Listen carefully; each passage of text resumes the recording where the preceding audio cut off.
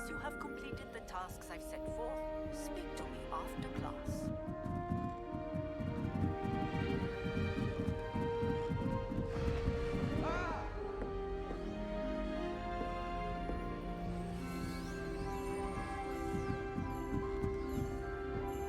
Alohomora.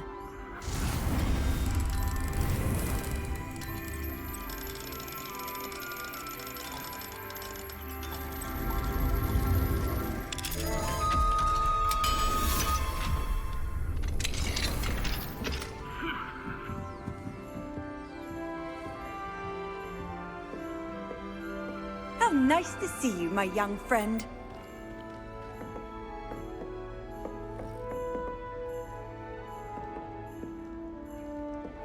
Do you find yourself taking certain ways to class based on the portraits you pass?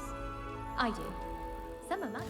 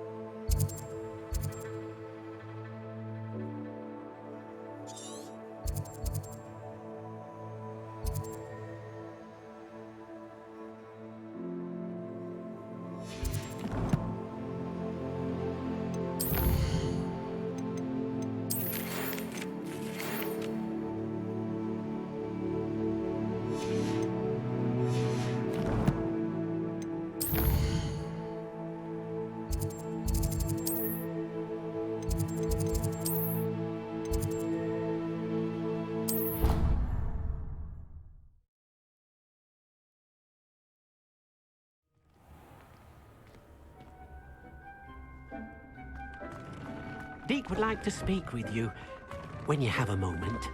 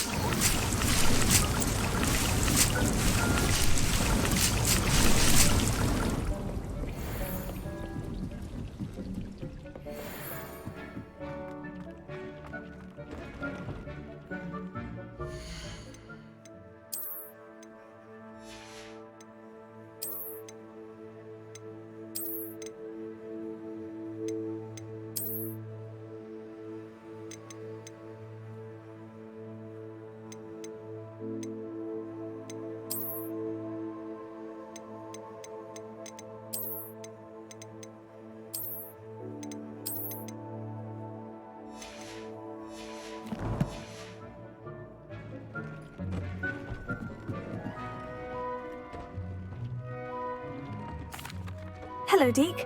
You wanted to talk to me? Indeed.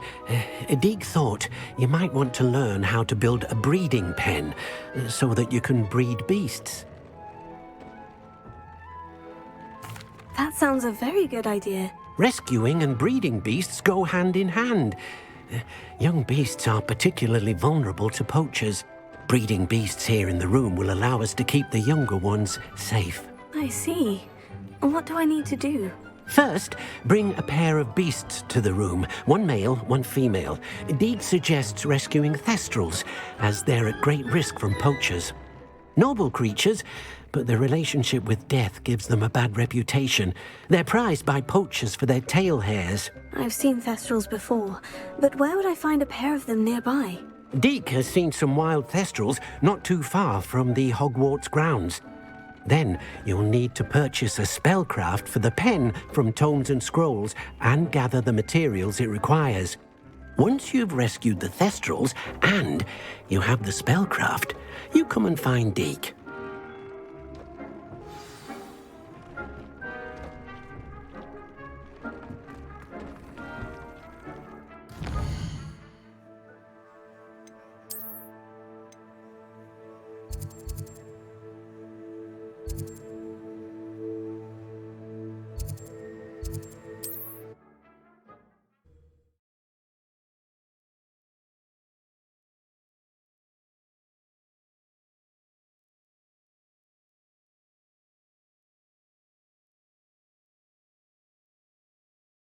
Sometimes it seems all roads lead to Hogsmeade.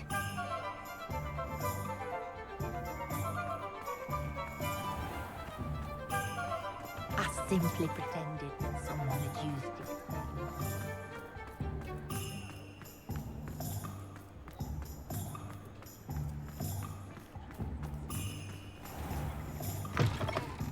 Hello there, come on in.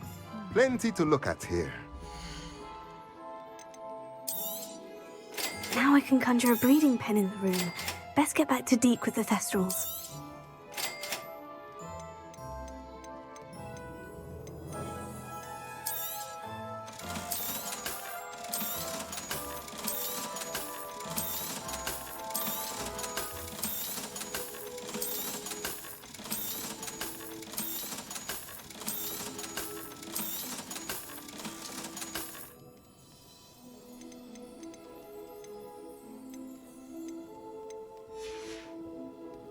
Let me know if there's anything else I can do to help. If anyone ever knew how to keep muggles out. Oh, spout hole spudder's been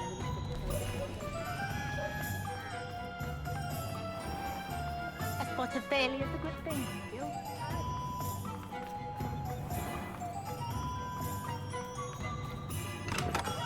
We have everything a young student might need when it comes to potions. Have a good look around. A wise decision. Thank you.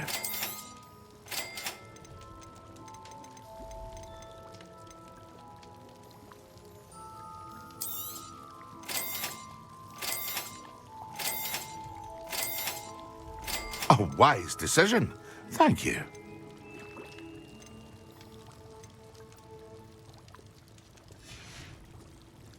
I hope to see you again. Farewell for now.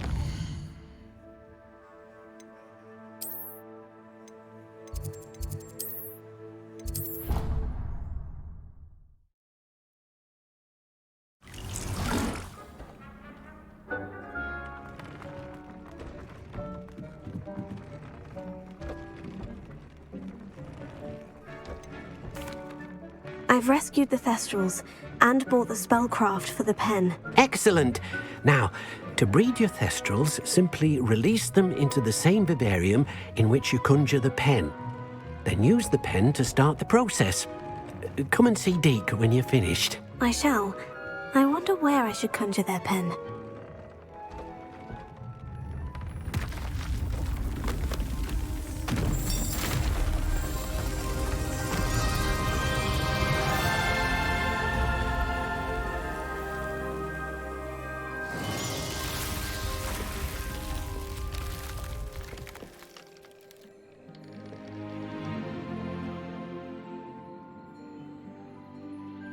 Deke never grows tired of the room's surprises.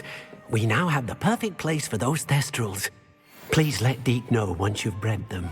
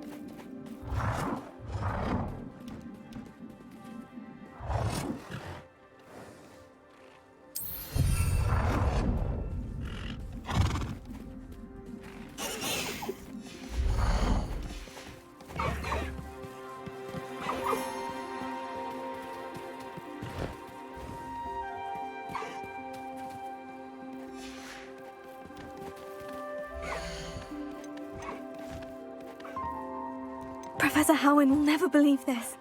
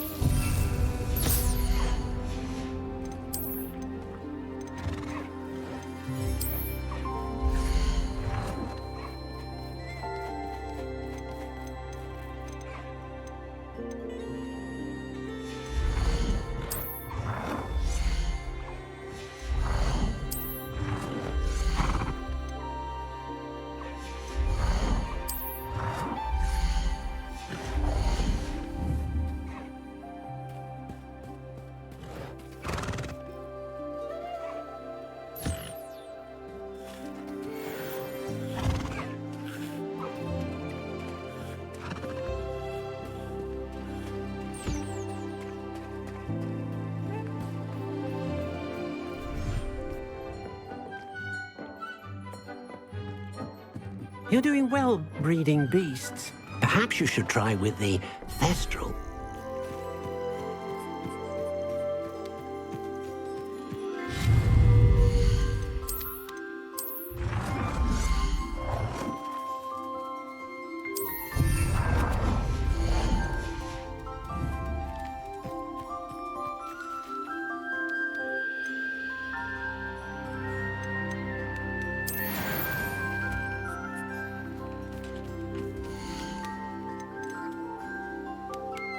There. I'm not going to hurt you.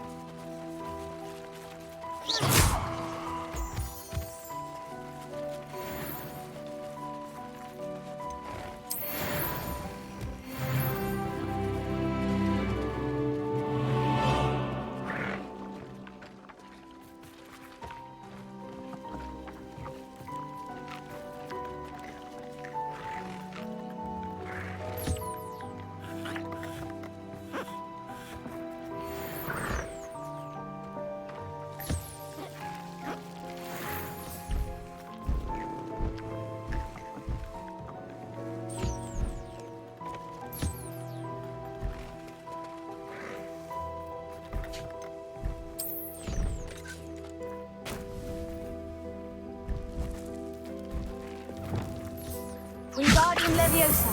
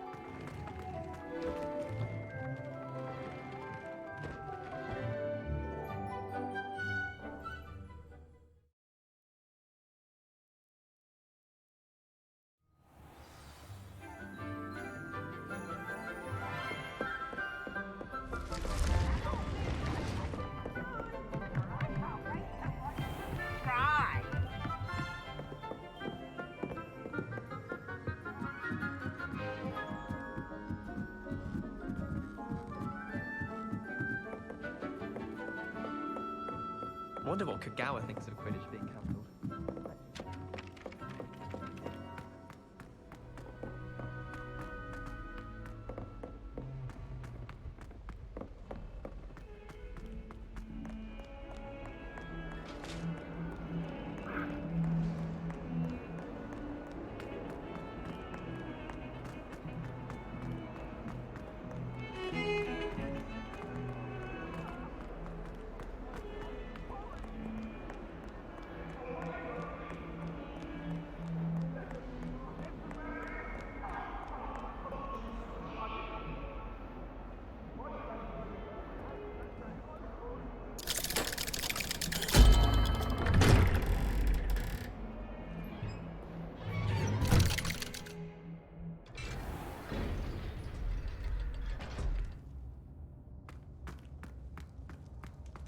You'll never believe what I've learned.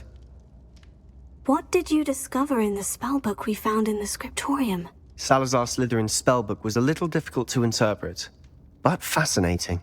Evidently, he encouraged teaching dark magic at Hogwarts. Neither the Imperious Curse nor the Killing Curse was unforgivable during his time. He believed students should be prepared to use dark magic when necessary, not to fear it. That's why we had to use Crucio to gain access to the scriptorium. He didn't want his knowledge shared with anyone who was afraid of the power of dark magic.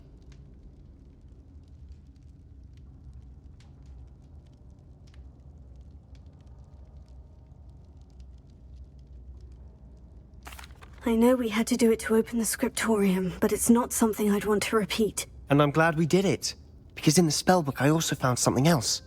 References to a lost relic, which, from what I can tell, grants the holder the power to reverse dark magic curses. And you think this relic might be able to save Anne? Precisely.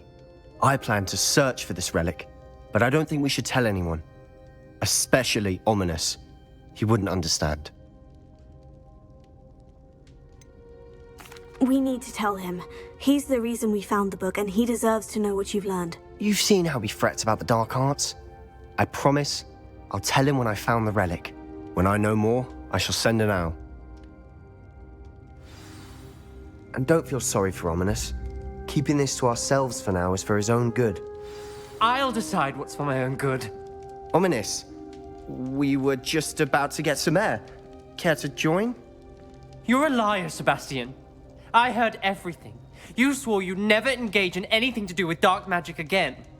No, I didn't. I said I understood you wanting that. I'd never swear to give up on finding a cure for Anne. You don't know when to stop, do you? I know when not to stop. Leave this alone, Ominous. I'll be on my way.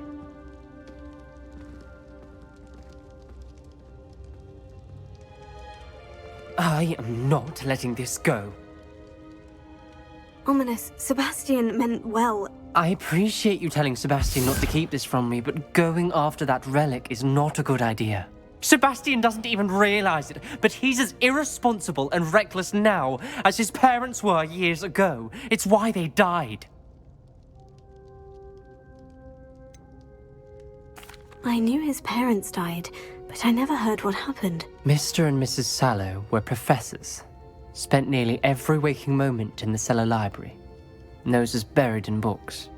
Anne and Sebastian were upstairs when it happened. They heard a sudden crash and ran downstairs, but it was too late. Their parents had crumpled to the floor. A defect with the lamp in the cellar caused the room to fill with an undetectable toxin. Sebastian and Anne were helpless. They had no magic yet. What a horrible story. It is. That's why I can't understand Sebastian's recklessness. I've practically lost Anne. I cannot lose Sebastian too. Please avoid anything to do with that spellbook.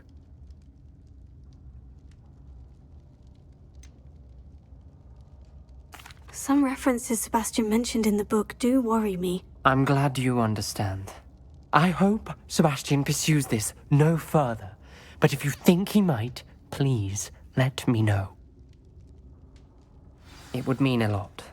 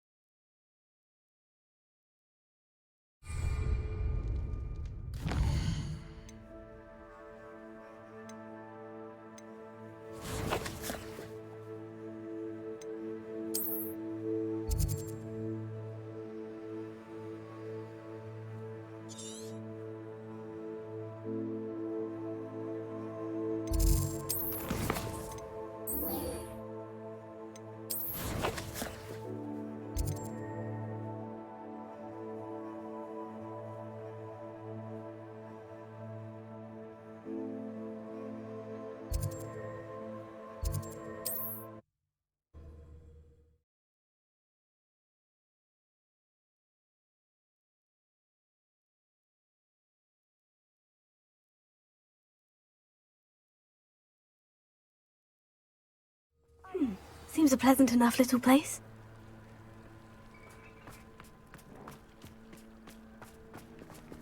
The tales of Thank you again for delivering those potions. Nice to see you again. Likewise. What can I help you with today? And what do you have for sale? What are we looking for today?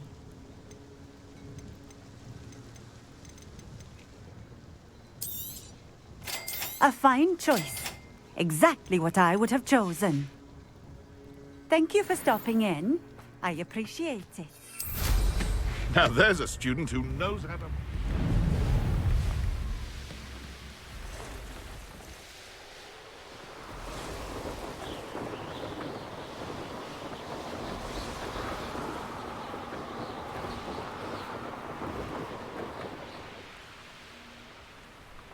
This could prove dangerous if I'm not careful.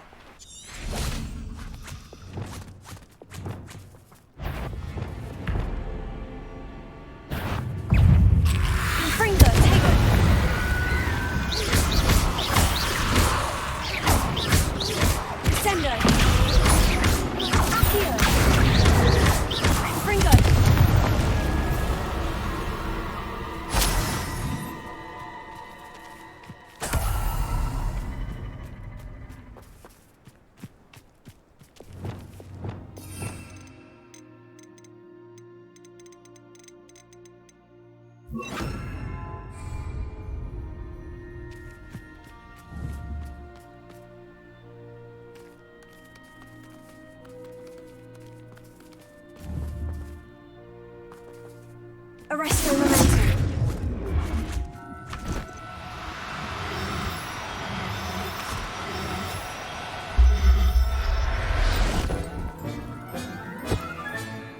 I'll look after you.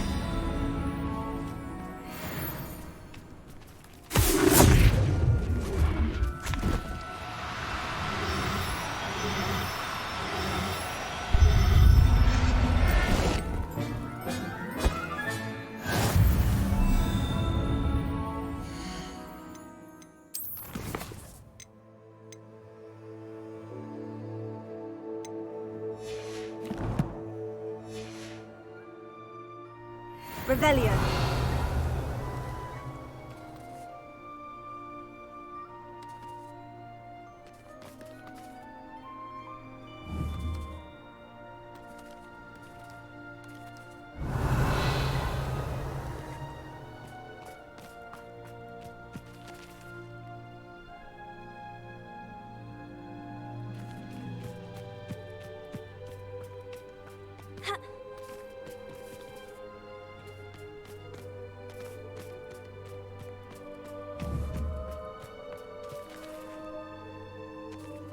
Arrest the momentum.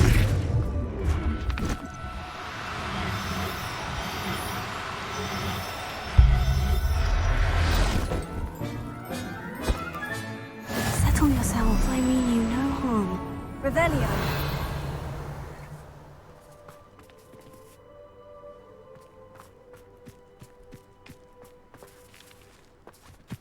This looks intriguing. Now, I'm only trying to help. Arrest the momentum.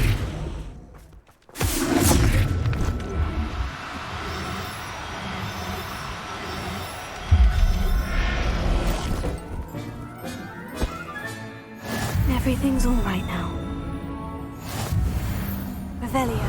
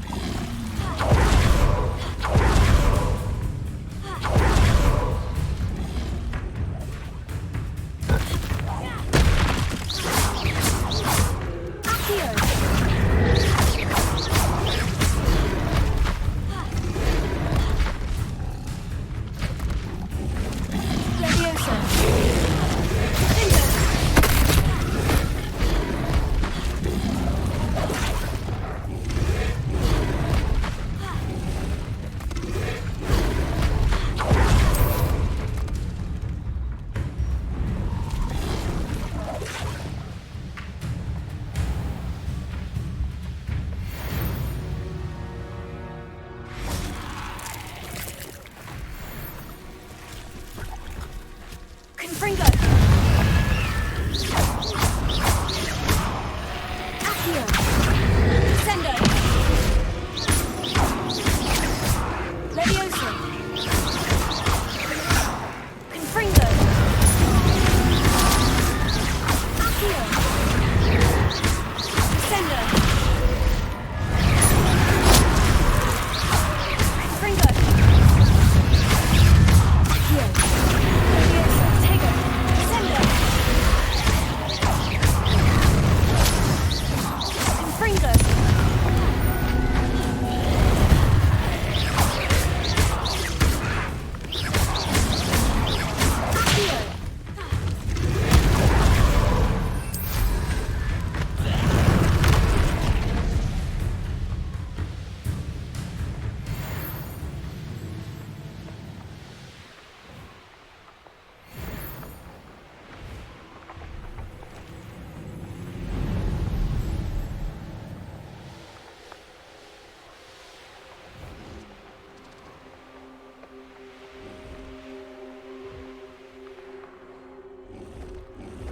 Revelio.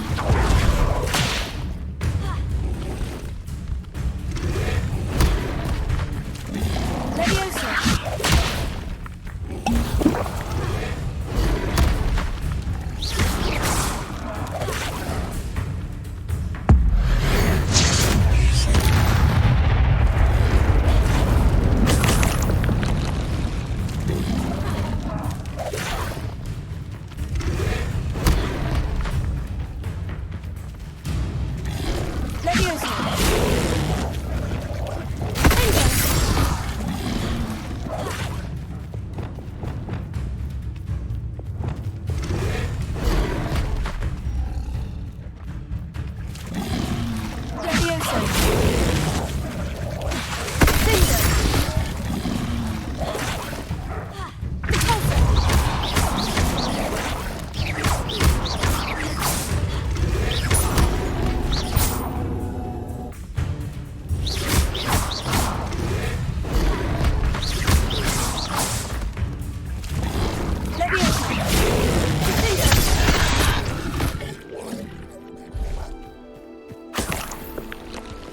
Revelio.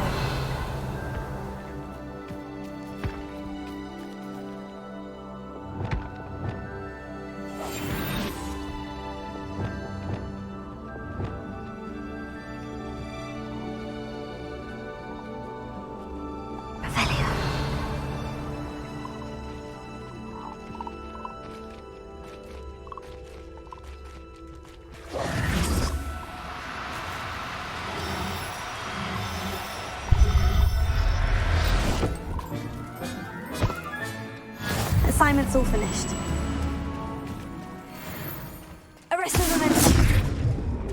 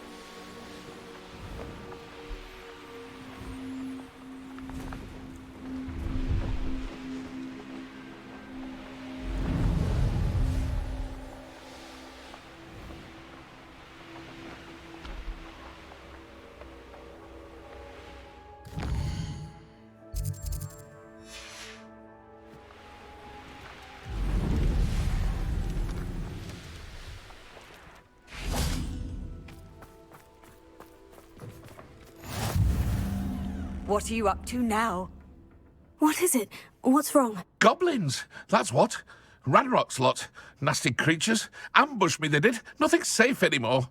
I need a little something. Something to protect me if I run into them again. Maxima potion, that would do it. You're right. The world's not safe at the moment. It's best to take precautions. Here, use it wisely. Oh, I will. You can be sure of that. Ranrock's lot won't take me down.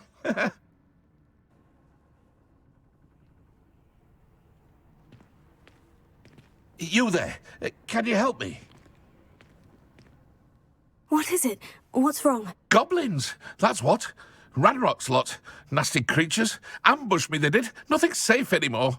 I need a little something. Something to protect me if I run into them again. Maxima potion, that would do it. You're right. The world's not safe at the moment. It's best to take precautions. Here, use it wisely. Oh, I will. You can be sure of that. Ranrock's lot won't take me down.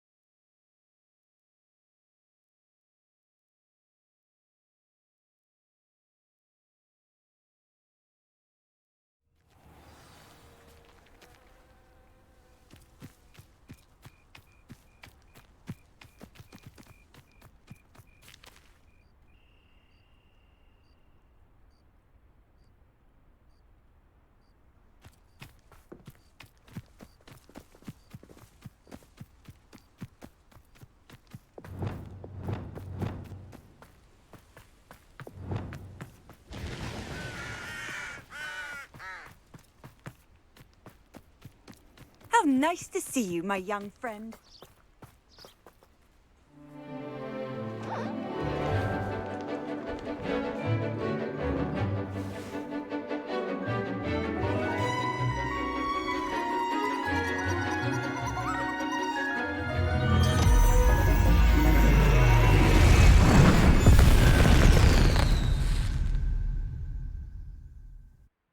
Excellent work today.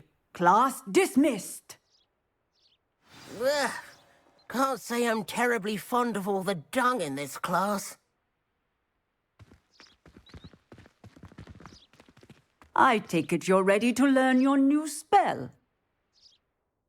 I completed your assignment, Professor. I'm ready to learn Bombarda now. Good. Now, this spell comes with a caveat. It should only be used when necessary. The exploding charm, as you might suspect, can hurt people. Use caution when casting it.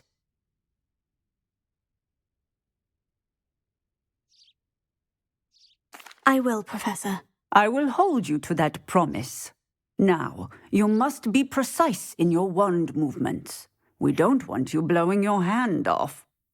Go ahead. Nice and steady wand movements. Remember, the exploding charm is highly volatile.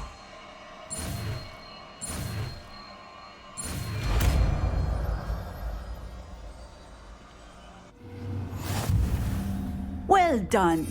Now, let us put it into practice, shall we? Go ahead and try it on the pumpkins. Excellent wand work. Cast the spell just like that every time. Assured and in control.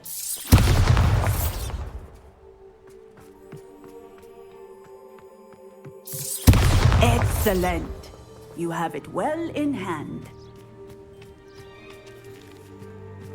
Off on another adventure, are we?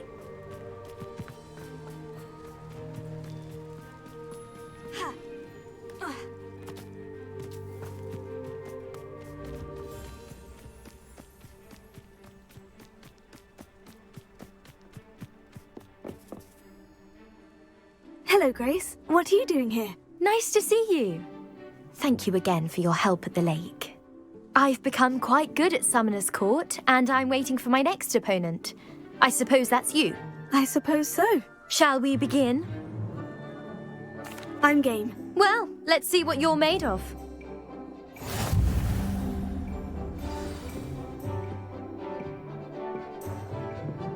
Accio.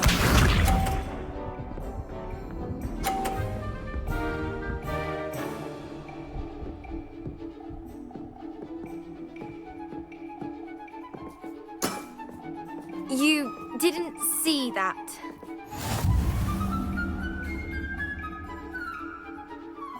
Accio.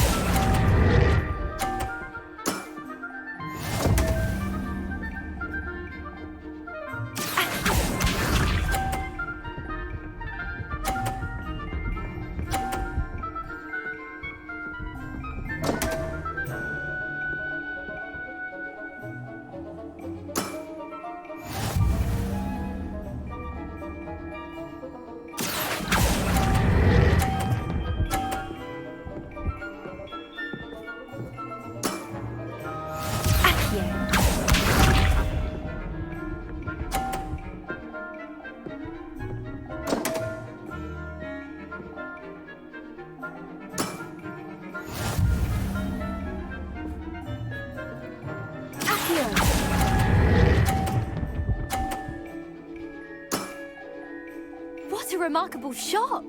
Well, it appears I've been bested.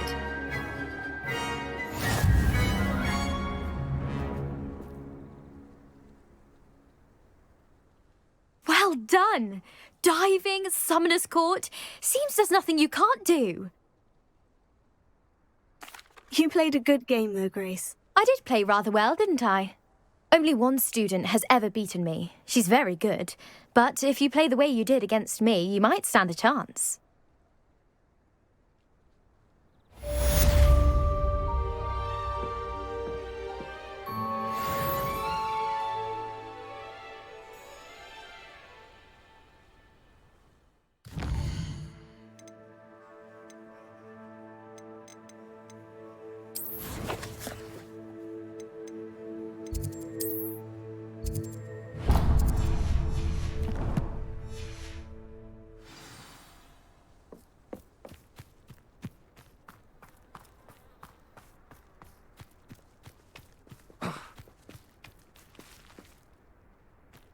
There are some impressive new breeds.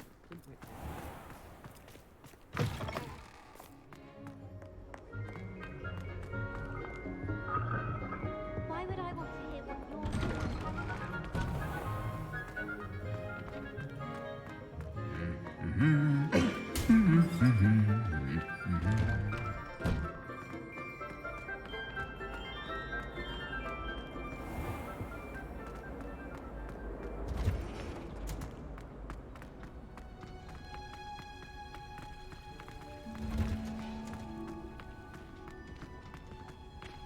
Oh, it's you! Just the person I need. Samantha, is everything all right? No, it's not. It's my brother William. The one I told you about after Charms class. He's been cursed. He ignored my warning and now he's lying in St. Mungo's looking completely pathetic. He simply never listens. I'm sorry. How exactly has he been cursed? Oh, you won't believe it. Truly, but his feet were turned into purple beets. You can imagine his distress. And mine. I won't even go into the attention he was getting from our garden rabbits before he admitted himself to hospital. I'm so sorry. That sounds like a trying situation. I'm glad you understand. Everyone else just laughs at me as if it's a joke. No compassion at all. Well, it is an unusual situation. How did your brother end up like this? It's entirely his own fault. I told him about some research I'd done recently on our ancestor Marmaduke Dale. In particular, my discovery that Marmaduke's tomb was cursed. My brother's always making fun of my discoveries. This time, he laughed in my face. Told me I'd misinterpreted my findings. As if that were possible. And to prove his point, he went right up to the entrance of the tomb and poof! His feet transfigured into beets. How awful. I can see why you're upset. He definitely needs some help. Exactly. He may be a cape flapper, but he's still my brother. And no one deserves such a fate to last forever, especially as the result of a single brainless mistake. Now I worry that if the curse isn't reversed, it could become permanent. Can't the curse be broken? Possibly. The curse stems from a crest that was stolen from Marmaduke. If the crest were returned to its rightful place upon his sarcophagus, then I believe that William's feet may be restored. You battled trolls when they attacked Hogsmeade, escaped a dragon, and I could tell by your work and charms that you're a skilled spellcaster. Returning a crest to a sarcophagus should be almost effortless for you. So, will you help us? Why was Marmaduke's tomb cursed? The curse is the result of an intense sibling rivalry between Granham Dale and his younger brother Marmaduke. Marmaduke was a famed herbologist, and Granham resented the attention that he received. Sibling rivalry. Sounds as if it might run in the family. But I would never intentionally curse my brother, not like Granham did. When their mother died, Marmaduke was given the prized family crest. Granham felt that as the eldest child, he should have been given it. Years later, when Marmaduke died, Granham stole it and cursed the tomb so that none in the Dale family could ever pay their respects. How do you know it's safe? I don't want my feet to turn into beets as well. Oh, but the curse only applies to Marmaduke's descendants, as my brother so aptly demonstrated. That's why I need your help. You're unrelated to my family, so the curse wouldn't affect you. Why is your ancestor so well known? He discovered the properties of several magical herbs and plants. He also uncovered numerous types of flora. The wizarding world owes him a great debt. His work not only impacted the discipline of herbology, but also potion making. I can take the crest to Marmaduke's sarcophagus for you. Oh, thank you! Thank you so much! You'll simply go into the tomb where Marmaduke was laid to rest and place the crest on top of his sarcophagus. According to my research, the tomb's been abandoned for centuries, so it should be a fairly simple task. You'll find it just east of the hamlet of Brockborough. Thank you for your help. My family is indebted to you.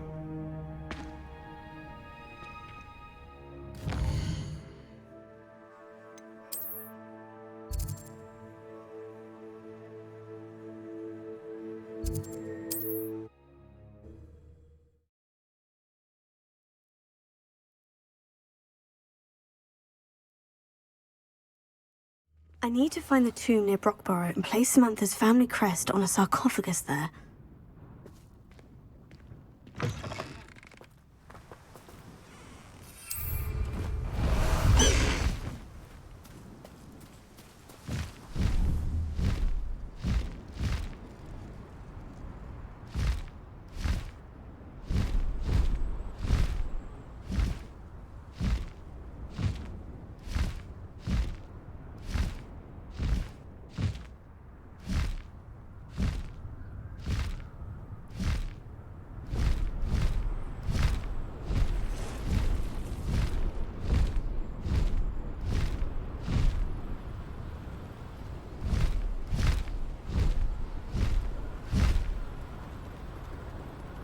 Not sure how I'd fare in a little place like this.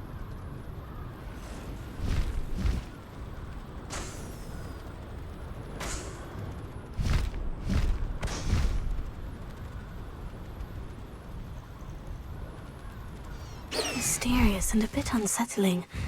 What to do?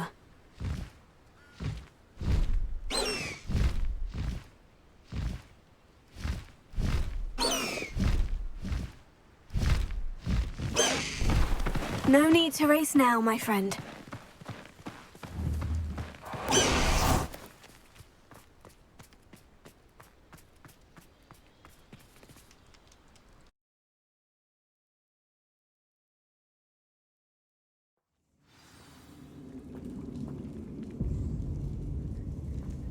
Oh, my feet didn't turn into beads.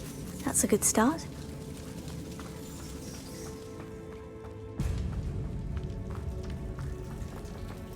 Revelio. Bombarda.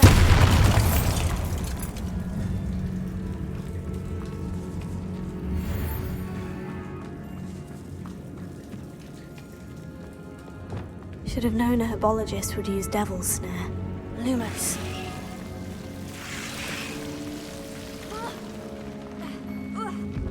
A troll? You can't be serious.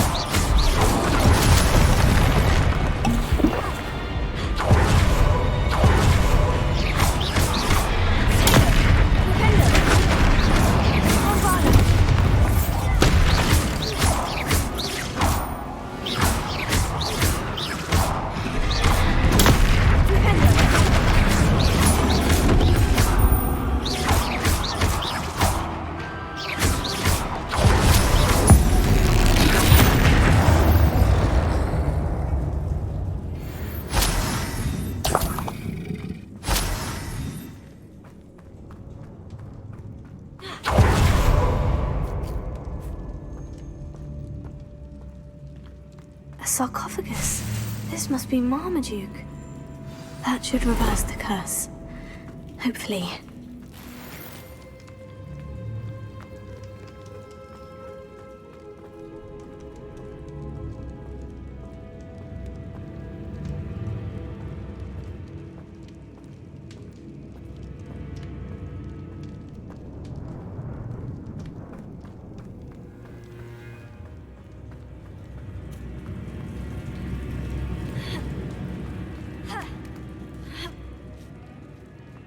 Revelio.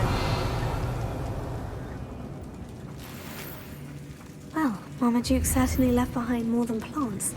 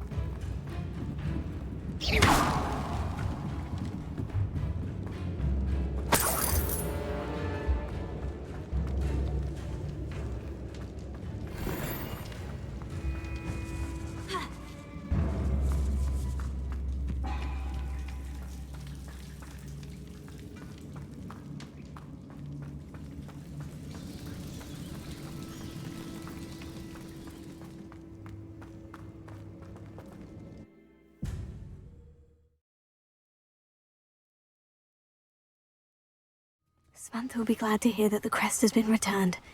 I certainly hope it reverses the curse.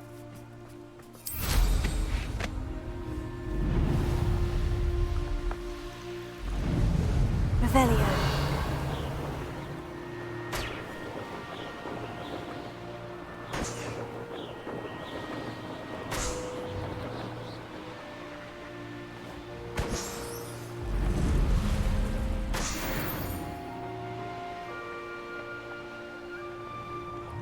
Wonder who lives here. Be strong, Alexandra. Who needs keys? Chores aren't so bad. I don't mind the odd one without magic. Is everything all right? If the Hamlet sent you here to talk to me about... I know what I have to do. It's not every day a girl has to put down her own troll. I should be allowed to work up to it. What do you mean, your own troll? I thought that's why you were here. I'm sorry. I suppose if you spend enough time with trolls, you forget your manners. I'm Alexandra. I didn't mean to be short with you. With Ranrock's lot seemingly everywhere, I thought the Hamlet could use a bit more security. But my plan has gone awry. I apologised when he almost trampled half the Hamlet yesterday. He just needs more time. But everyone wants him gone. They think it's mad, my training a troll. Impossible, even. It certainly takes a lot of courage to try. I'll give you that. Thank you. Thank you for saying that. I wish others felt the same. But I suppose I understand why everyone's been so concerned. What made me think I could train him? I should have learned from Barnabas the Balmy. But he's my troll and my problem. I'll be honest. I'm afraid I won't be able to take care of him. He's stronger than any troll I've ever encountered. I wish I knew someone else who could do it. What exactly were you training the troll to do? I was hoping to train him to serve as protection for us. Frankly, I struggled to teach him even a word or two. Couldn't give him even a semblance of self-control. Who's Barnabas the Balmy? Surely you've seen the tapestry of him at Hogwarts. It hangs in the 7th floor corridor. He allegedly tried to train trolls for the ballet. You can imagine how that turned out. I'm not thrilled at the prospect, but I'll consider it. Oh, no. I didn't mean to suggest that you should do it. In fact, you should avoid the area just southwest of here. At least until I work up the courage to do what needs to be done. I can't quite picture what was A troll on the loose near a hamlet. That could be devastating.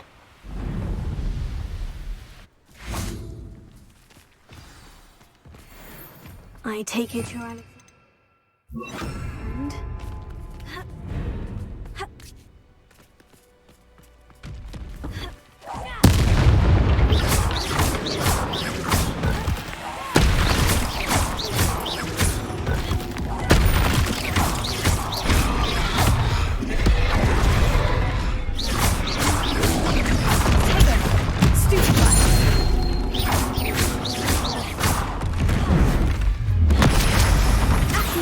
Defender!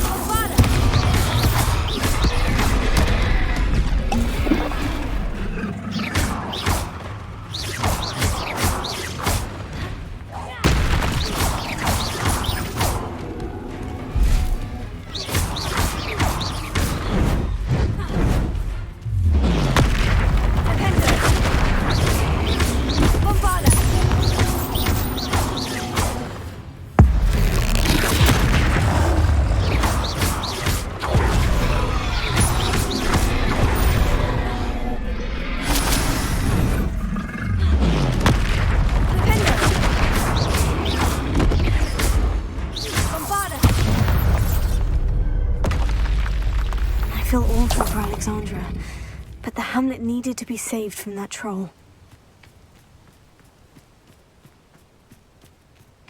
Revelio.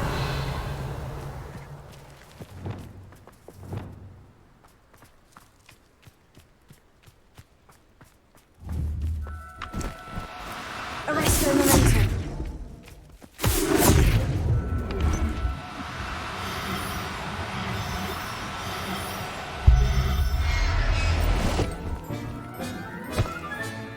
Professor Howin will never believe this.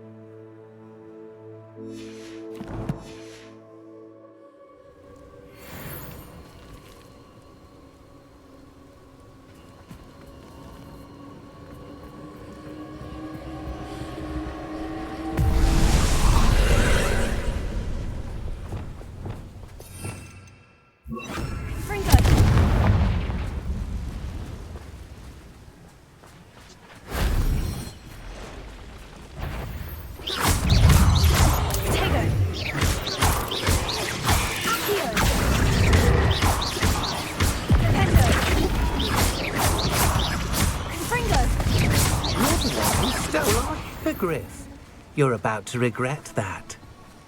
Revelio.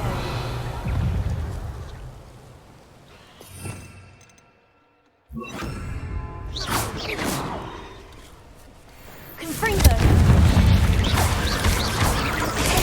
Stupefy. Descendo. Confringo.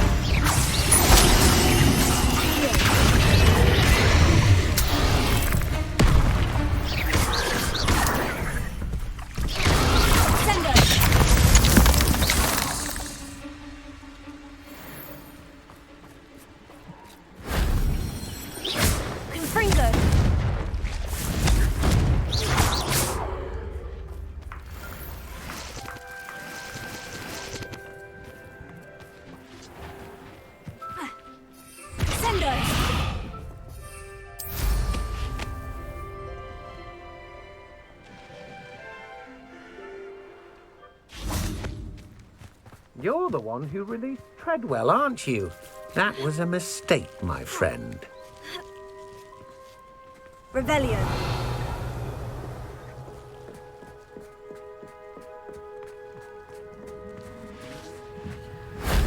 That solves that.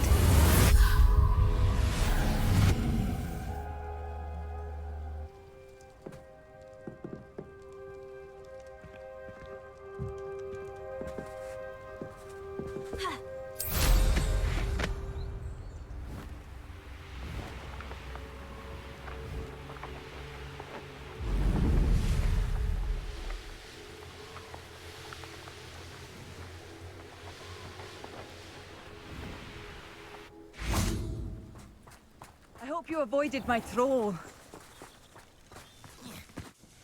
It's done, Alexandra. I took care of him. My troll? What? Oh, I don't know what to say. Thank you. I wish things could have turned out differently for him. There wasn't much you could have done. He was beyond training. Tried to kill me the entire time. Goodness. I'm glad you're all right. You're very brave. People in the hamlet had already crafted a moniker for whoever eventually defeated that troll. It was Troll something or other.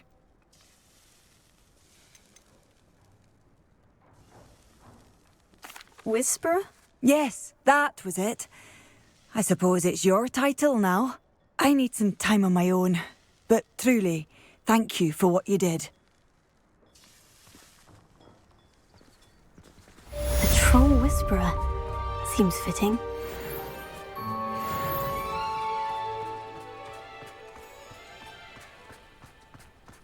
I'd be terribly grateful if you could help me and my friend with a time-sensitive delivery. sound as if you could use some help. How fortunate to see you. The, what was it? Troll, Slayer, or Vanquisher? Whisperer? No matter. You clearly know how to get things done. Eddie Thistlewood's the name. Listen, a friend of mine in Feldcroft needs help fighting Rangrock's loyalists. I sent 2 crates of Chinese chomping cabbages to help, but they've gone missing. Good idea. Those cabbages are nothing to be trifled with. My thoughts precisely. You see, I know plants, and I believe the goblins will be so irritated by the onslaught of ferocious vegetation, they'll simply leave Feldcroft alone. I wonder if you might track the 2 crates down and deliver their contents to my friend Bernard Indiai. I simply can't leave my shop at present. Why would the goblins target Feldcroft? My friend Bernard says they've been seen in the area for a while. He seems to think they're looking for something, but lately they've become more aggressive. Could you not grow or buy more Chinese chomping cabbages? I suppose I could, but that would take time. Time we do not have, what with Ranrock's thugs posing new threats every day. Besides, it's the principle of the matter. I grew those cabbages, and they are extraordinary. Any idea where I might find the crates? Yes, from what I hear, one was spotted south of Feldcroft, the other, so I hear, is south of Brockborough near the river. Very well, sir. I shall keep an eye out for 2 crates of Chinese chomping cabbages. Oh, thank you. I shall let Bernard know he might be receiving those cabbages after all. What do you have for sale? I'm convinced that Feldcroft will be much safer with Chinese chomping cabbages defending them. Sounds like Feldcroft's in trouble. Perhaps I should try to help. Thank you. I hope to see you again soon. It's like a place right out of a storybook. Revelio.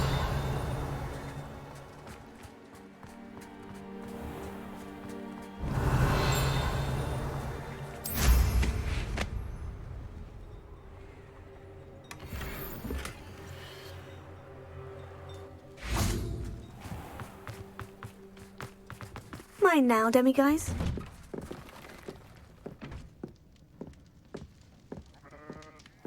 I wonder if they'll ever find that golden snitch in Bodmin Moor. Revelio. House elves are wizardkind's best friend. Always have been.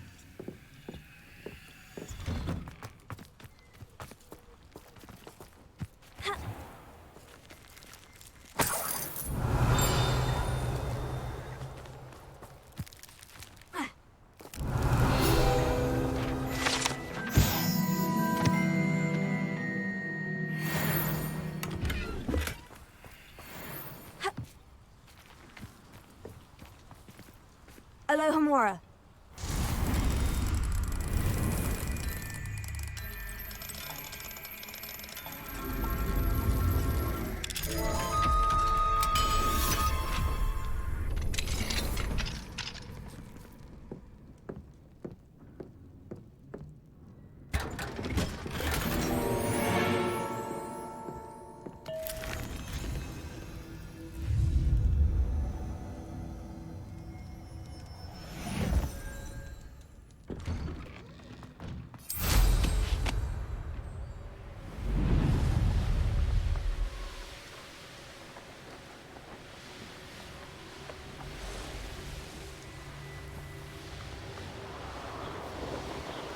Revelio.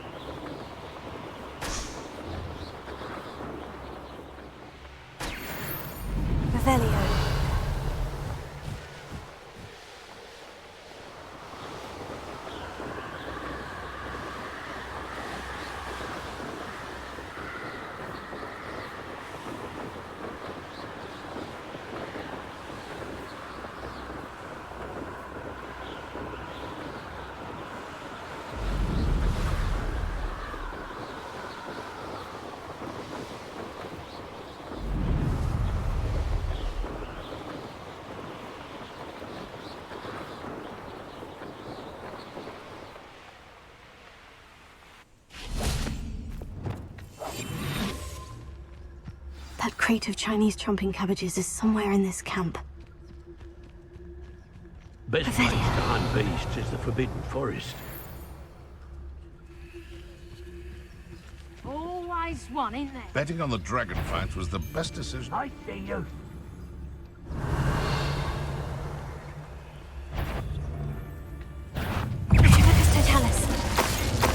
For as snooty as Upper Hogsfield is... That's one crate in hand. I only need one more.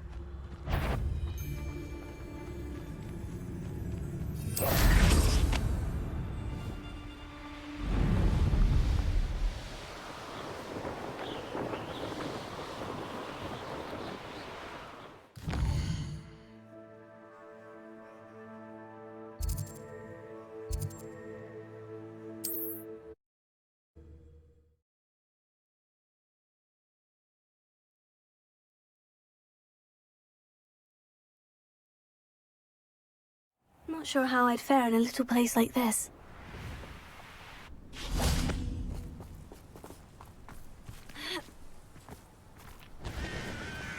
Enjoy suffering, do you?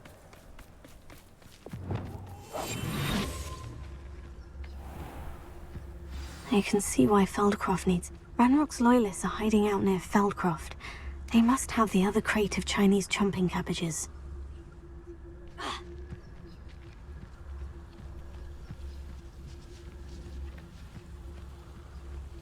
That's all of the crates of Chinese chomping cabbages. I'd better go and see Mr. Thistlewood's friend in Feldcroft.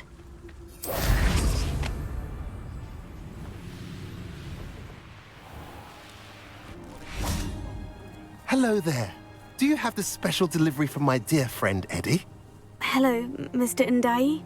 Eddie Thistlewood sent me. Yes, he told me to expect you. Do you have the Chinese chomping cabbages? I have them right here. Marvelous. This will go a long way towards protecting the hamlet from Ranrock's loyalists. The same foul curs who, I'm willing to guess, intercepted them in the first place, along with Rookwood's lot. Feldcroft owes a debt of gratitude to you and Eddie. Thank you for your help. What do you have for sale? At last, some reinforcements. Hopefully this is enough to thwart the goblins.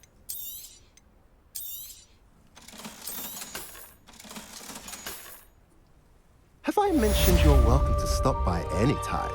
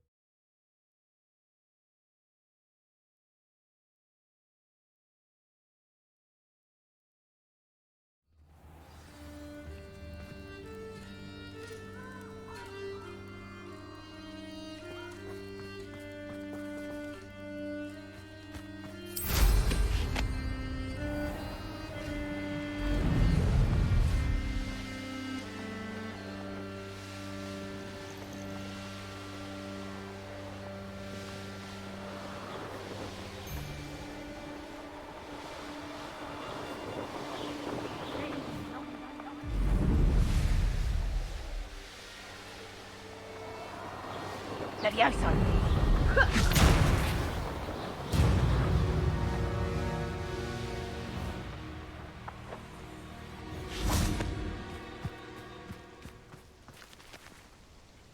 Is Highwing all right? Natty told me what the two of you did. Highwing Everything's fine. I'm keeping an eye on her. She's safe, Poppy, I promise. Good. Whatever the poachers are up to, I want Highwing far from it. You said you had news about the poachers, and that some of it had to do with me. It did. I overheard them talking in the Hogshead, and did you know that they have orders from Victor Rookwood to capture you on sight? Does this have anything to do with Rookwood and Harlow coming for you in the Three Broomsticks after the troll attack? It does, somewhat. But at the moment, I'm more concerned about what else you heard the poachers are up to. Fair enough. But I hope you'll let me know if I can be of help, especially after what you did for Highwing. Does the name Horntail Hall mean anything to you? I'm afraid not. Why? What is it? The poachers' best-kept secret, apparently. The name came up twice, but they never went into detail. I also overheard one of them bragging about all the gold they're making, at the expense of innocent creatures, undoubtedly. The poachers spoke of this area, and I thought if we searched around a bit, it might give us clues as to what they're doing. If you ever meet my gran, this trip never happened. Not to worry, Poppy. If I ever meet your gran, I shall not speak a word of this. I normally tell her everything. She might be my best friend after Highwing, but she knows how I feel about the poachers. I think she worries I'll do something ill-advised. Whatever gave her that idea? This way.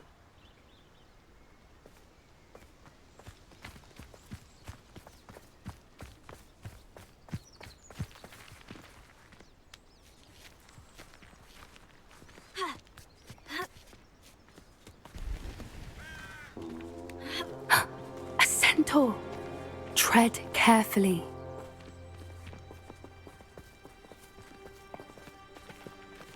An entire castle to roam, yet you choose to wander here. Please, we don't want any trouble. We're simply passing through. Do you take us for fools? That we do not notice more and more of your kind around here, in league with the poachers? We aren't involved with them. If anything, we want to see them stopped. I hope for your sake that is true. Our kind is swiftly losing patience with the poachers and those they work with.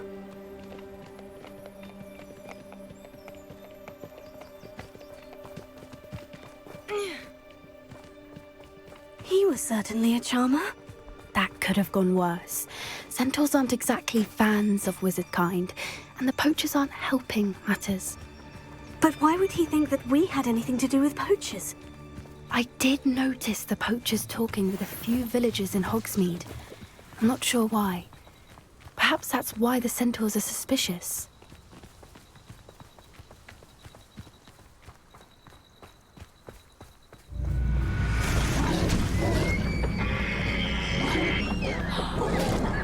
That's the third time I've seen a dugbog behave that violently. It seems that a lot of beasts have been more aggressive than usual lately. I've noticed that too. It's almost like there's something in the water.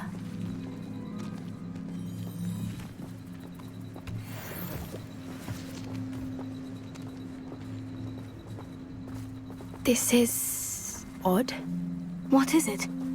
Not entirely sure, but look around. If the poachers were here, perhaps we can find out why.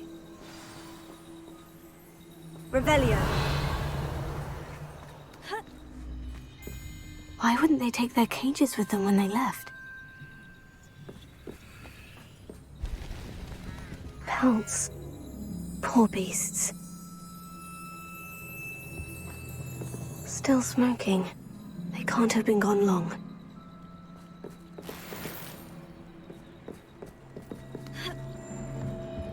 This is goblin metal. Seems out of place in a poacher camp. I should tell Poppy about it.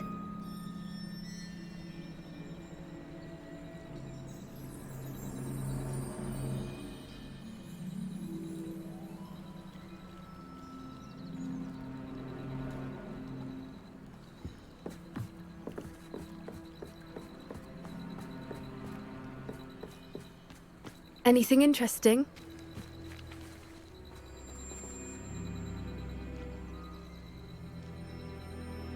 Poachers were here, all sorts of evidence. But I found something else. It's goblin-made. I found goblin armor. Let's keep searching, but carefully. Merlin only knows what's going on here. I don't have a good feeling about this. How do goblin and poacher interests align? Look, down there. Definitely poachers. No creatures, though. So what are they doing out here? Let's take a closer look. They won't be happy to see us. Should we use disillusionment? Or perhaps a less discreet approach? Hard to say from up here. Let's get a better lay of the land. One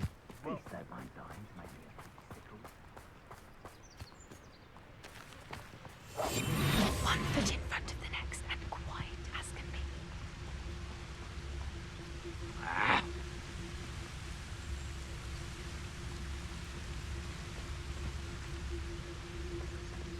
Call out for me all you want.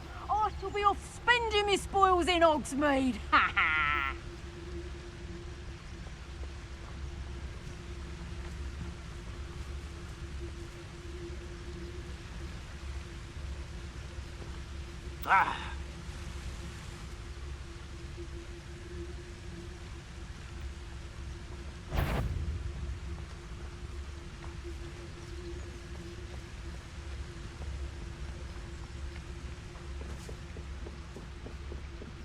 What does it tell us?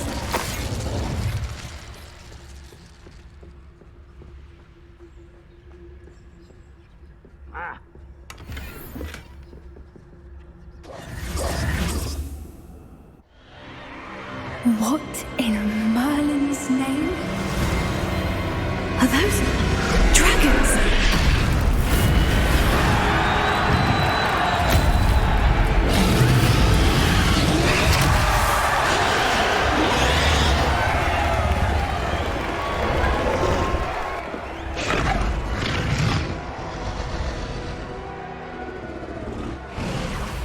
It's a dragon fighting ring. This is Horntail Hall. The name makes sense now. And the secrecy.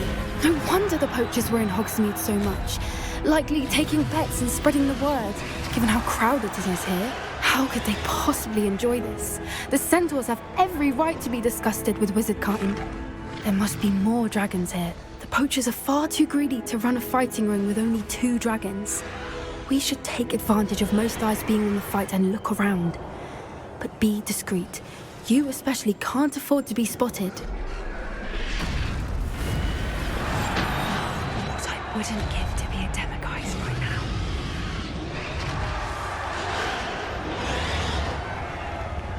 Don't know what Victor was thinking, striking a bargain with him. I have a brother who was. Have you heard from your family? Has either of your brothers come round to our way of thinking? Will they join us? Ah, they say we go too far. The violence isn't going to get us what we want. I say, if every last wizard...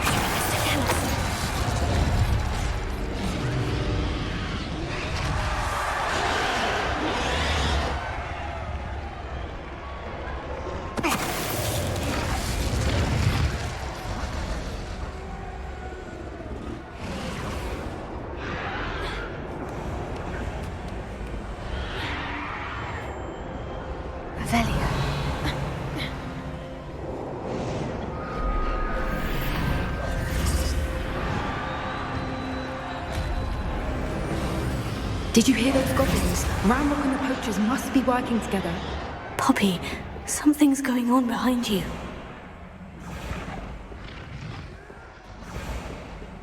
What's going on down there?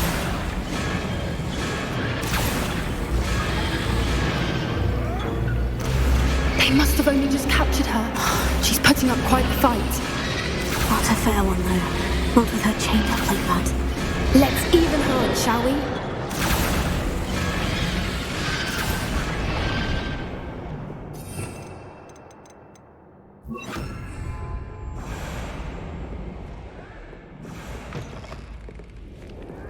Look, they've got a dragon egg. Hebridean from the looks of it. We can't leave it here, not with the plans they likely have for it.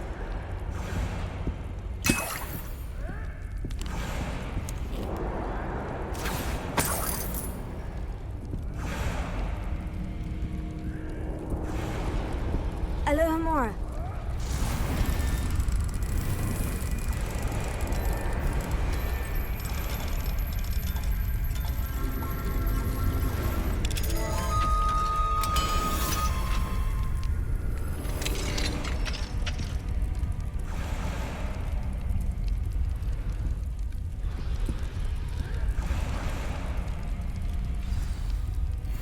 All right, I have the egg. Ready. The element of surprise will only buy us a few seconds. Let's make them count.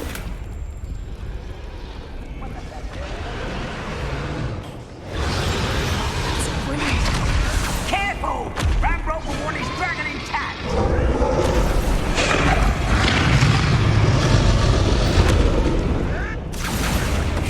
What's that?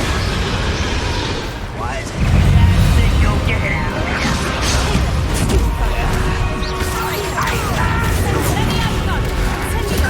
Would you like me to put it down? Let's get it. Like to torture dragons, do you? Expelliarmus! See how you like this? I won't back.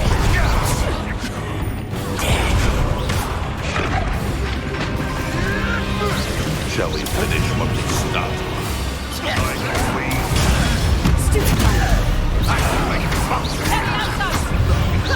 Would you like me to put it down? Please. Back to the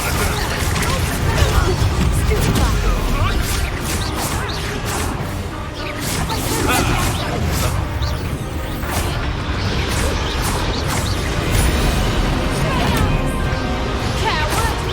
What is this?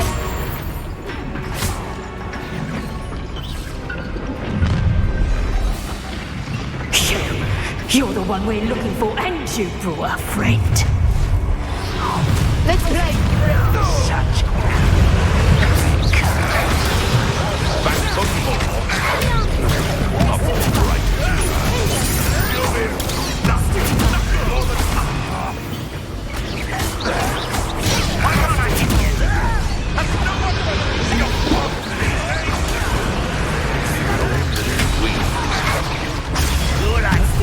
I've never been one, but you can't think.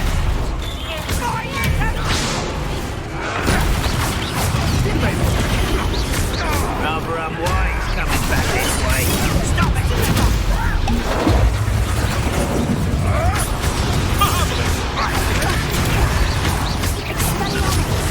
You'll have to fight eventually.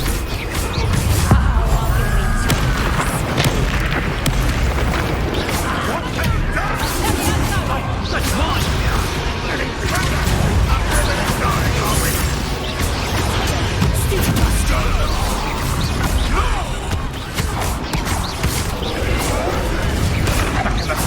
Let me out, son.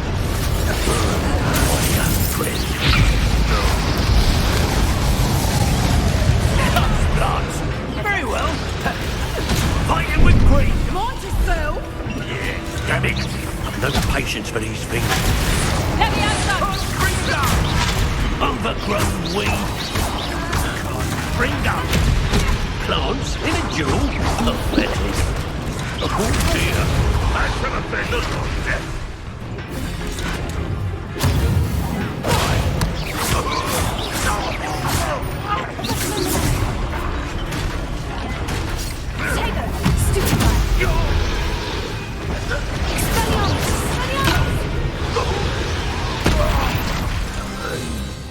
We don't have time. We need to free her now before more show up. Accio.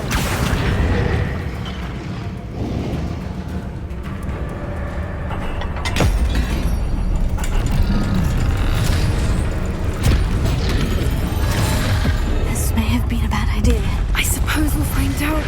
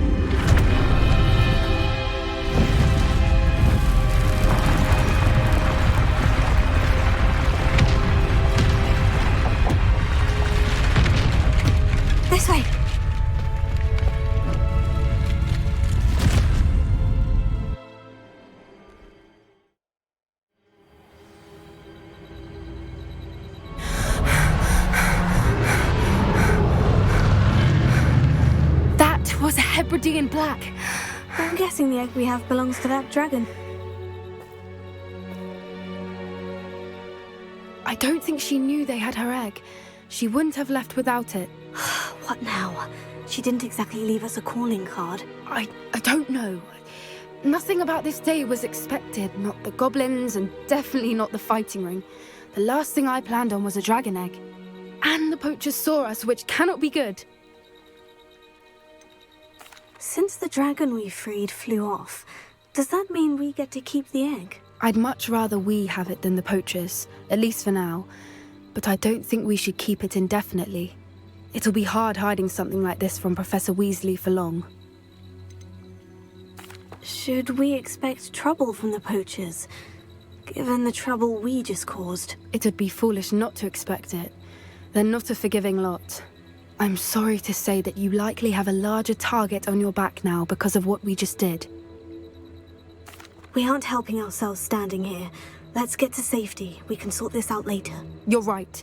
If there's anything the poachers are good at, it's tracking their prey. And right now, we're it. Be careful, won't you? I shall see you back at the castle.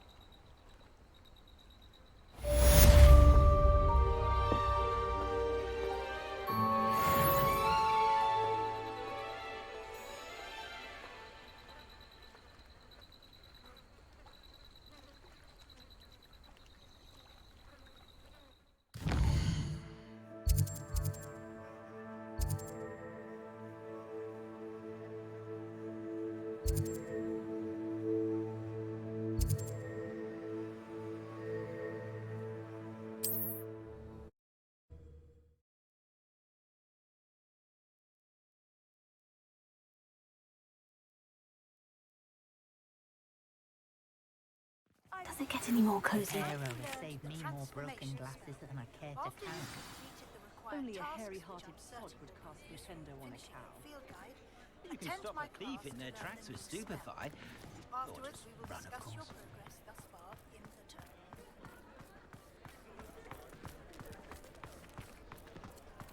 Those that go to Azkaban never had a chance in the first Hello place. there.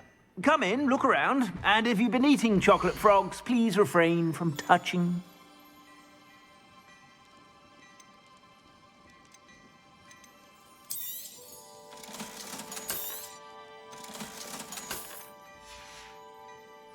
I suspect you have a sharp eye for fashion. Be sure to stop by whenever you're about. I should imagine you can't go wrong with some fizzing loopy.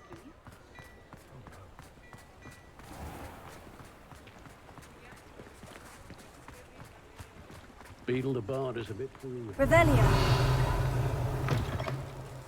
Come on in, come on in. Don't be shy. Here.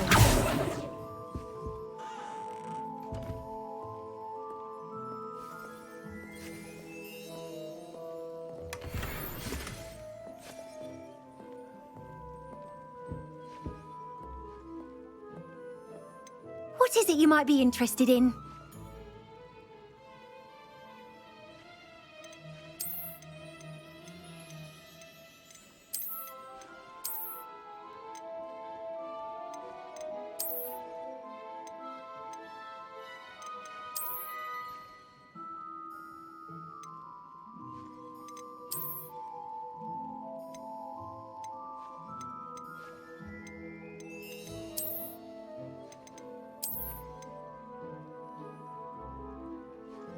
You take care now, and I shall hope to see you soon.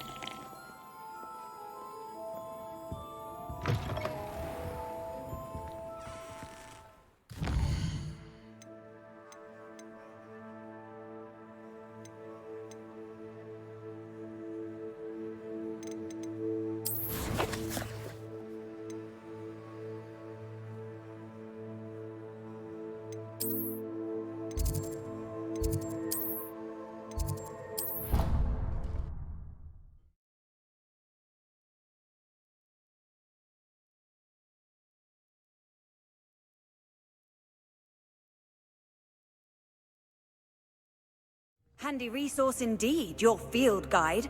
I'm most pleased to be included.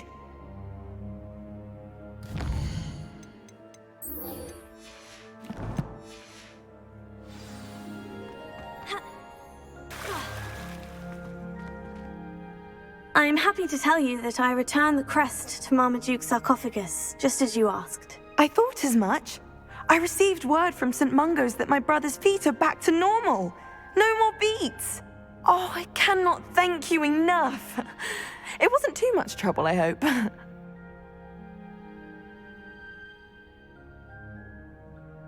Just a measly old troll, nothing significant. A troll? Oh dear, I'm so sorry, that's awful. No one has been in that tomb for centuries. But I can't say I'm surprised. Marmaduke seems to have been full of surprises. Indeed he was. Well, I suppose I should be going. I'm anxious to see my brother, who must be elated to have his feet back. Of course, I certainly would be. William and I are forever in your debt. Thank you again for what you did.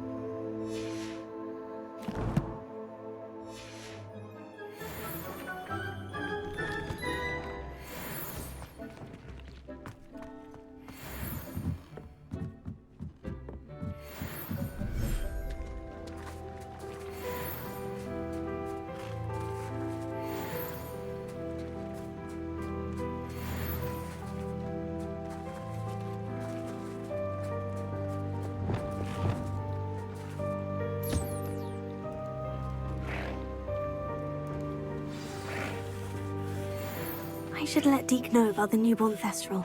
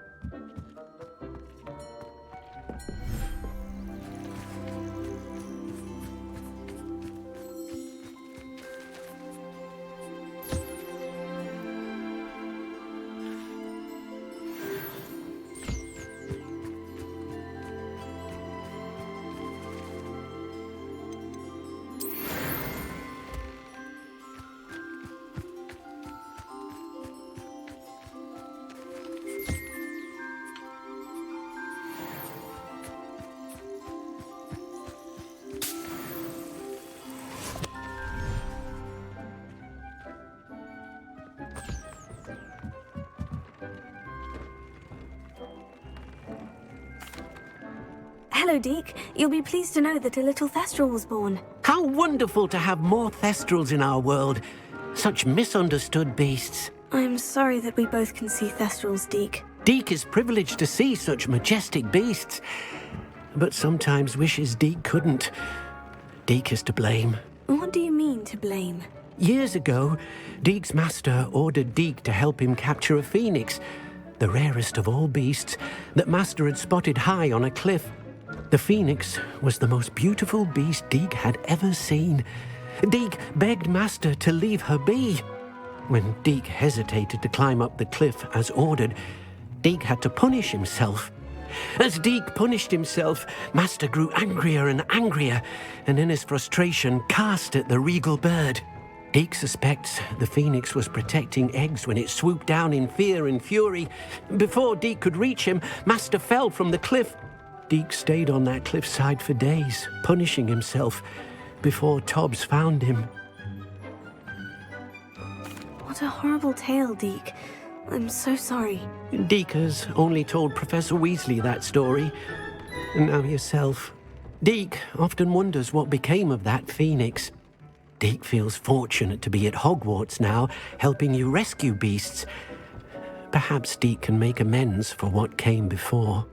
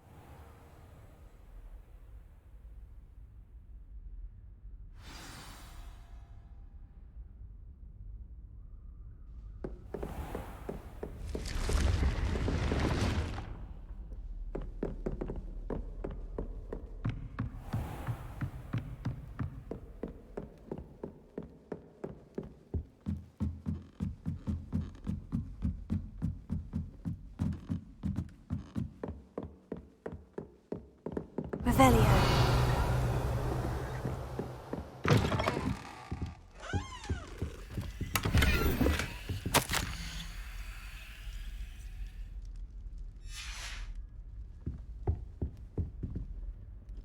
Alohomora.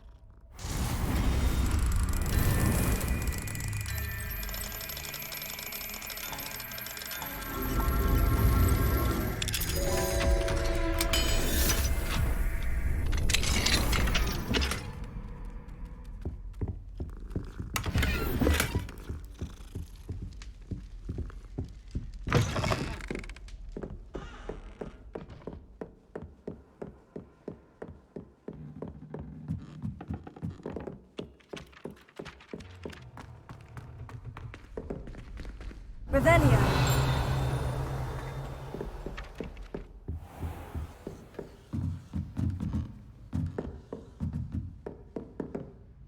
Professor, do you have time to chat? I always have time for my students.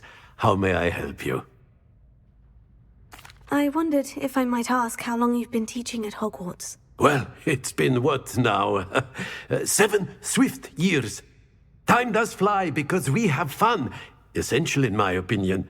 An eager, positive, and confident mind is the most open to knowledge, I find. Some of the professors may not agree with your approach. Well, each of us has our own style, I suppose. Some in the teaching field believe that hard work and dedication are the only keys to success. But they forget what drives those things. If one cannot fathom why some would expend energy on gobstones, then one is blind to the enormous power of play. And that's why you teach the way you do. Precisely. I strive to be the sort of professor that I would have enjoyed in school. My experience was less cheerful.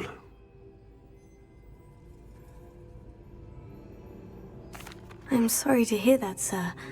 It sounds as if your experience as a student was less than ideal. Had I received a more traditional education, well, enough about my student days. You are here now, and it would be a shame if you didn't enjoy it.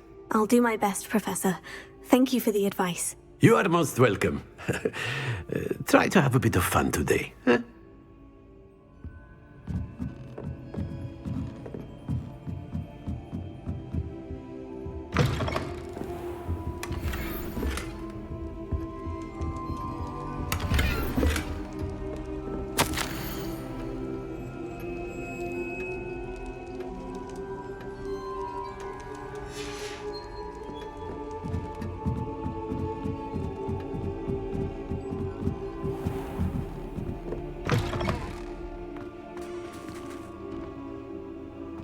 Revelio. Alohomora.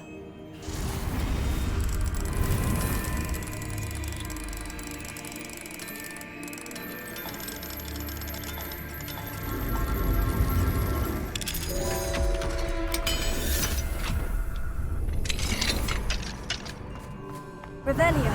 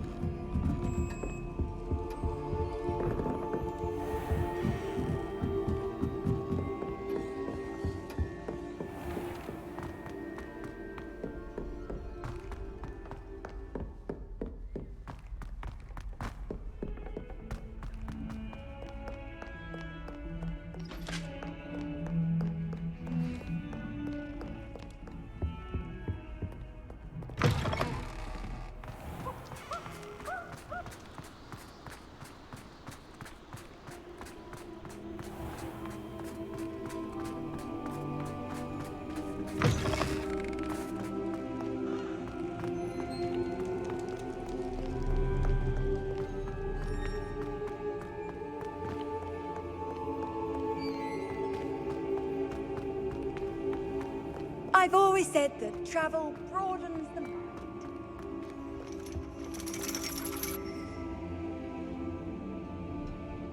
So frustrating.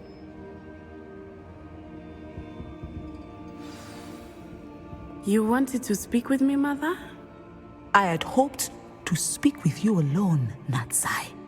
Your message mentioned your concern about an unusual creature that was spotted in the woods near Hogsmeade. That could have been anything. You know what it was, Natsai. I am allowed to leave the castle. I am always careful, Mother. Careful. Officer Singer disagrees. She sent me an owl telling me that you have been trying to collect evidence of some kind against dark wizards. She berated me for not keeping a closer eye on you, and she is right. I do not want you visiting Hogsmeade for the near future. But Mother! My little gazelle, you are well-intentioned, but you must not meddle in the affairs of dangerous people. If someone had meddled in Matabeleland, Father would still be with us. I must get to class. Perhaps your friend can get you to listen to reason. So frustrating. She never listens to me. She called you her little gazelle. Is that a term of endearment where you're from? It is specific to me. I am the unusual creature in Hogsmeade she mentioned. Self-transfiguration is not taught at Hogwarts, so I am gently discouraged from practicing it. However, I am an animagus, and it is in my gazelle form that I have been able to wander the Highlands rather freely until now, much to my mother's chagrin. That is how I managed to spy on Rookwood and Harlow. Were you born an animagus, or did you learn to become one? Animagi are not born. The process is quite elaborate. It involves holding a mandrake leaf in one's mouth for an entire month, then placing the leaf in a crystal phial so that it is imbued with moonlight, then adding one of your own hairs. And that is just the beginning. Self-transfiguration is common among students at Wagadu, but Professor Weasley considers it much too dangerous to teach at Hogwarts. Can you choose what form your animagus will take? Oh no, a person's animagus form is determined by their personality. My mother is convinced that my form is a gazelle because I adapt well to any situation. I believe it is because I can sense danger and keep my wits about me. How does it feel to transform into an animal? Well, the first time it can be a bit unnerving. I felt a kind of searing pain and a strong double heartbeat. But it gets easier the more you do it. I no longer feel any pain, and I must say, I find a sense of comfort in the double heartbeat. And I love being able to view the world from a different perspective. Now the nickname makes sense. What an extraordinary ability to have. It is. I love transforming, but Mother is less enthusiastic about it. She says that no creature, especially one as rare as a gazelle, should be bounding about where poaching has become so prevalent. She claims that she has foreseen tragedy befall me in my gazelle form. But she has used her sight to control me too many times. I no longer believe it. She's concerned for your safety. It may be best for you to stay away from Hogsmeade for now. That may be safe, but I do not believe that it would be best. Do you? You could have fled the moment you discovered that Rookwood, Harlow, and Ranrock were after you, but you did not. I choose to act as you have. I must deal with Rookwood and Harlow, not hide from them. My mother cannot know where I am all the time. Thank you for being here during that rather awkward conversation.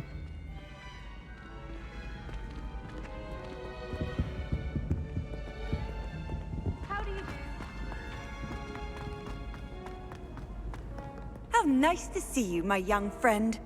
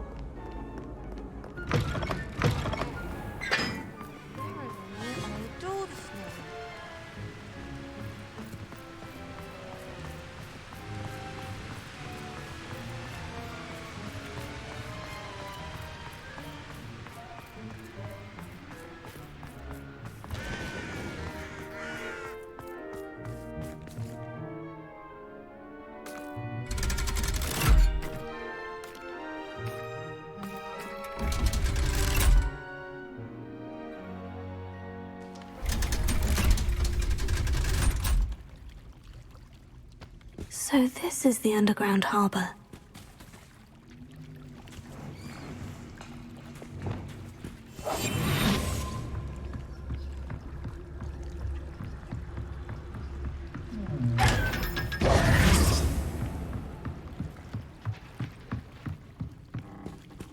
Revelio.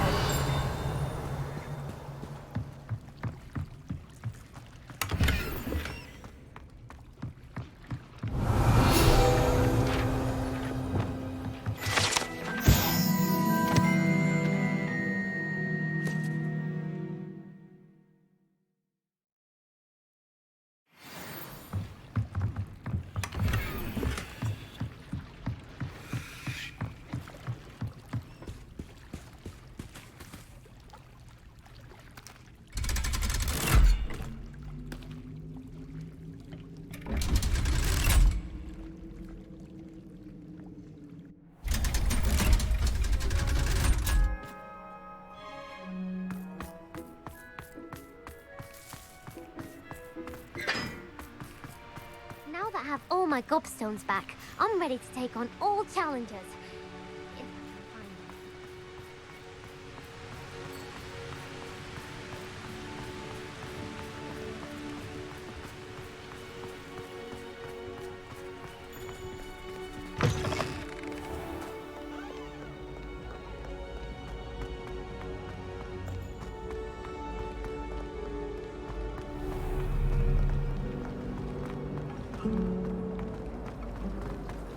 Do you find it hard to get the right consistency in a confusing concoction?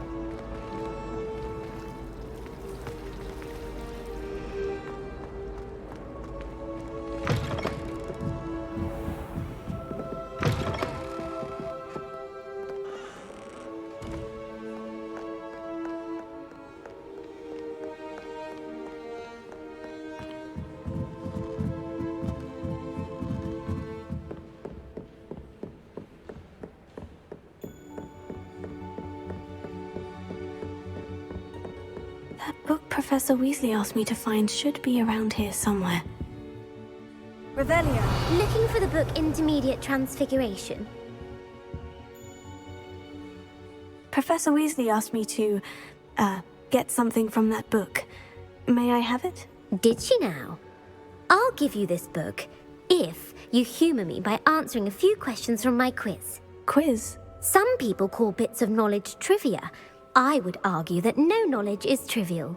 Hence, I have created a small quiz, just for fun, focusing mainly on the lore of the wizarding world.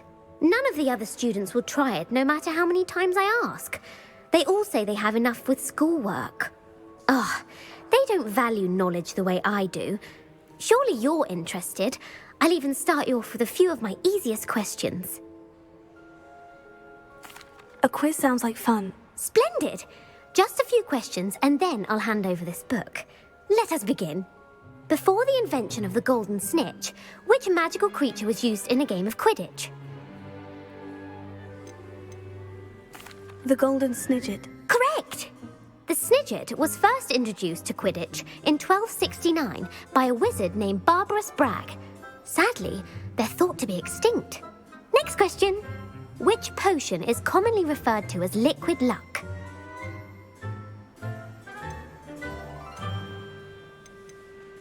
Felix Felicis. Well done! Since it makes the drinker temporarily lucky, Felix Felicis is a banned substance in all organised competitions. The tale of the three brothers involves which magical artifacts? The Deathly Hallows. Correct! According to Beadle the Bard, the Deathly Hallows consist of the Elder Wand, the Resurrection Stone, and the Cloak of Invisibility. Which ball in Quidditch is the largest? The quaffle. That's right! When a chaser throws the quaffle through one of 3 hoops in a Quidditch match, their team is awarded 10 points. True or false? Polyjuice Potion allows the drinker to change species. False. Correct. While Polyjuice Potion can be used to change things such as age or race, it cannot be used to change species. Well, I suppose this has gone on long enough. I'll put the book back on the pedestal now. If If you're inclined to test your knowledge again, I have plenty more questions I could ask you. And I won't be giving you any more easy questions either. The next ones will be more difficult. I don't have time for a quiz at the moment. Let me know if you change your mind. I put the book back on the pedestal for you. Venue ought to make quick work of this.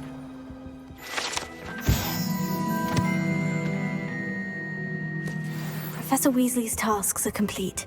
I should attend Transfiguration.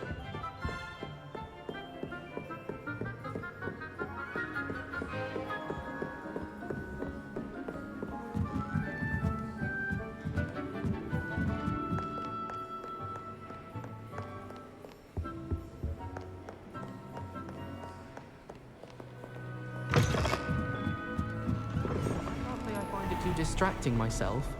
What?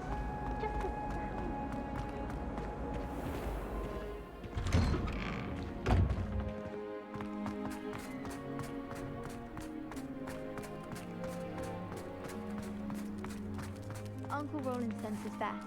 He often asks after you and his owls.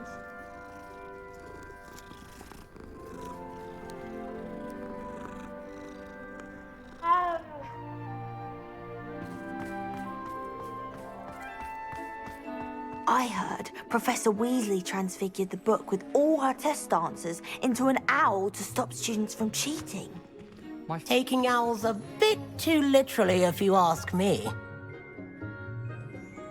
Hello, Gareth. So, has your aunt been taking it a bit easier on you lately? Unfortunately, no.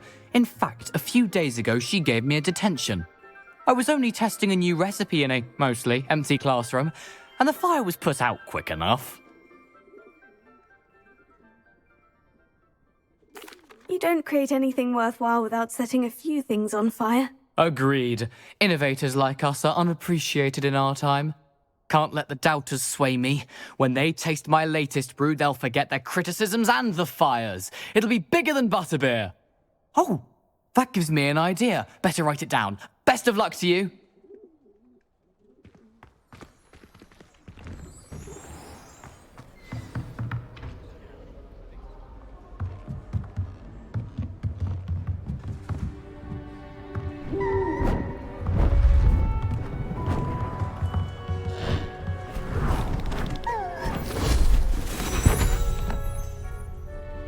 Settle down, settle down. Transfiguration, as you may be weary of hearing me say, is an exact science that can take a lifetime to master. But we needn't be daunted. Almost anything can be transformed if you can just perceive the potential within it. As I see in all of you, tremendous witches and wizards, every one of you. Or it could just be my eyesight. Now, you all know what to do.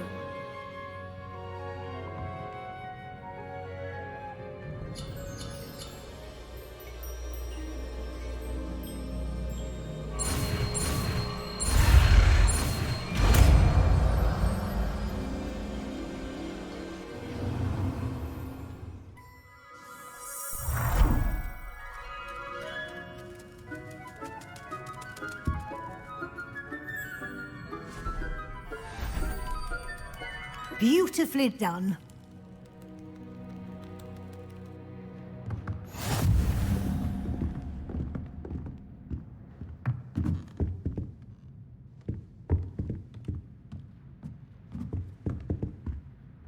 You wanted to discuss my progress so far this term, Professor. I did.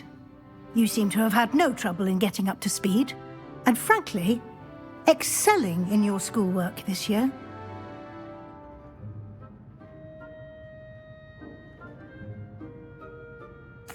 Thank you, Professor. The extra assignments have been helpful. As I suspected they would be. Now, it seems you've been making good use of the opportunities presented by your field guide. Of course, the guide isn't the only measure of success. Deke tells me you captured a unicorn and brought it back to the Room of Requirement. Protecting so rare a beast is an accomplishment of which you can be quite proud. Thank you, Professor. I will say I'm especially impressed with all you've accomplished in light of the rumors of your extracurricular activities. Was your visit to the kitchens and the Hogsmeade graveyard with Nick to bribe a ghost for information connected in any way to Professor Fig?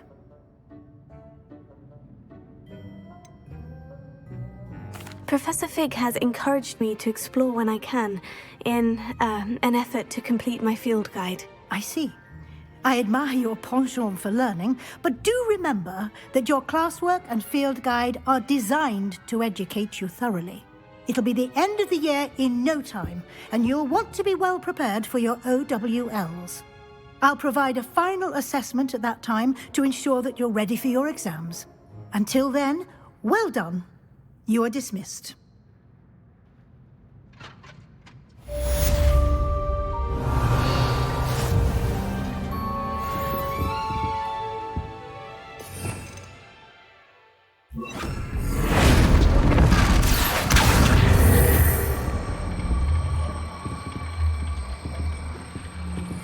Since our visit to Feldcroft, something dawned on me about the triptych.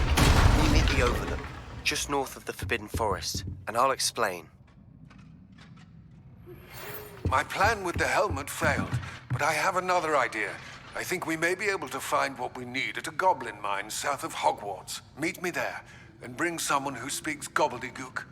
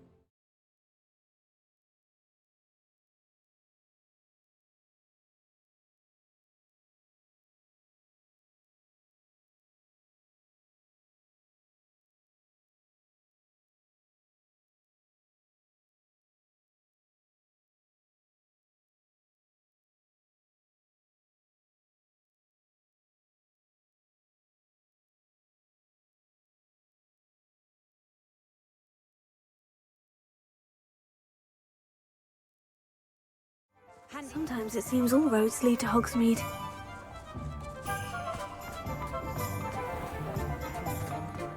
Historically speaking, there's never been a... You're back. Nice to see you again. What are we looking for today?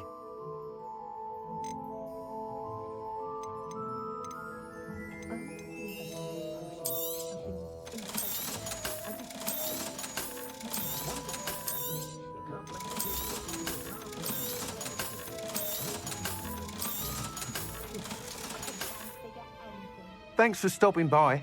Hope to see you again.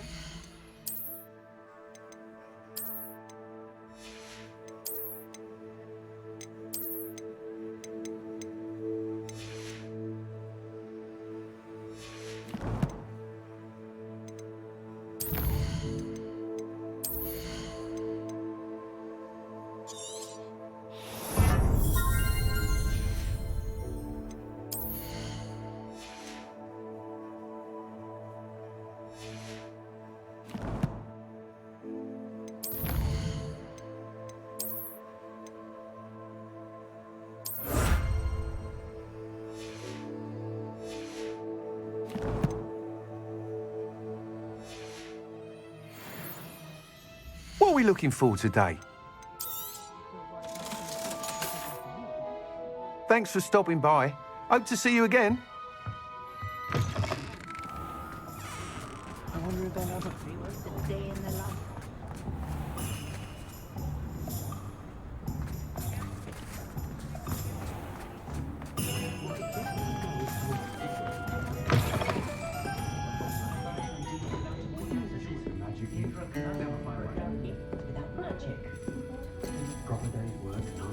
Over here. I left Black Rags last week with you.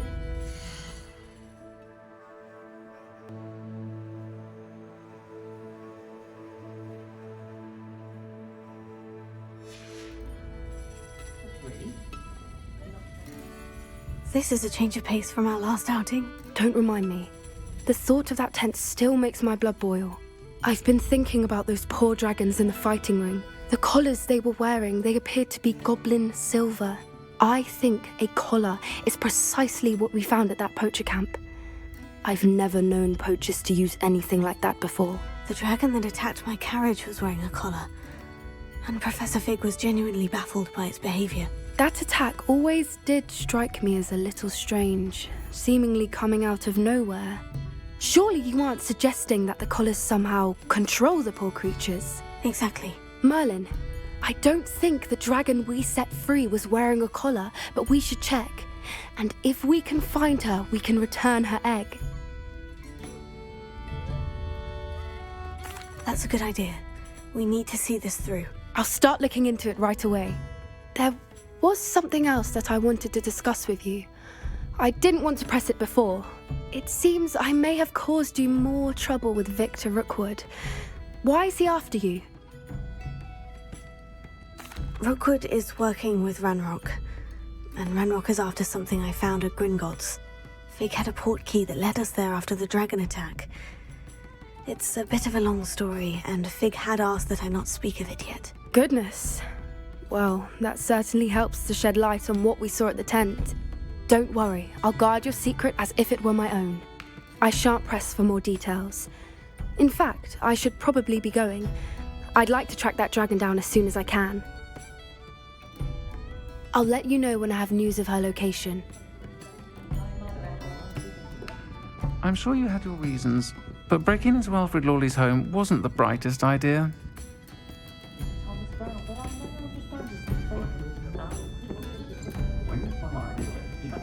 I'll play it again.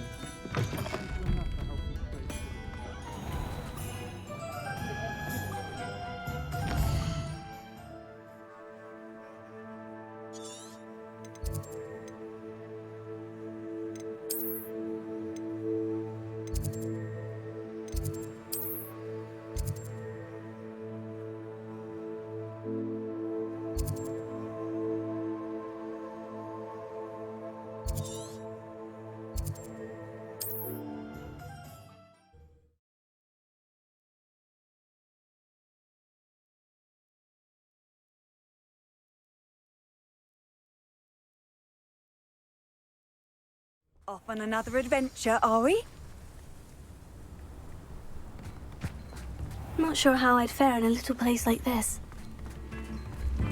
My father always taught me to be. Why, if it isn't my most generous man! This remarkable thing is called an accordion. Look at it go! How wonderful! Thank you.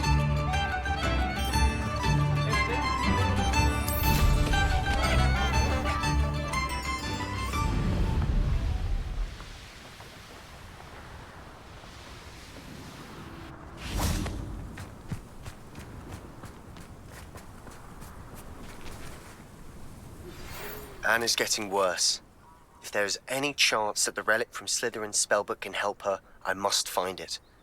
I'm requesting your help. Meet me outside of Feldcroft, near the catacomb. I have some promising news about the location of our Hebridean dragon friend and where to return her you-know-what. Meet me in the town circle in Hogsmeade.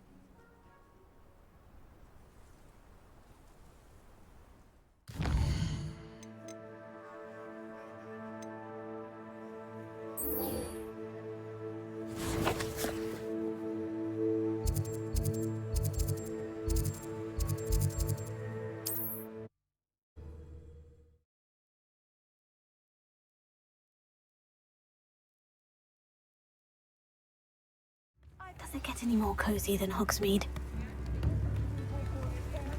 When I was a girl, I wanted to work with unicorns. Why, if it isn't my most generous man! I don't think anyone in the ministry works a day in their life. It's not like her to forget.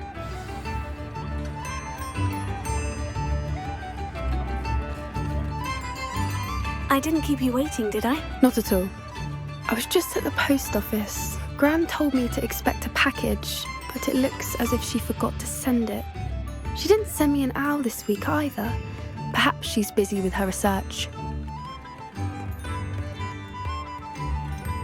What was she sending you? Only some feed she's been developing. I was going to give it to Professor Howin for the measles. What kind of research is she doing? It varies from week to week, but it's always to do with creatures. Last week she was studying leg knots in plimpies. What did you find out about the dragon you were tracking? I realised that she didn't know the poachers had her egg, so when she left Horntail Hall, she would have headed straight to her nest. I went back to the tent and tracked her flight. How do you track a dragon long after she's gone? Tree canopies, burn marks, things like that. Well done. You certainly know what you were doing. I can't be certain, but I have an idea of one place she may have been heading. I thought we might go and see it for ourselves. Of course. Shall we leave now? If that's all right. I want to see how she's faring if she had a collar on. And she's likely frantic about her egg.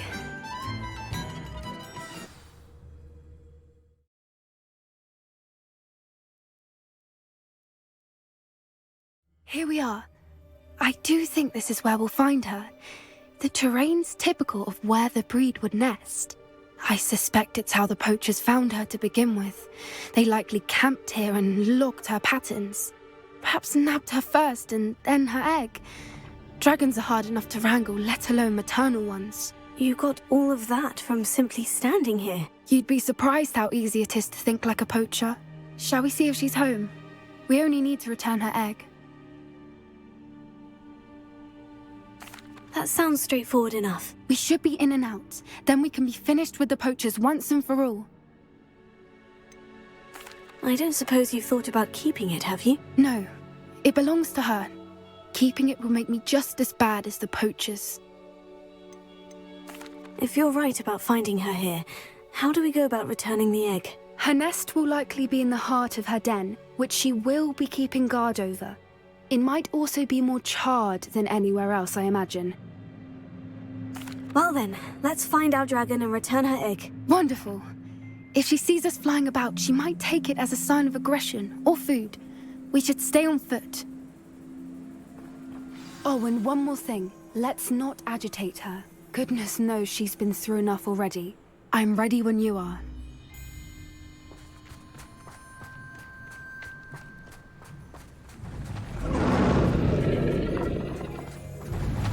There she is, above us. She did make it home safely. Oh, good. It looks as if she wasn't collared like the other dragons.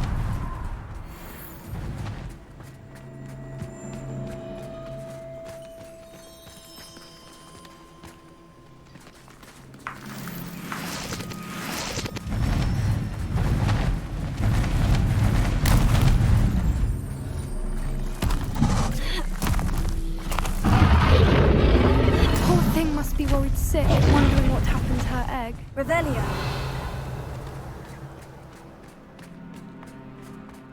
For what it's worth, she doesn't seem to have spotted us yet. Let's hope it stays that way. At least until we've done what we came to do.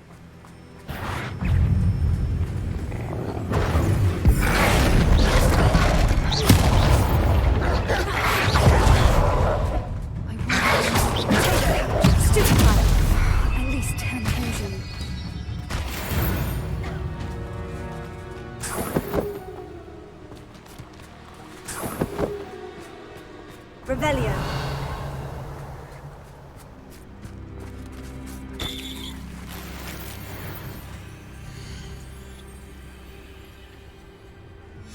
How charming. They keep in touch with each other.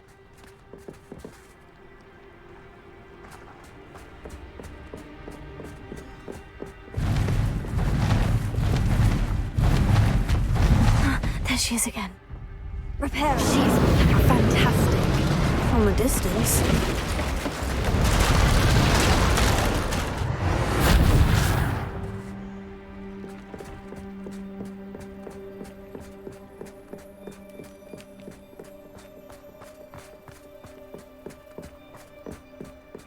I wonder how good her eyesight is.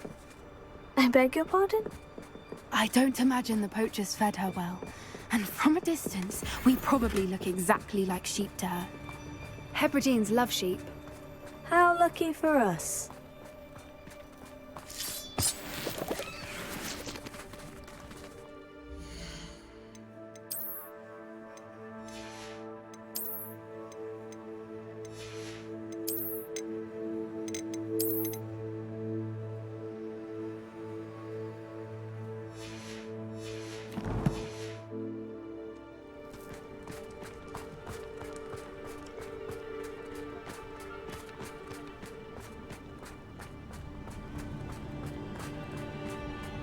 Watch your step.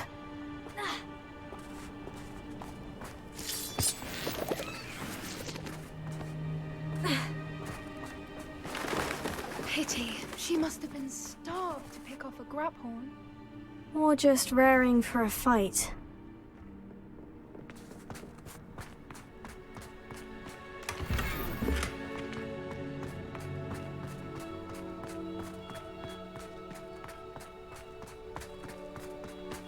Quiet. What was that?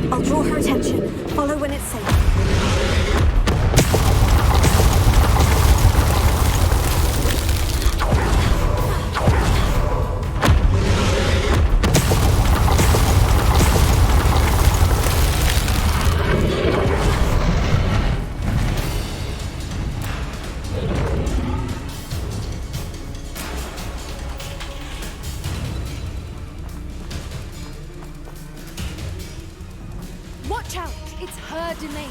She'll make sure we know it.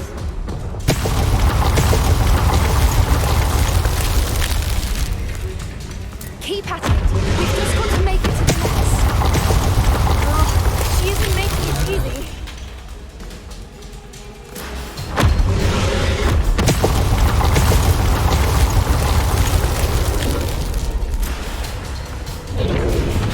Not a warm welcome. It's a little too warm, if you ask me. I don't suppose she'd listen to reason. I'd normally try, but we're well past that.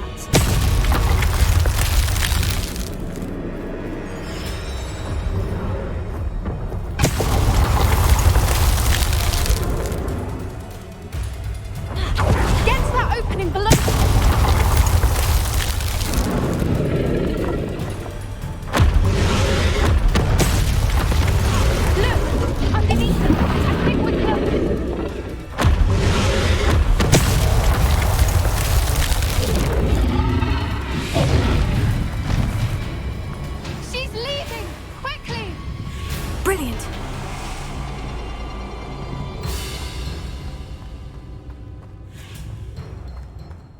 There's the nest. We're almost there.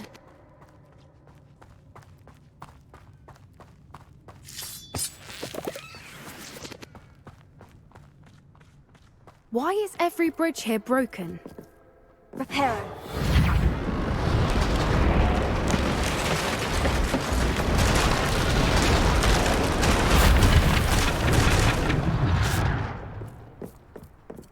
Now, if we just return her egg, we can hopefully make it out without too much fuss.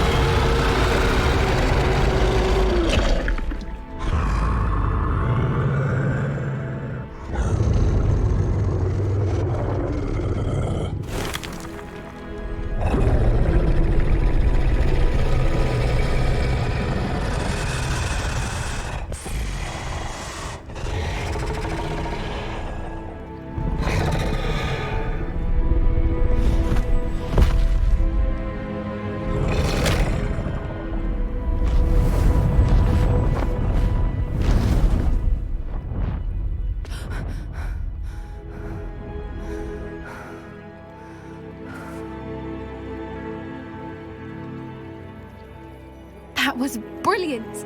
And did you see how clever? She left us perfectly unharmed. Creatures are a lot cleverer than most people realize. That's what Gran always says. The important thing is that we survived it, and we returned her egg. Thank you for doing this with me. Wouldn't blame you one bit if you wanted to head back to the castle and never think about dragons again.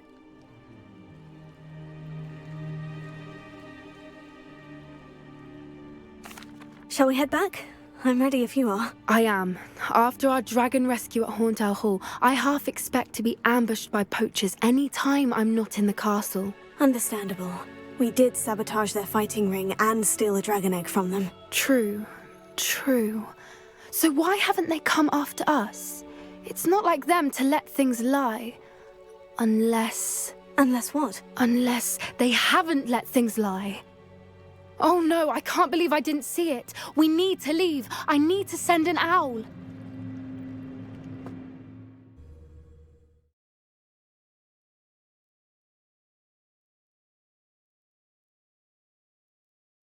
How could I have been so blind?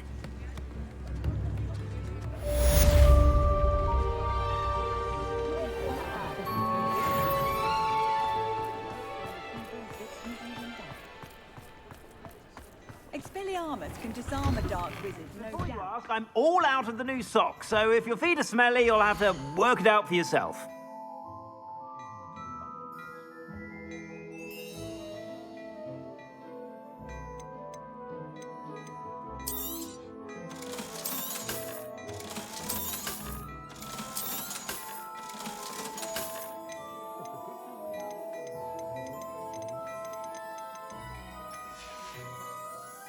I suspect you have a sharp eye for fashion. Be sure to stop by whenever you're about. I've heard that our dear Clementine drew you into her butterfly escapades. Unusual girl. Wingardium Leviosa makes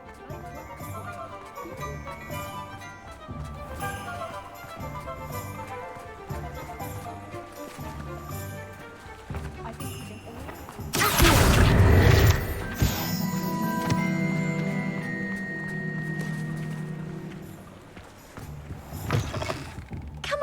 Come on in. Don't be shy.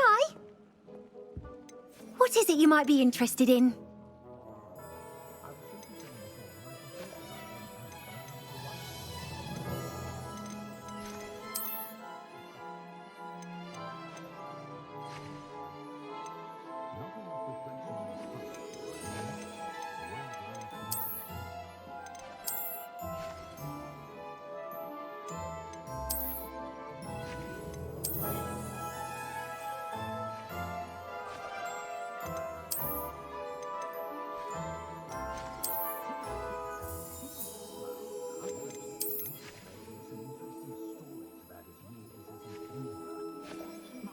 You take care now, and I shall hope to see you soon.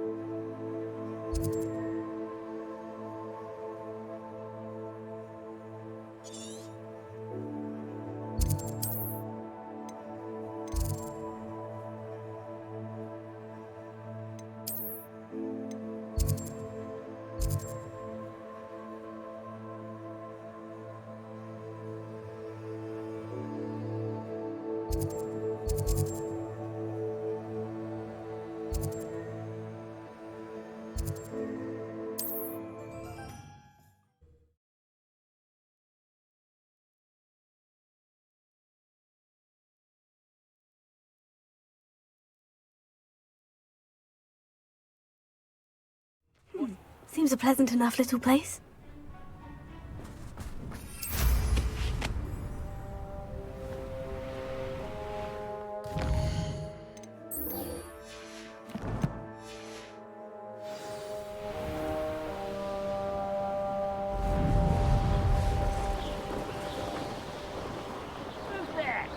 You look tired. No! Oh, I will make you pay.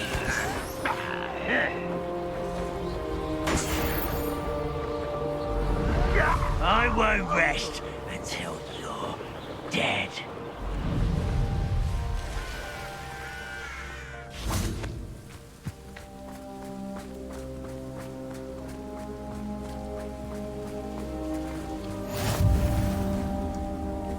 Looks rather dark in there.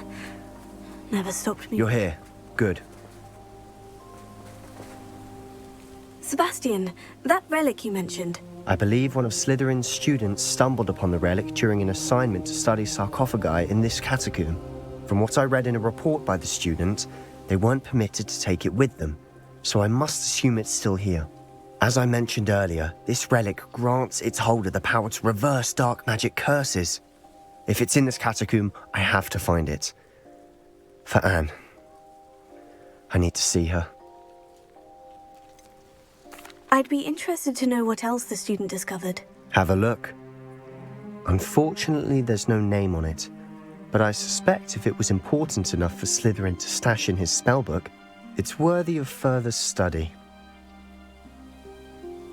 I'm ready to explore the catacomb.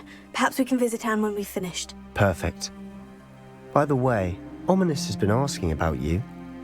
You didn't tell him what we were doing, did you? I didn't, I promise. Good. Ominous would be livid if he knew what we were about to do.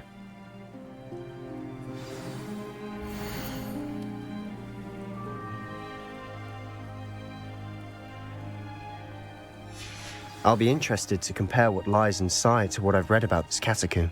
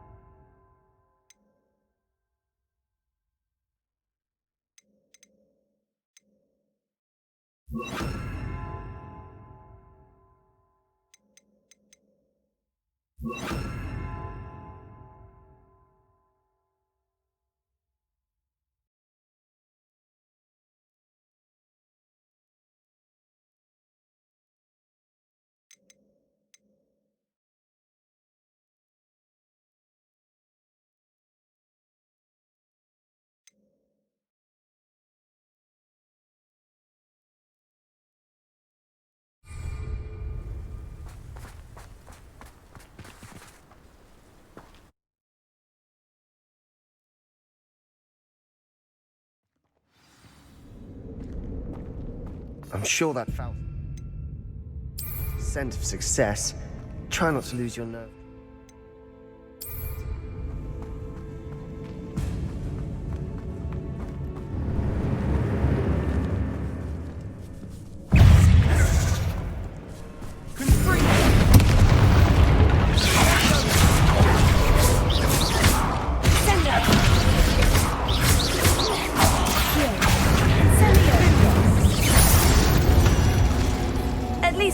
We're not alone in here. Perhaps that was it. And the rest of the tomb will be insect-free. Spiders aren't insects.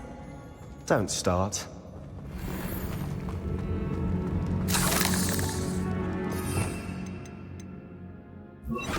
Fringo!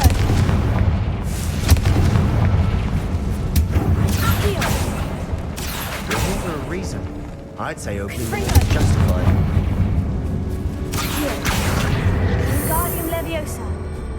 This room is taller than it looks.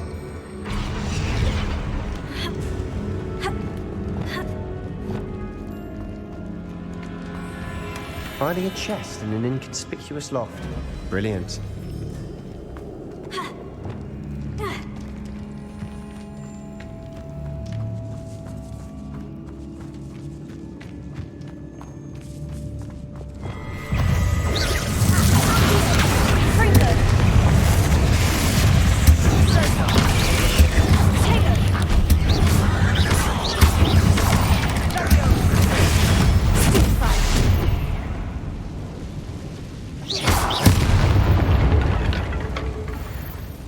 We've rid the world of another spider.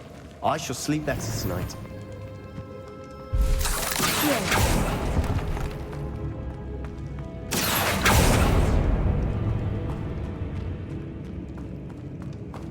Watch your step.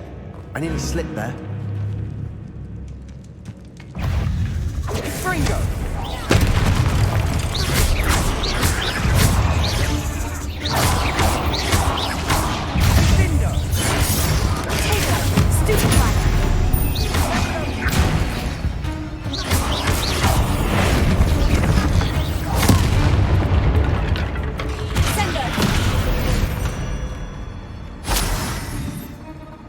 All this grass, it no longer feels like a tomb. I've read about catacombs that underwent expansion efforts and ran into problems, often cave-ins. And then were abandoned. Exactly. We'll be fine, though.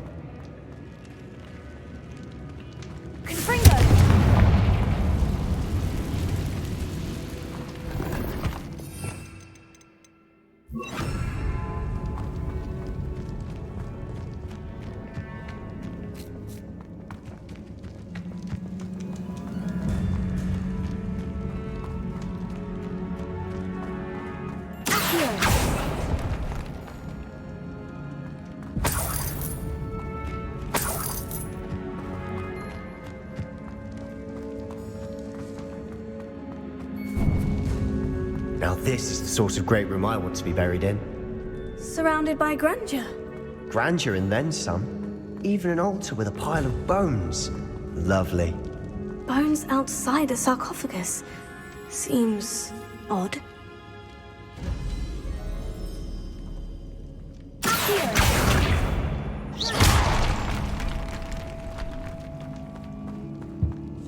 Did you hear that? We're in a tomb. I assume eerie sounds come with the territory. Here.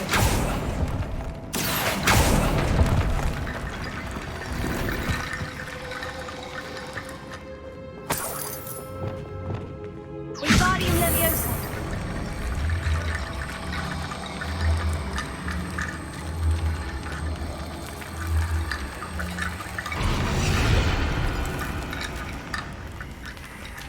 Revelio.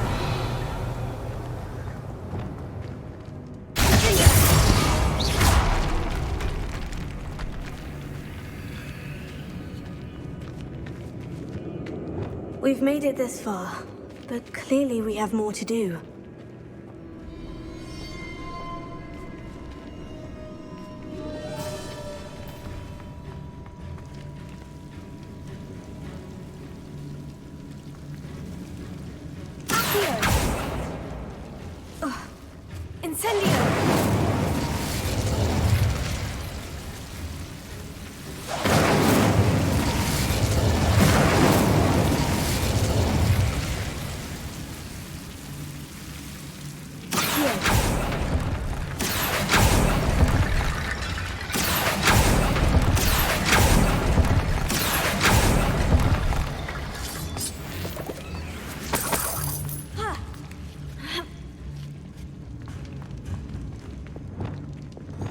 Wingardium Leviosa.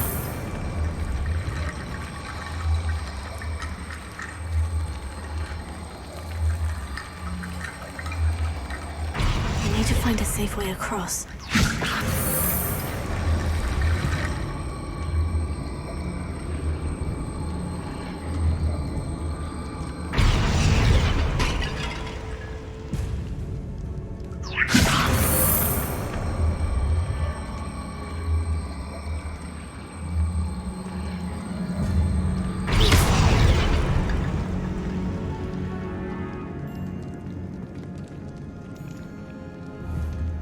Revelio.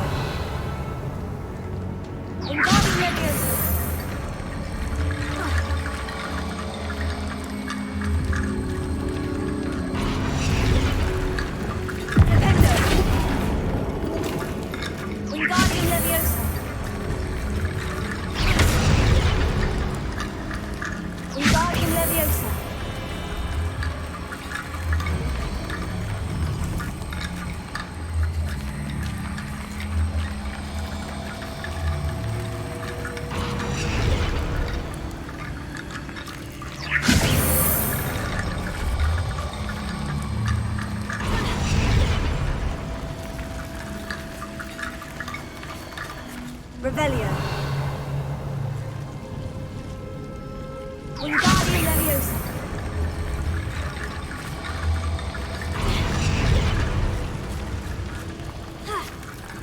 Rickety Bone Bridge complete.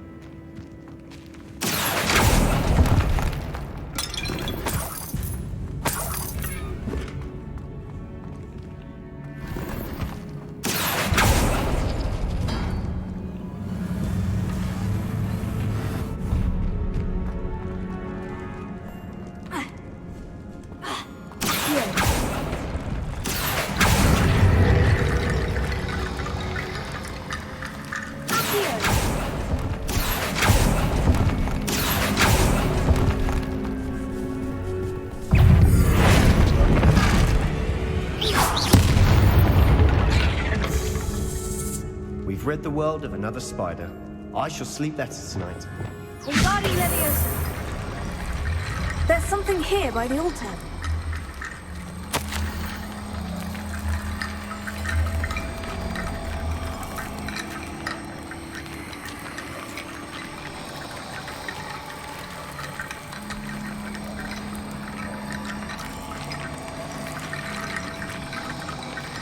What did you find?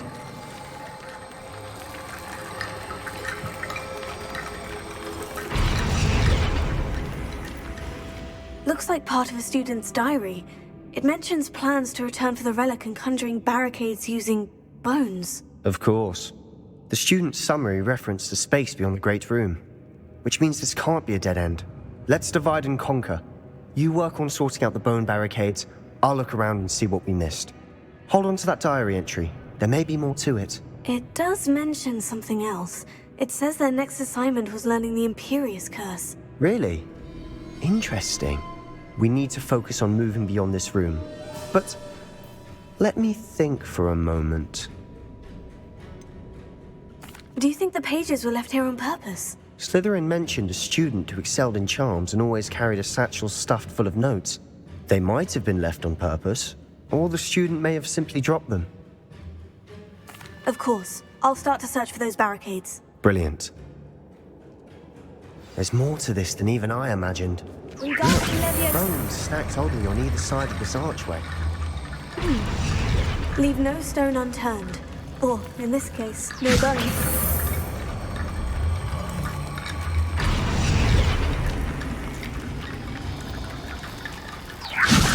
That's a lot of bone rattle.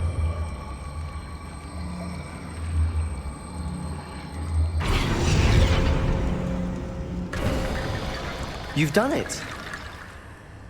I knew we'd get through. I felt it in my bones. Nice.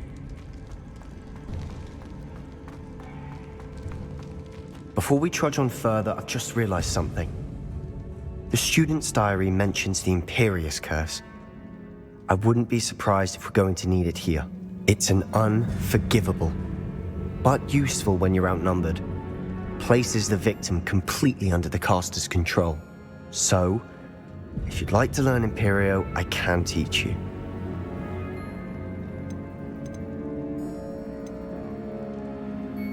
Where did you learn the Imperious Curse? I taught myself. Don't tell Ominous that I've told you. It's not exactly something I can brag about, but it may come in handy. I think you ought to know it. Shouldn't I know more about what the curse entails? Remember the blasting curse? Same idea, except when it comes to unforgivable curses, your intention has to be clear. You have to mean it. I don't think learning the Imperious Curse is a good idea. Really? But we've no idea what may lie ahead. But I shan't press you. I'll have your back no matter what we face in there. Here we go. Something troubling ahead. Be on your guard. Tego! Confringo! Superfly! Glacier!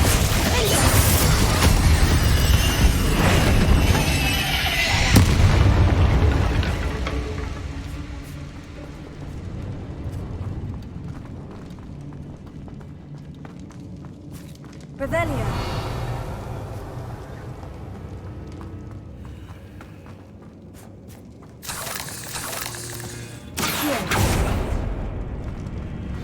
Another barricade. Considering how well you did on the last one, this should be a cinch. How gracious of you. I try. Incendio. This looks different than what we faced before. Now we're also dealing with rooms in here.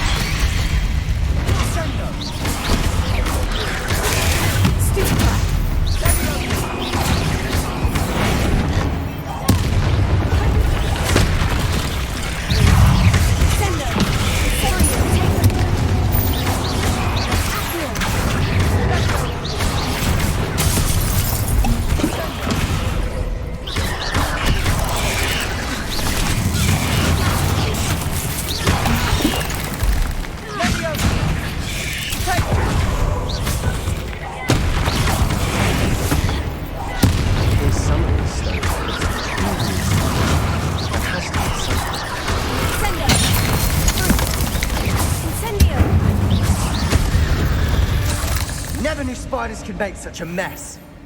Bit dramatic, isn't it? Incendio.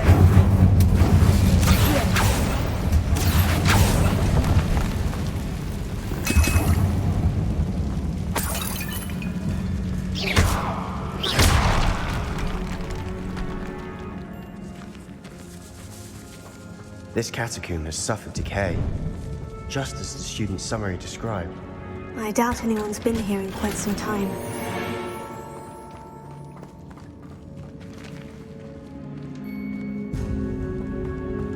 Revelio. Incendio.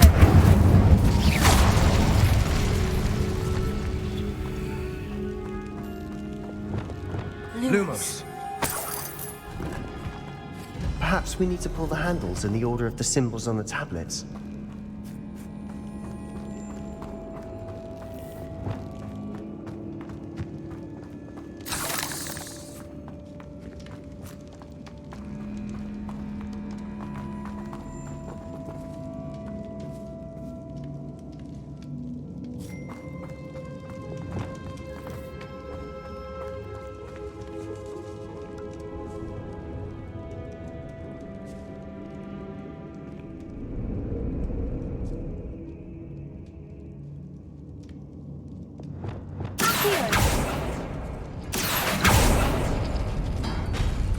That worked. Keep going.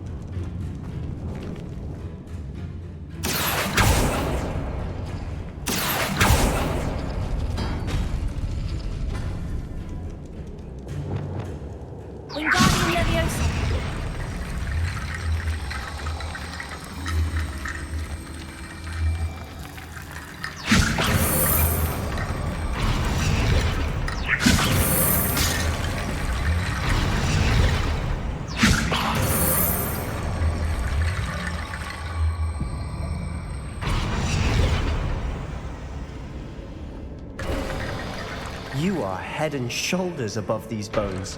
Nicely done.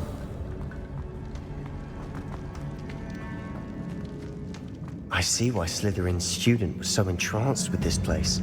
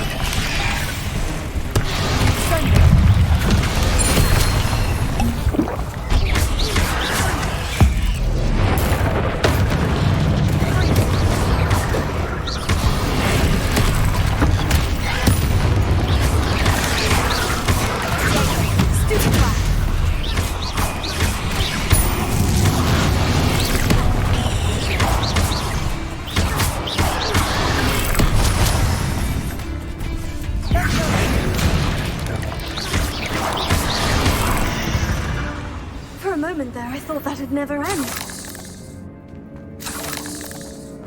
Revelio.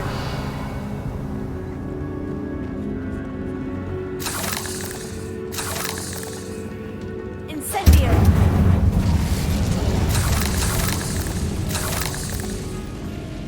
Revelio. Dead end. Lovely. All that for nothing. Hold on. Don't give up yet.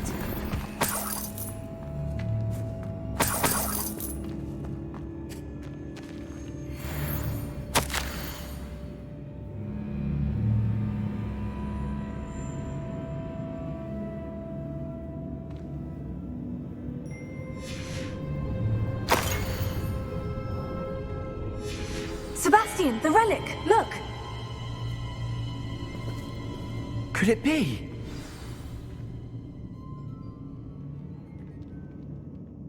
The note and rendition of the relic. It matches. This must be where the student left the relic. I can't believe it. After all this, it lines up. We've really found it. What do you suppose is meant by the dark sacrifice required to realize the relic's potential? I have no idea. But we're here for the relic.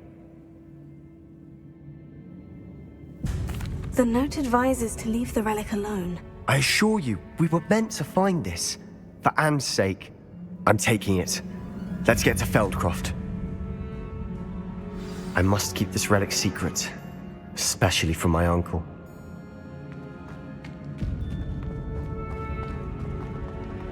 Is that ominous?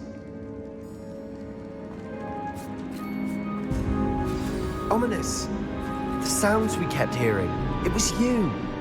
You gave me no choice. I had to follow you. Sebastian, please, leave the relic alone. We can find another way to help Anne. I'm sorry, Ominous, but I'm taking it. No, you're not. If you won't put it back, then I will. Hold on, both of you. Sebastian, please, take a step back. Fine. But Ominous knows. I won't step back from a fight. Can't believe this. How much did you hear? Everything. I was glad to hear you tell Sebastian to leave the relic. We need to stand together. Convince Sebastian this is wrong. And if nothing will change his mind? Something has to. I need your help. You're right. This seems far riskier than Sebastian realizes. Good. We're agreed. We don't allow him to leave here with the relic. I do think we should talk to him, but I fear we won't stop him from taking the relic. What are you suggesting? I'm suggesting we negotiate. We allow Sebastian to leave with the relic under one condition. After this, no more. I feel that's what we agreed to in the scriptorium. I'm being taken for a fool. You're not, Ominous. This may be the only way to keep your friendship intact. Let's trust him to know what's best. Fine. If I trust him on this, I'm trusting you too.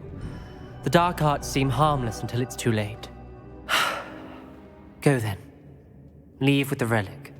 I'll not say a word more.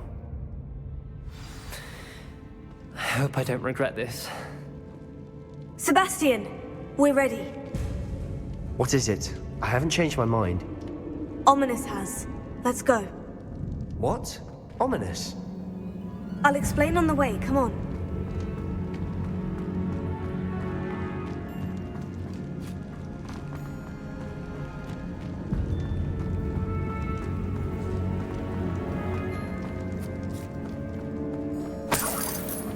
Well, what happened back there?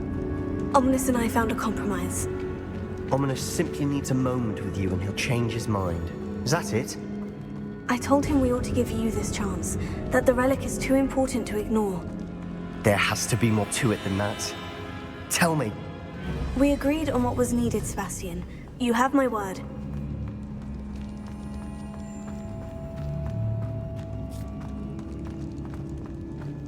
I never wanted to keep all this from Ominous. He just doesn't understand. And I didn't want to worry him all over again.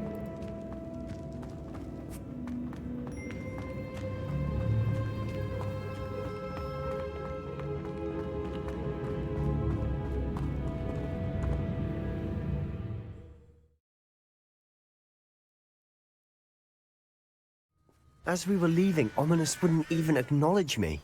That's not like him. He was troubled, Sebastian. Even though we agreed to it all, it's been a lot to take in. I thought he understood. He knew we couldn't give up. All of this is too important. For Anne.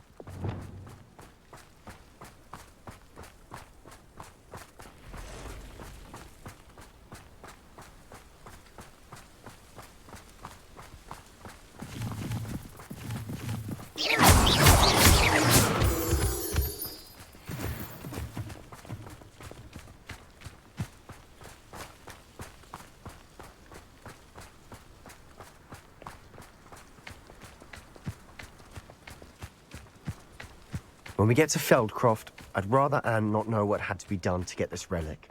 She thinks like ominous. It'd only upset her.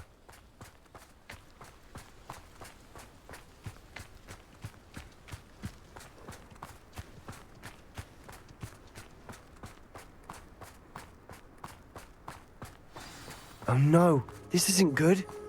What is it? Smoke, over there.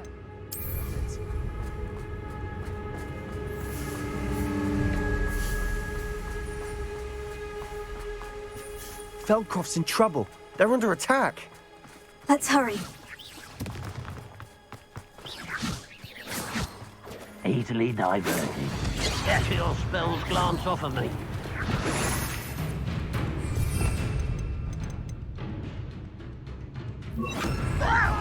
You don't know who you're playing with!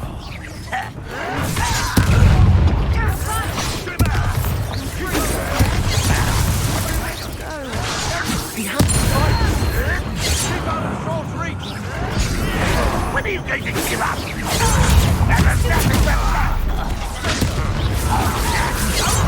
the right, stupid bugger. They're closing in! Stupid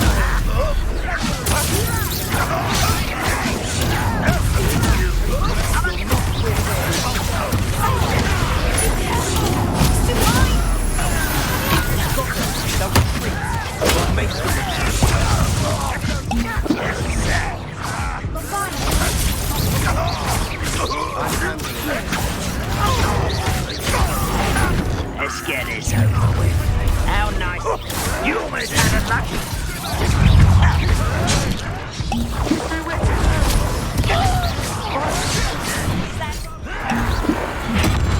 You're weak, human.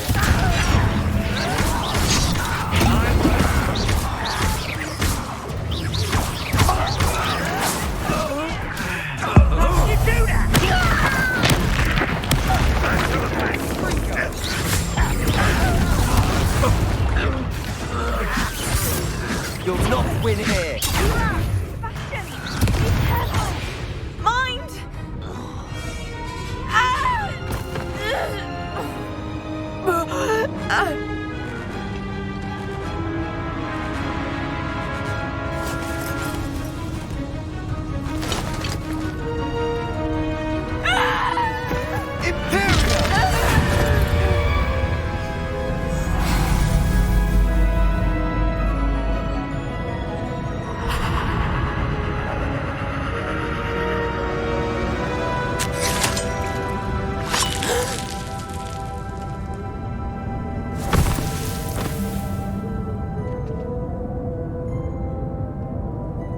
Boy! What have you done? Saved my sister. With an unforgivable curse. From that damned book, no doubt. Your father would be ashamed. You've gone too far, Sebastian.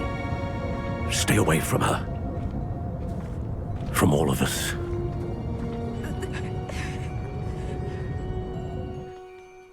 What did my uncle expect me to do? The Imperious curse saved Anne's life. That goblin was going to kill her.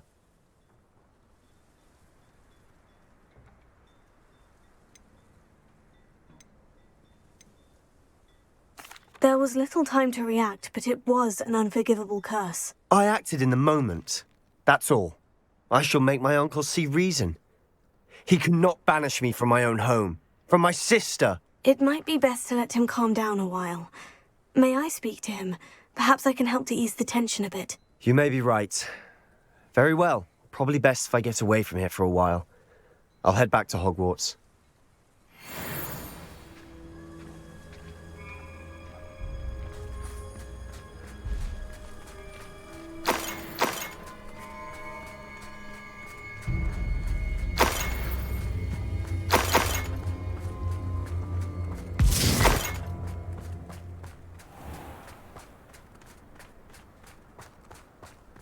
What was he thinking? Pardon me, Mr. Sallow? What Sebastian did was inexcusable. You cannot possibly be about to defend him.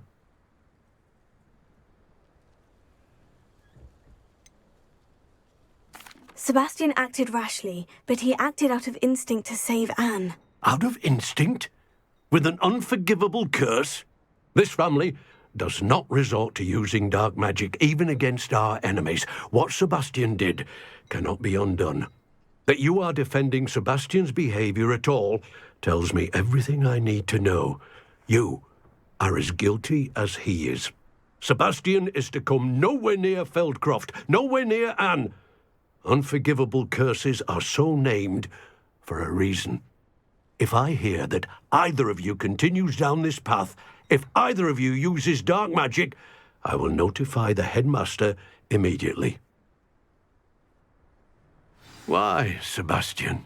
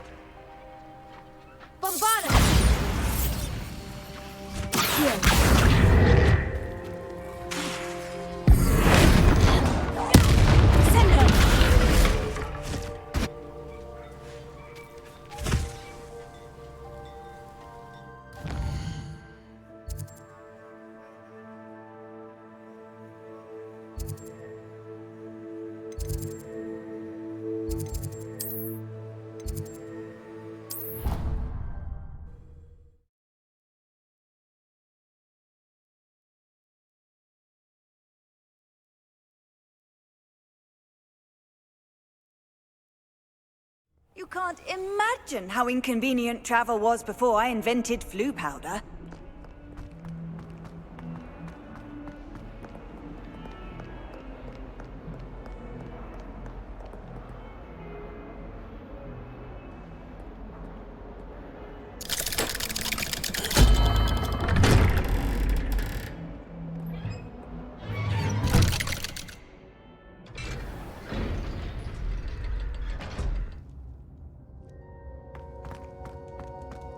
Did you speak with my uncle?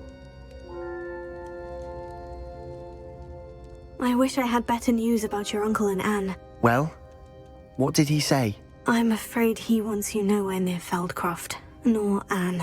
I had to stop that goblin from killing my sister. He had no right to banish me from my own twin. If he thinks banishing me means I'm going to give up on Anne, he's sorely mistaken. He also said he cannot excuse the use of dark magic in any form, and that if he hears of either of us using it, he'll go straight to Professor Black. Huh. That relic, dark magic or not, is the key to saving Anne. To reverse that curse. I will not lose Anne for good. I should send the crest to Anne. She'll know that we need to meet. I'm afraid I don't follow. Nothing, just a thought. Now I'm more determined than ever to learn what power that relic has. What did you mean you'd send Anne a crest so that she'd know to meet you? We just lost our parents, and we were packing up to go and live with Solomon. We couldn't take everything. She was carefully organizing her prized possessions, a box of artifacts she'd collected to do with our family. Jewelry, cards, old photographs. She got to her favorite, a handmade crest, and without a second thought she handed it to me. "This will keep you safe," she said. "It holds no enchantment, but I've kept it with me since. That's how I can reach Anne. I'll get the crest to her with plans to meet." Be careful, Sebastian. Your uncle could intercept it. We'll be expelled. Even if Ominous is upset with us, he has no love lost for his family. He'd use their connections to the headmaster if we needed his help. I shall wait to hear from you then. Thank you. I very much appreciate you standing by me through all of this. I'll send you an owl when I have news.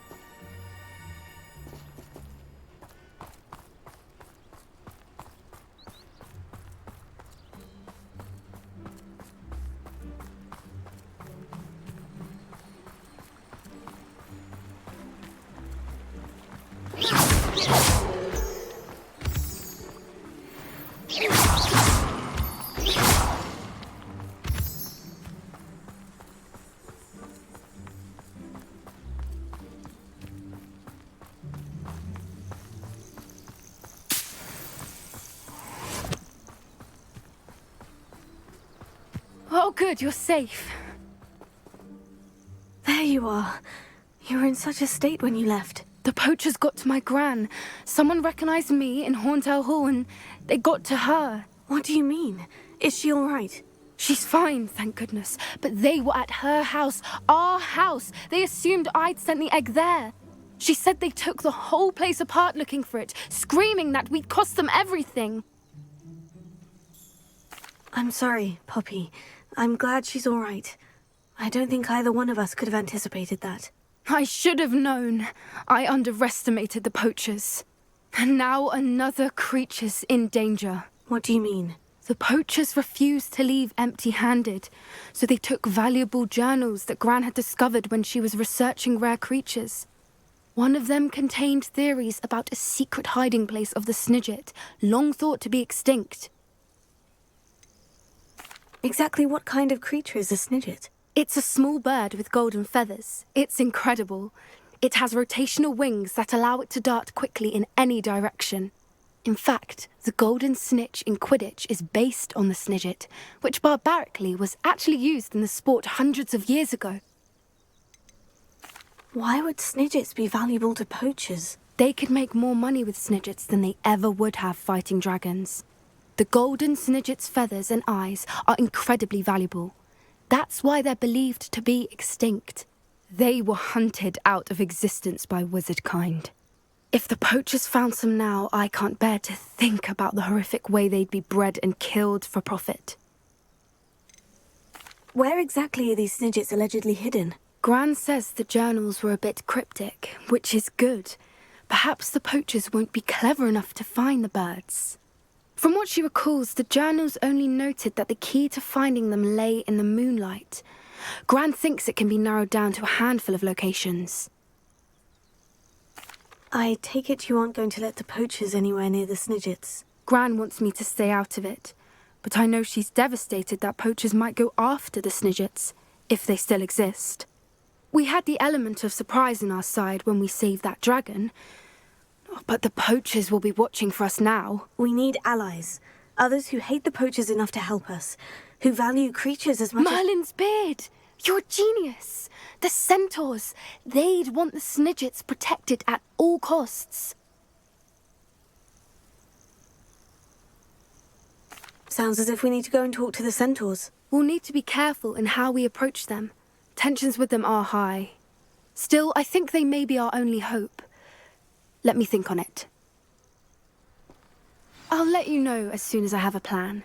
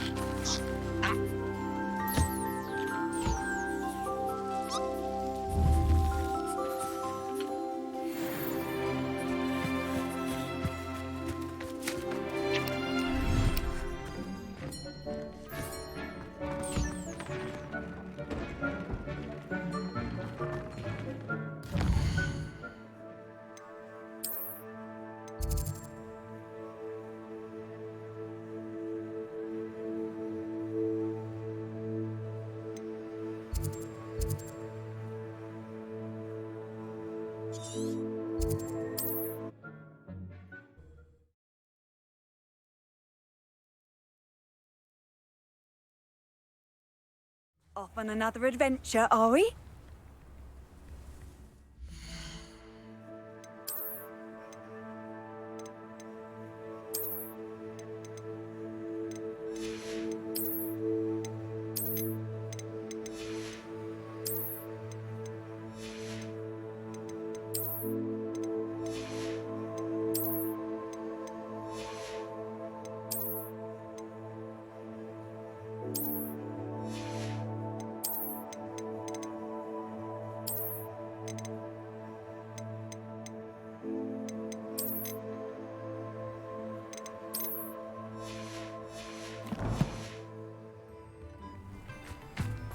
It's like a place right out of a storybook.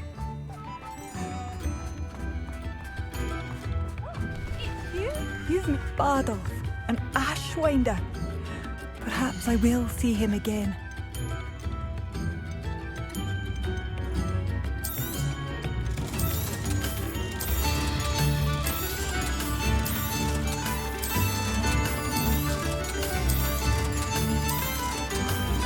Oh, hello. Thank you for passing through. Thank you for all that My you've done most for us. generous man. This remarkable thing is called an accordion. Look at it go!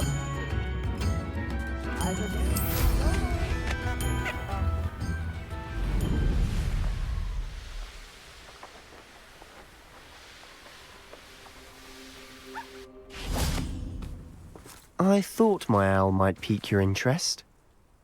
I came as soon as I could. I'd been so preoccupied by all that happened with Ominis in the catacomb, not to mention my uncle's reaction, that I'd almost forgotten what it was that struck me about that triptych.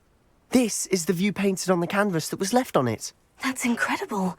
You know this area well. And while I was waiting for you, I scouted around and discovered an abandoned mine nearby, surrounded by Ranrock's loyalists. Do you think there's a connection to the triptych? I've no idea, but perhaps they're searching it, the way they did Rookwood Castle and Isidora's Manor. How do we want to handle this? We need to see what they're doing, but let's not draw their attention. Very well. And I still have that rune symbol we found on the triptych. If there is a connection, I suspect we'll see that symbol again. After you.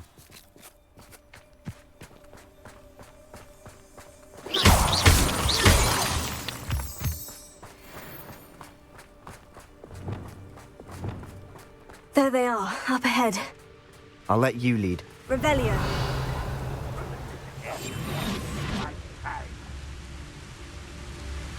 No one enters this mine. Kill anyone who tries. Ranrock's loyalists are out for blood.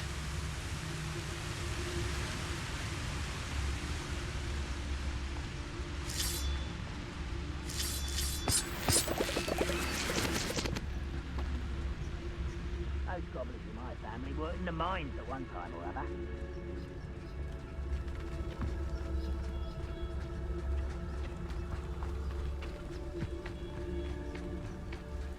This is going well. We make a good team. We do at that. Once again, we could fight our way through, or be discreet. You know which one I'd choose. Perhaps we can find an alternate route up ahead. Sneaking around has its appeal.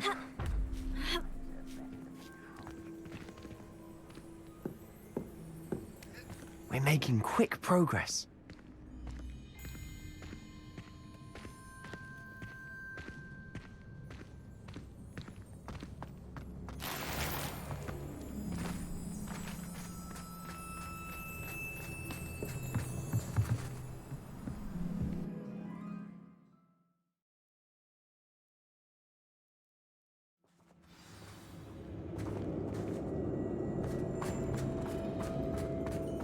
For better or for worse, we're in. Why, this might be the best meal I've had in years. No, I mean it. I don't think I shall need to eat again till next week. All. This mine looks like a tomb. It was closed after accidents were reported. Now I see why.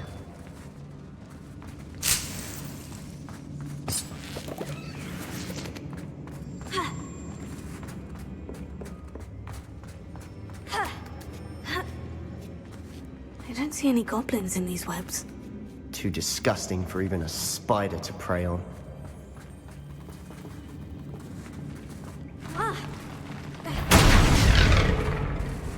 I know it. Not your best moment, I fear. Someone's been taken out last week! This one won't go well for you.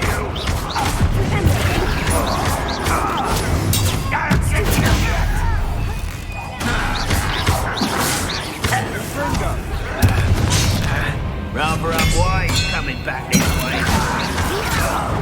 Still happy to come back. Let's get this over with.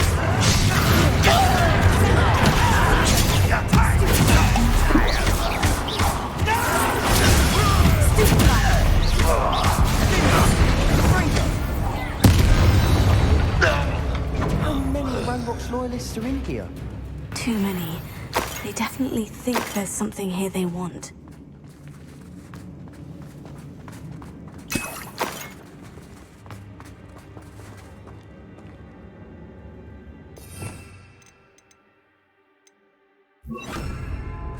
Incendio!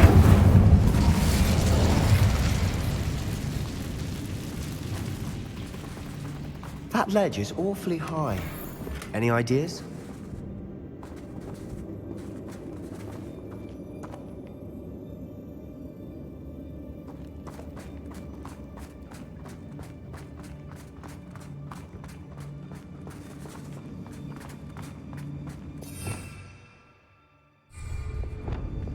Wingardium Leviosa!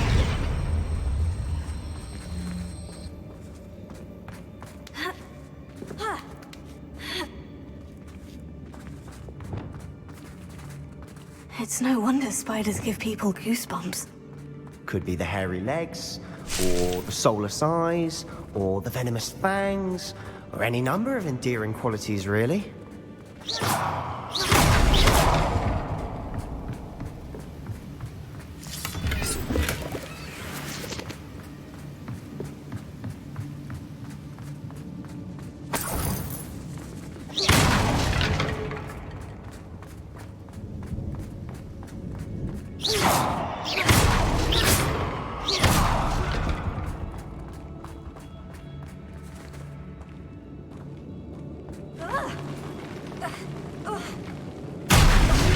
Smashing.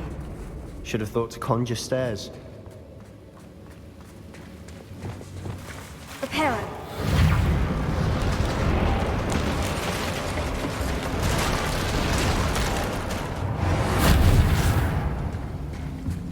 Revelio.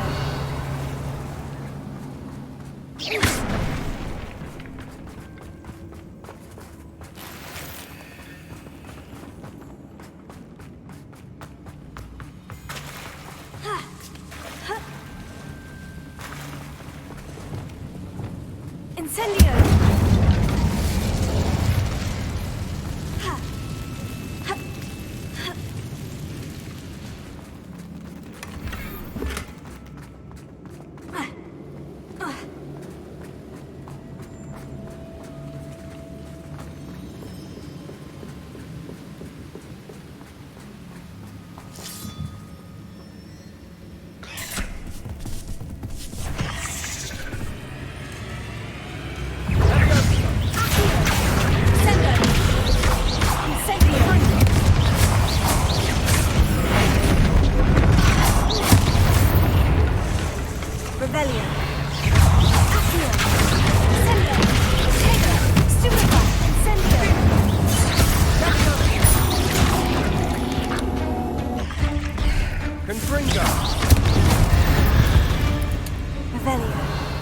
We've rid the world of another spider.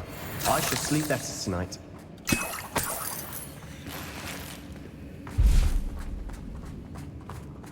We're making quick work of them. Professor Hecat would be proud. She would at that. Lumos. Ranrock's loyalists have all but declared war.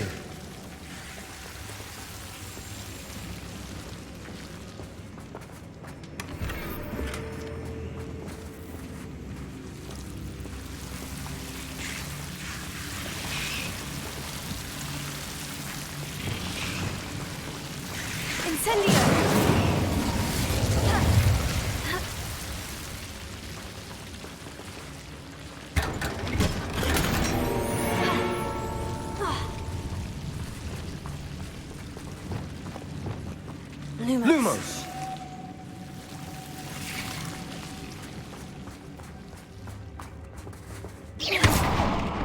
Lumos. Lumos.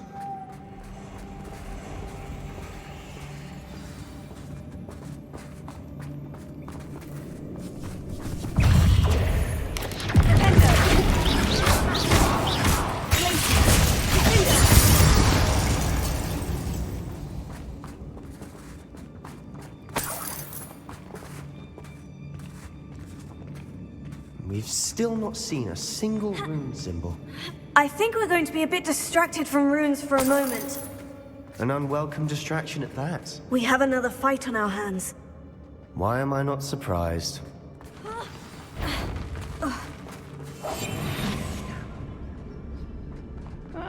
Wouldn't mind a plum job at Gringotts. Suit me, sitting around all day. Hello? How nice and stuff by. If only Ranrock were here. You're making this too easy.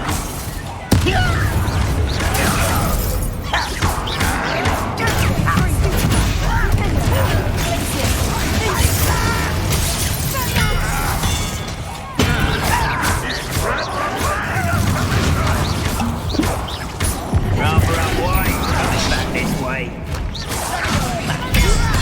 Put me down!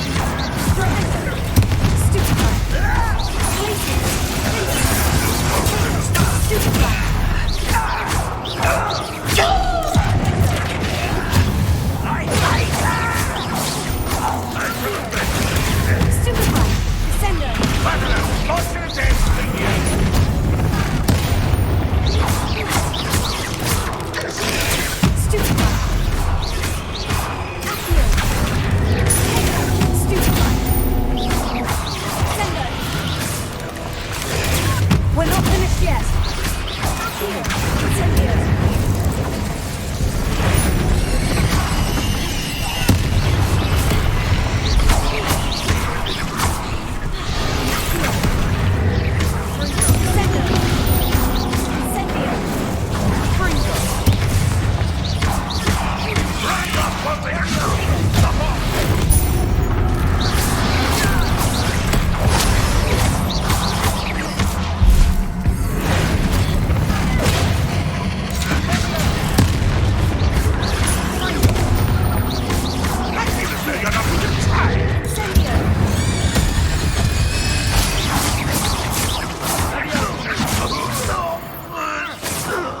We certainly cleared the room. You're not a bad chap for a Slytherin. You Gryffindors don't have a monopoly on bravery, you know.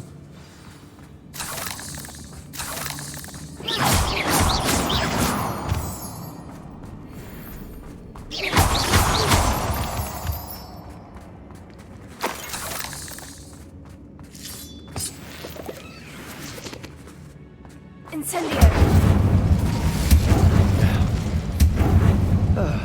We can have a look around in peace. A rune symbol above the cavern door. Ranrock's loyalists never knew to look for it. Incendio. Revelio.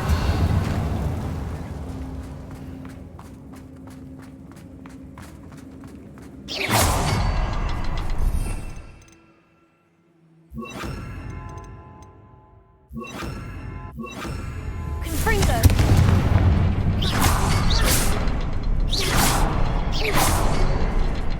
I wouldn't be surprised to find a couple more runes.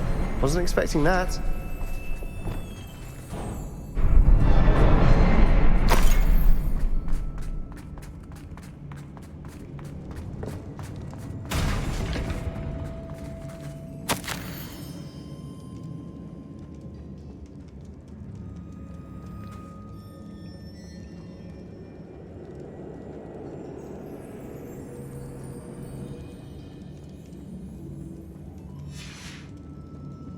do you have there? A journal entry by Isadora. Hopefully it will help us unravel more of this mystery.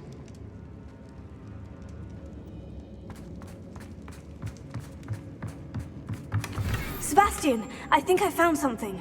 A canvas piece. Brilliant. Our efforts weren't in vain after all. Still, something about this place feels odd.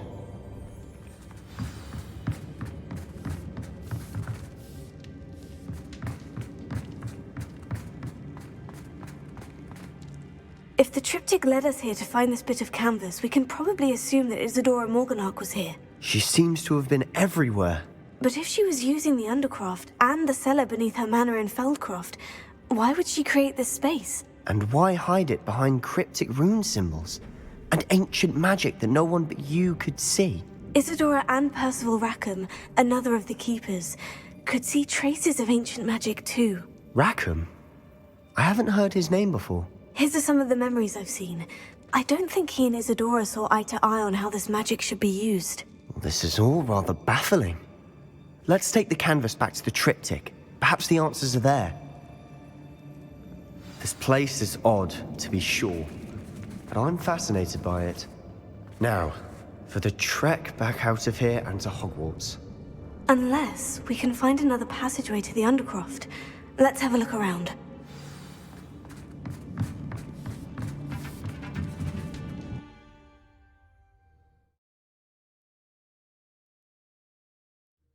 And now for the moment of truth. It has to fit.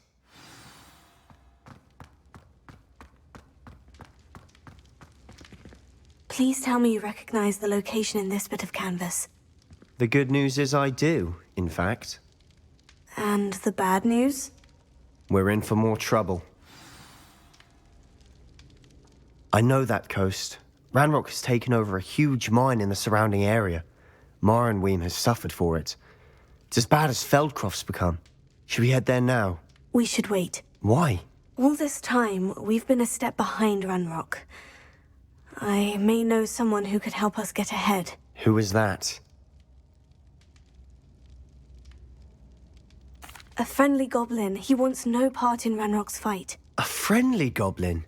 You know goblins cursed my sister to shut her up. Said she should be seen and not heard.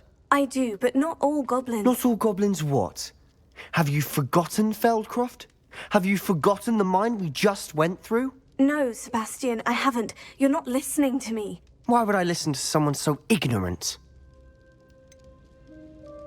You don't know what you're saying. Take a breath for a moment. Oh, I know precisely what I'm saying.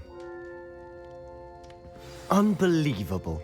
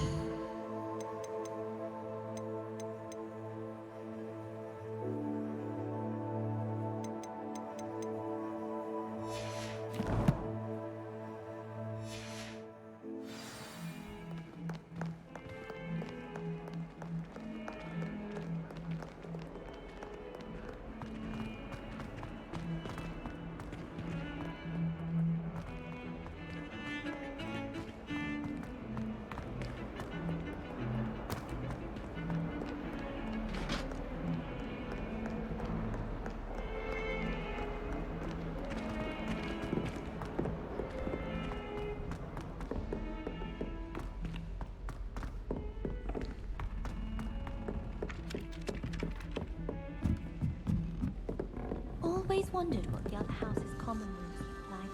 Ours is the best, of course. Still, I do wonder. Oh, my mother makes the most delicious Allahotsy fudge every Christmas. You can barely fit into my store.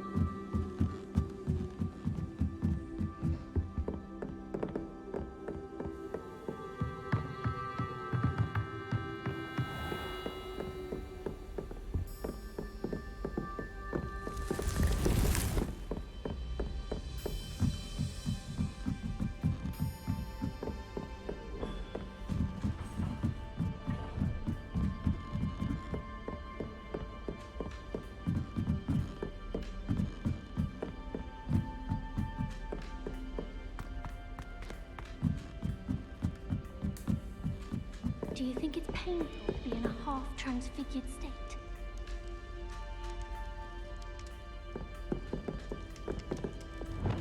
Lumos. Tried transforming a rabbit into a dinner. Slowcone!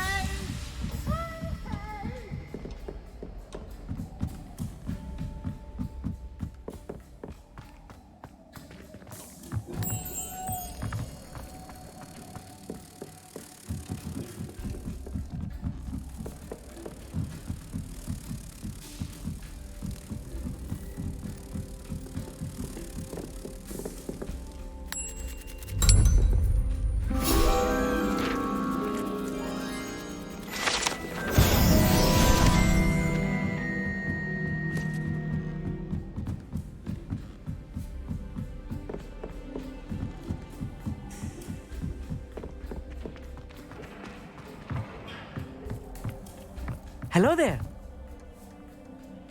Hello, Amit. Do I recall you saying that you speak gobbledygook? I did. I do. Speak it.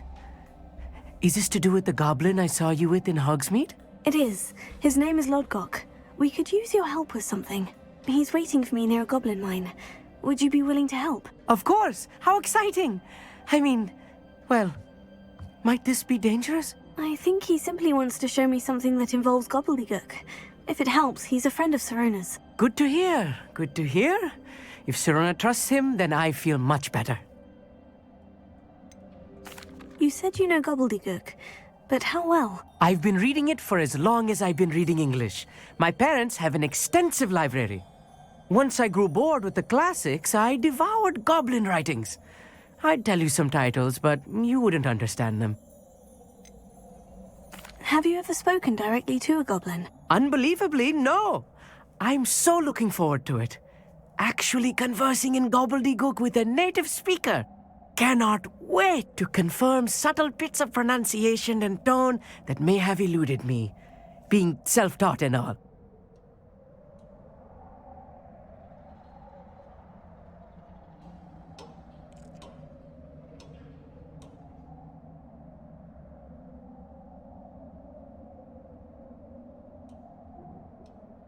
Lodgok is waiting. Shall we go?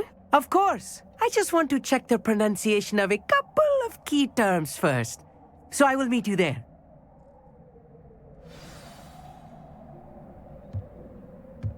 Revelio.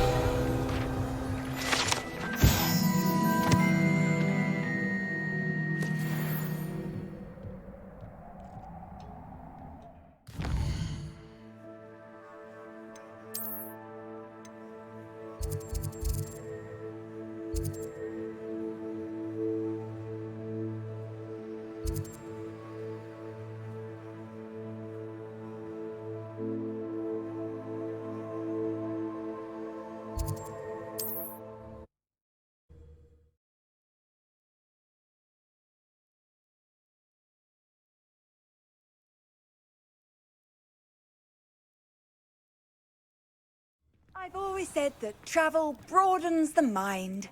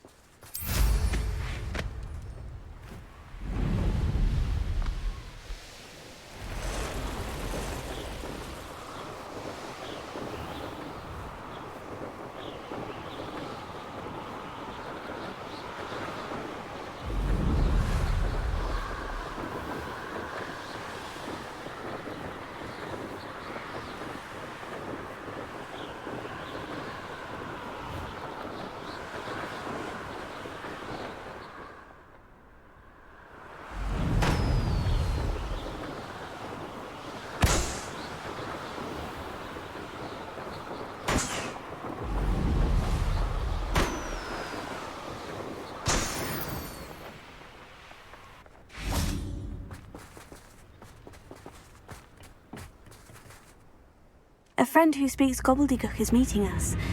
Before he arrives, perhaps you could tell me why we're here. Of course.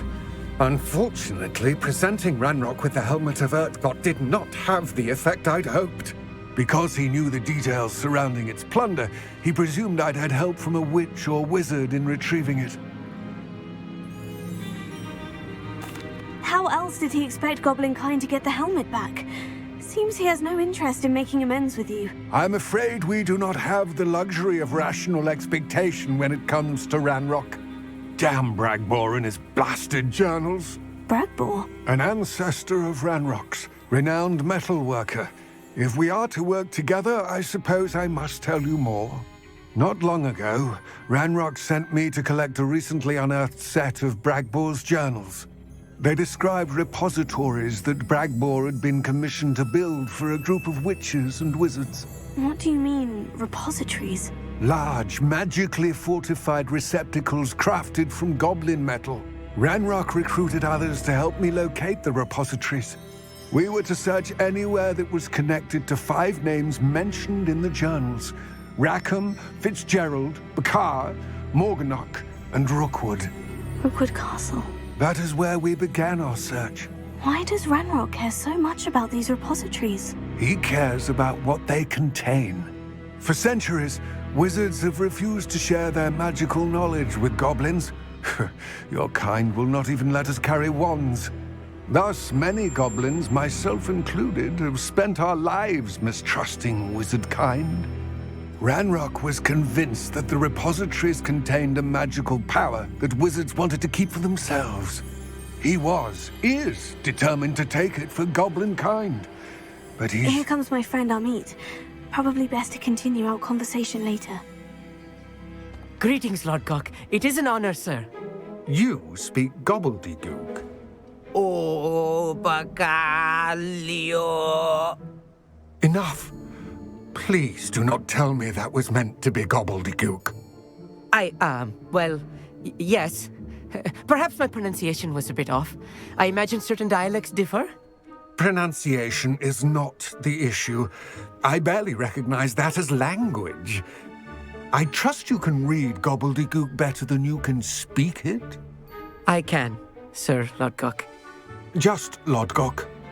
Thankfully, we only need someone who can decipher written plans, since I cannot join you in the mine. What written plans? And why can't you come with us? We need some idea of what Ranrock knows or is plotting. I suspect a careless loyalist may have left plans behind. And I'm unable to join you because I cannot risk anyone reporting my presence to Ranrock. All you need to do is not be seen, either by the eye above the enchanted door or a loitering loyalist. What else should we know about the enchanted door? The door will not open while the eye can see you. You and your friend must be invisible to it to gain access. From what I know of wizard magic, that shouldn't be too difficult to achieve. Amit and I can do this. I will await your return. I shall see you soon.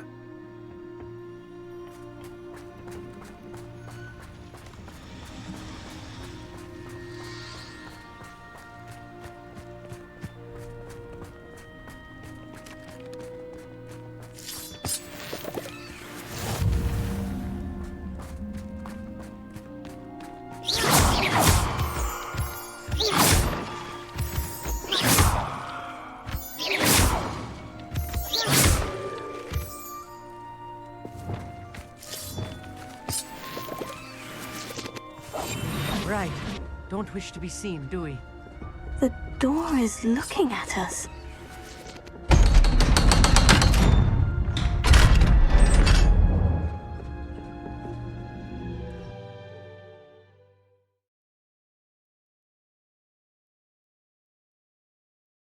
Books so rarely prepare one for reality. A real goblin mine. It's even grander than I had expected.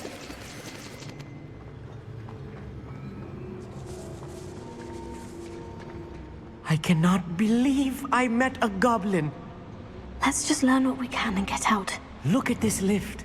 Impressive workmanship for so simple a device. Impressive workmanship aside, it's the only way forward.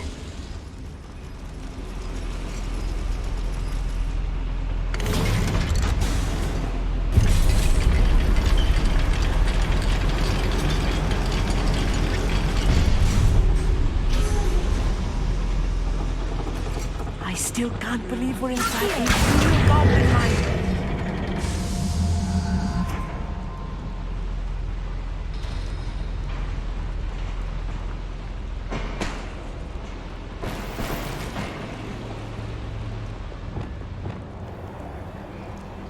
I've read about mines like this, but seeing one is something else altogether. Such arrogance. Revelio. Here.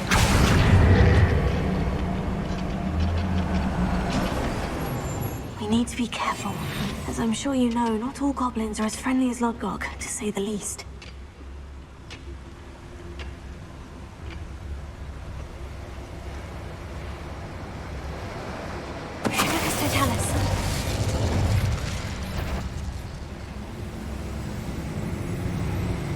Where have those plans gone? I had schematics in my hand a moment ago. We're being watched by a door. Ranrock is sure to appreciate the extra work we're doing.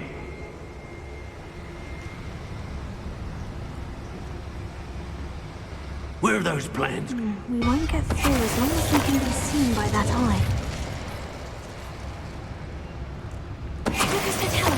That was a little more than I'm used to. I'll get us through her safely, Amit. You have my word.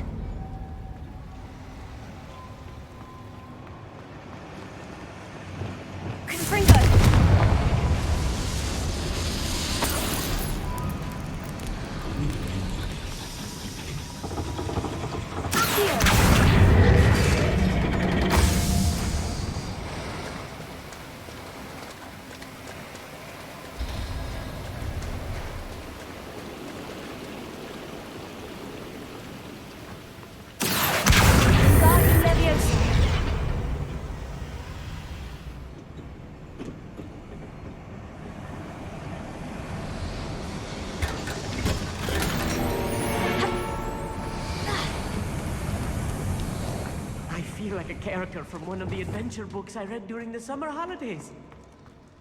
Let's take a look around, Amit. See if we can find any plans. Revelio. Bound to be plans around here somewhere. A schematic. They're building something. I can't quite make it out. Curious. I will get to the bottom of what they've been building down here.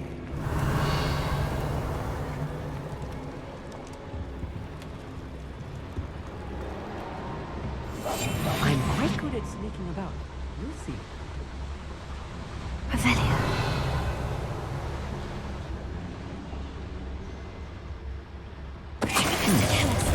Someone there. One less human to work. Slippery.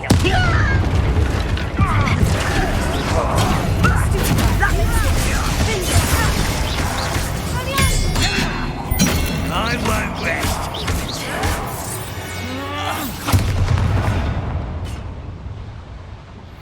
Fascinating to see gobbledygook written in a goblin hand. The flourishes are extraordinary. There must be more notes around here. What could they be building?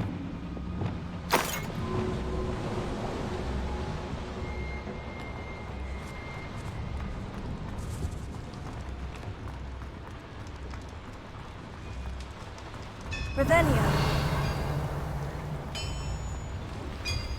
If I'm translating this correctly, and I think that I am, they're building something rather large. But what? Let me know if you see any more plans or schematics.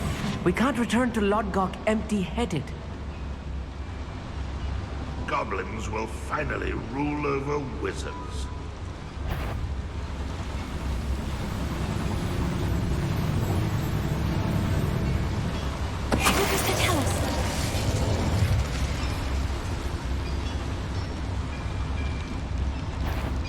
What's that? Who's there?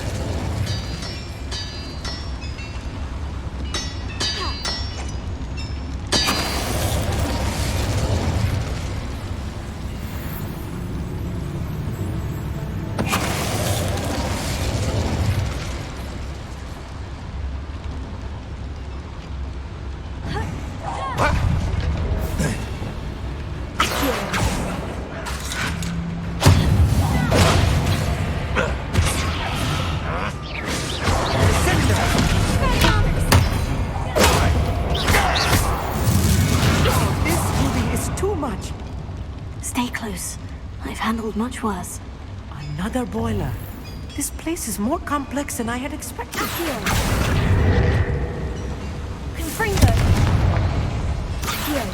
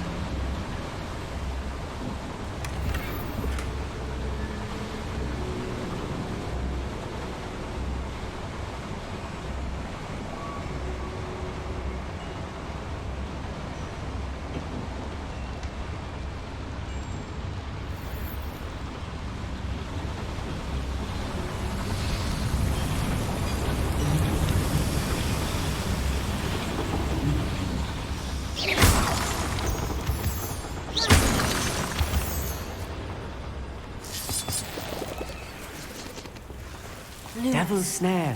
Nasty stuff if we're not careful. Not to entangle into a lead right now.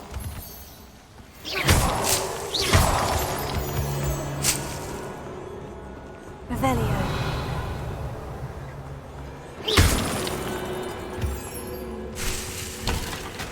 Lumos. Lumos!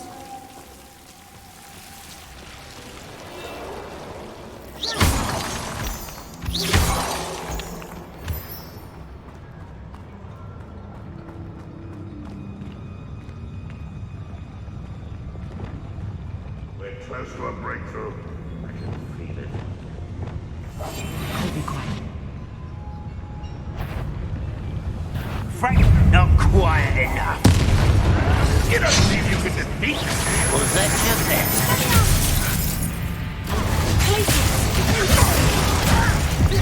Not quite. How childish! You'll pay for that! I hate that!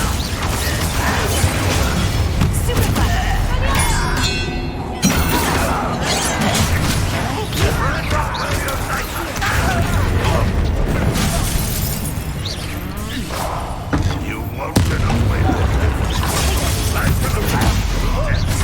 One less human to worry. You won't survive this, my young friend.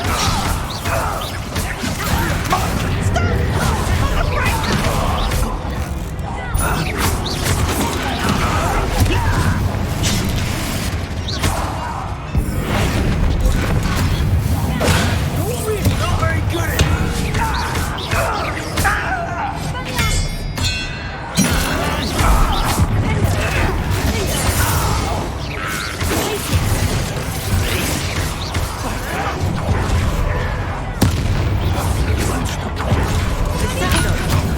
I've been fighting since before you were born.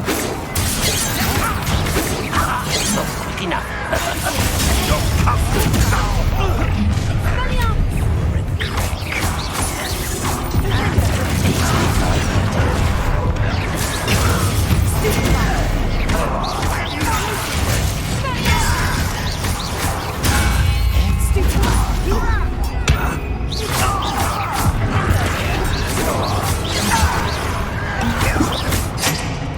Kill spells glance off of me. But then it's surrender now.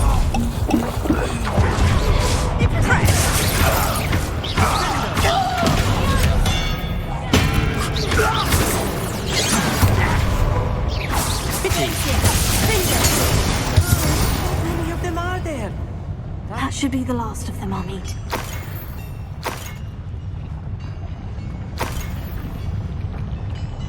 Revelio.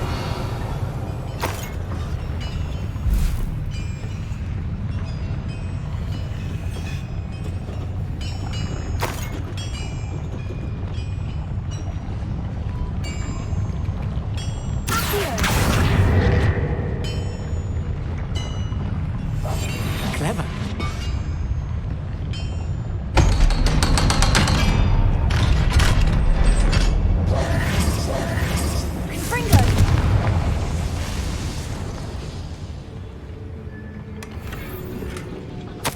This is not good. They're building enormous drills, bigger than this mine could contain. Let's get out of here and tell Lodgok what we found.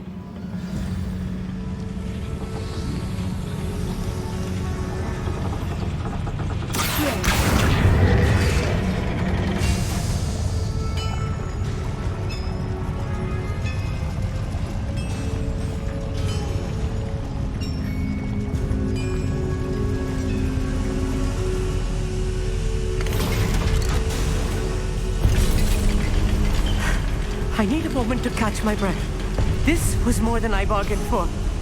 I'm glad you came with me, Amit. Now that we know what they're up to, we can get out of here.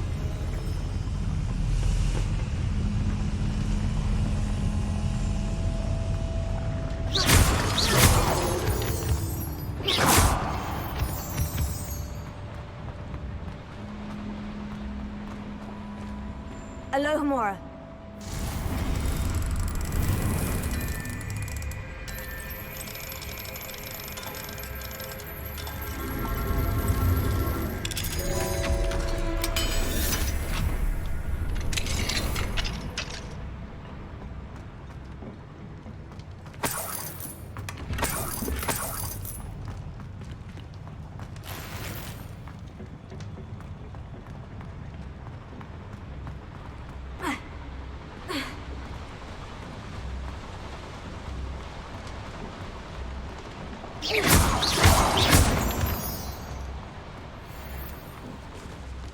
We're almost out of here, Amit. Look, the lift. A welcome sight indeed.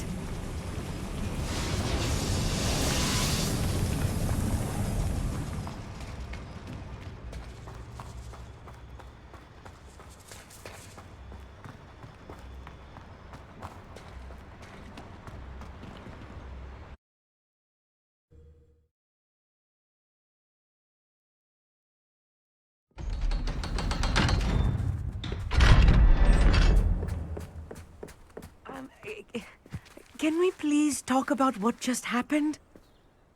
That wasn't so bad, was it? It was. It really was. I'm afraid I've had enough adventure for one day. For a lifetime, perhaps. Thank you, Amit. I couldn't have done it without you. Now, if you don't mind, I'd like to have a word with Lodgok. Understood? I'll leave you to it. Your goblin secrets are safe with me, but I get to write the book about this escapade someday. Without further ado, adieu.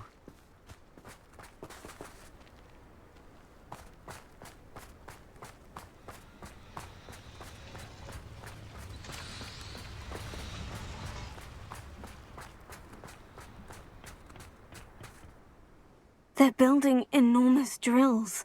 We found their plans. Ranrock must be searching for the repositories. I fear you are correct. Other than Rookwood Castle, however, I do not know where else he plans to search. I've been wondering about something else you said before we entered the mine. Yes? If you share Ranrock's views, then why are you helping me? I expected Rookwood Castle to be deserted when I arrived to begin my search. So was surprised to find a witch there who had set up a sort of improvised research site. She was studying something so intently that she almost didn't notice me. When she looked up, I thought she would react with fear or disdain. But instead she did something that I will never forget. Without a moment's hesitation, she smiled and asked me to sit with her.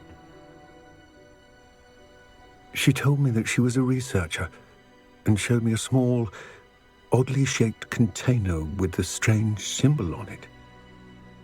She was certain it was made of goblin metal, but was unable to open it. She wanted to work together. Miriam. Yes. But how did you... Professor Fig's wife. He told me of her research, and I know of the container. Ah. The reverence with which she talked of goblins and their intelligence and skill, it caught me entirely off guard. I'd never been treated with such respect by a witch or wizard. So, to my surprise, I let her study the container if she would allow me to search the castle on my own. We parted ways, with her promising to share what she'd learned. More of Ranrock's recruits arrived, and we began to dig, eventually locating the first repository. Ranrock was thrilled with our discovery, but furious when I told him about Miriam. Berated me for trusting a witch, and I heard she'd been killed. You think Ranrock murdered her? I don't want to believe it, but I don't know. After that, something shifted in me. I had seen how the power from the repositories was transforming Ranrock, transforming all of them. I could no longer remain a part of it. Thank you, Lodgok, for telling me this. I tell you all of this so that you understand what is at stake. Ranrock never found all of Bragbor's journals, but the ones he did find suggest that Bragbor at some point built a repository far greater in size than the one beneath Rookwood Castle. What you've discovered here today worries me deeply. If Ranrock learns of the location of that repository, I fear we shall be destined for a great war. I will find out what Ranrock knows. Watch for my owl.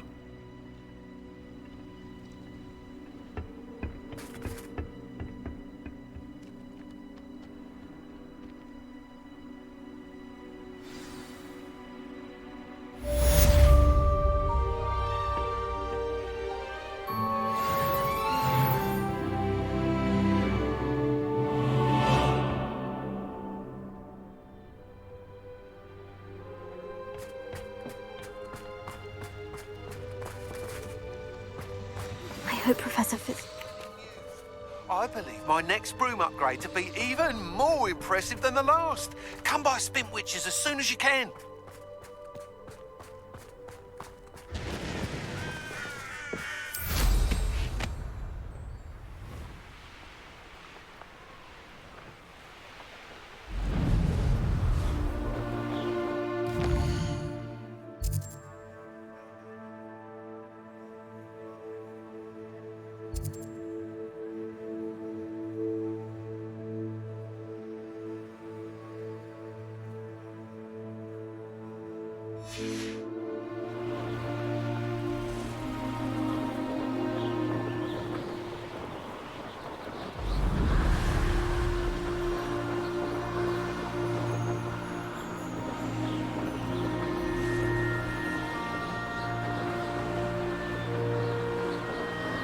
Revelio.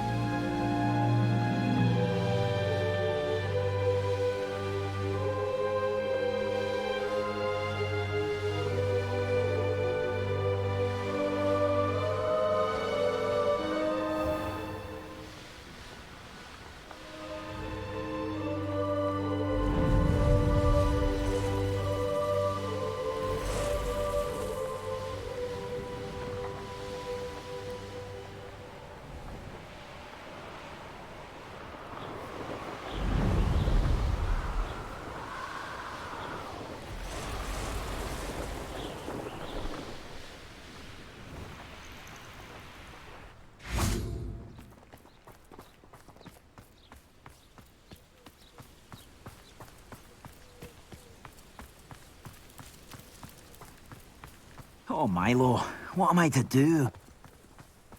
Revelio.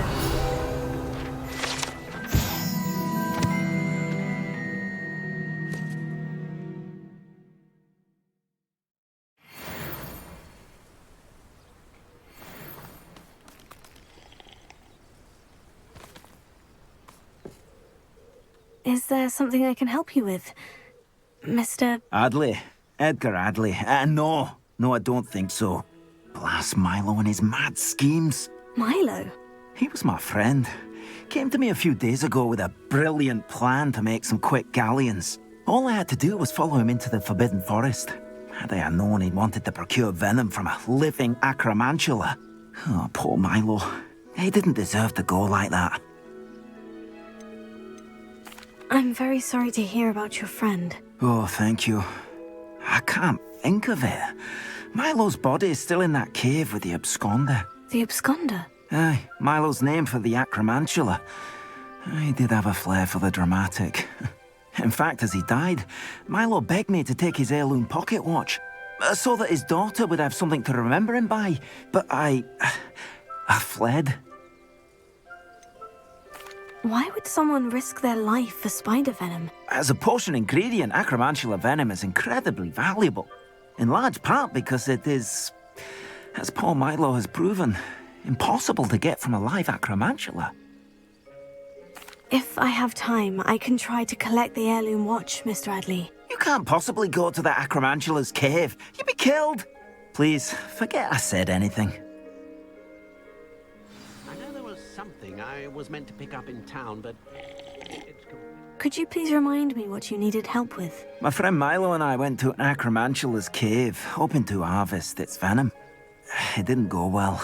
I barely escaped. Milo wasn't so lucky. I'm hoping someone can retrieve an heirloom from Milo's body to give to his little girl.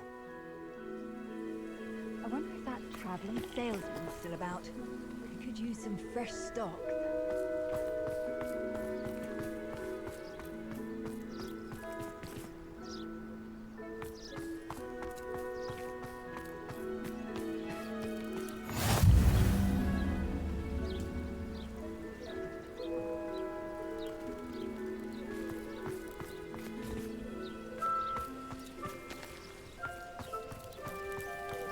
What are you up to now? What do we have here? A demiguise.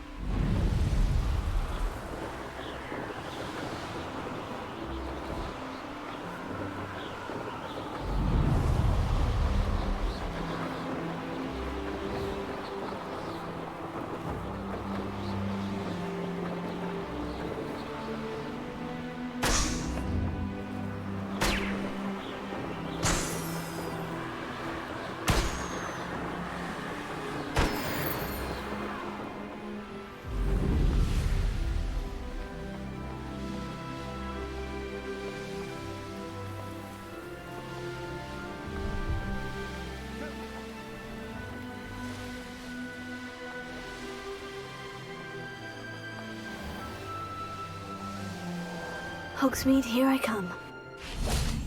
Revelio.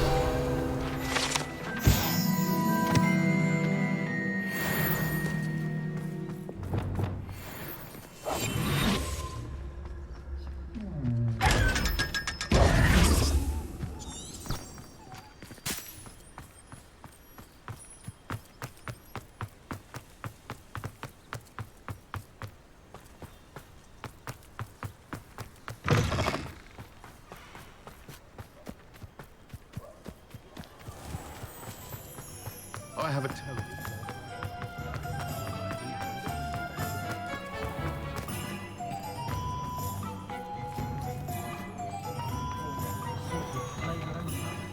I treasure those memories from childhood. Oh, one day I... Hello again. Wonderful to see you.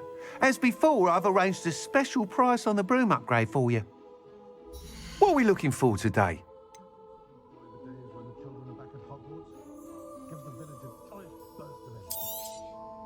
You'll be thrilled with that broom, I promise you.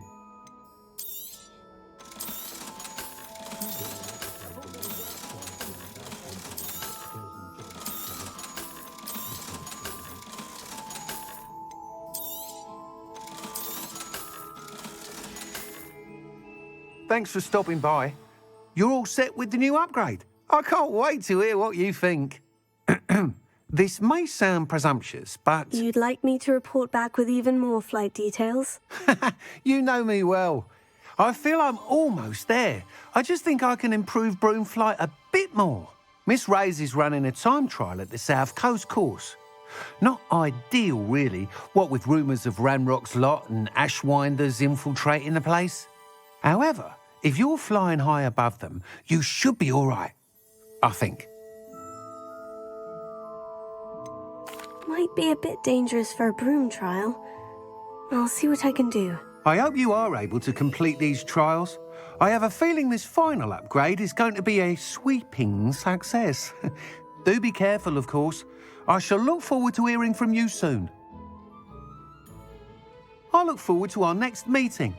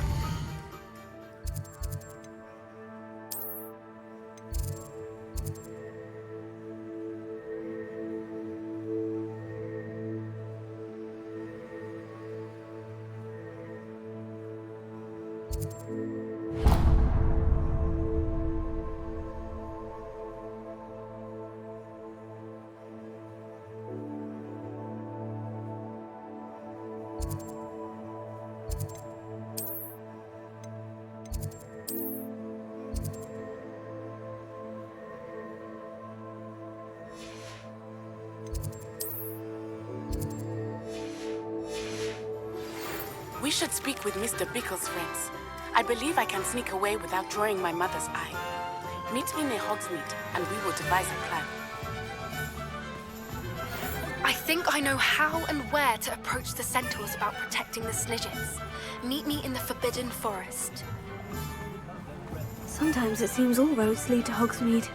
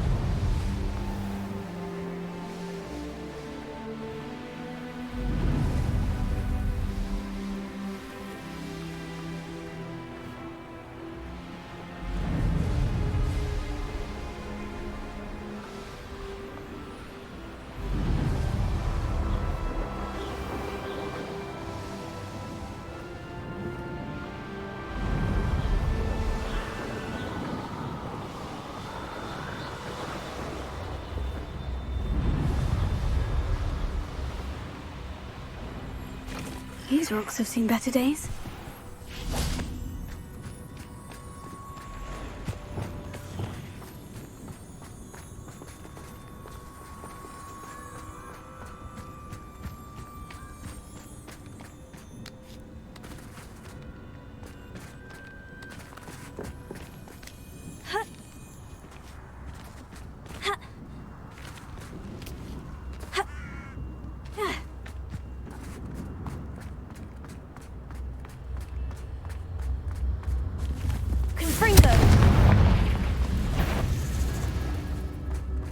cave must be somewhere in this maze. I wonder what else is in here. Revelio. Confringo!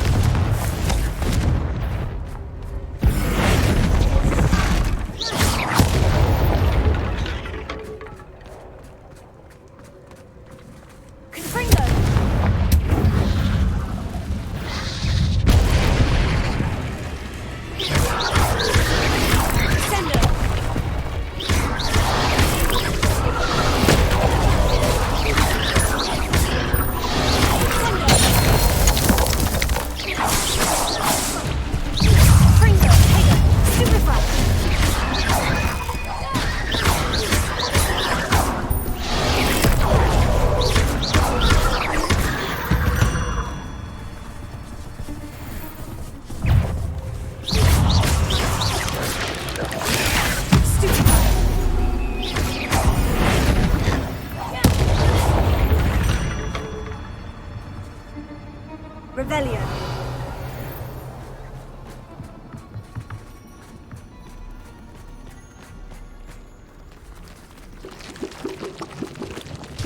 Confringo!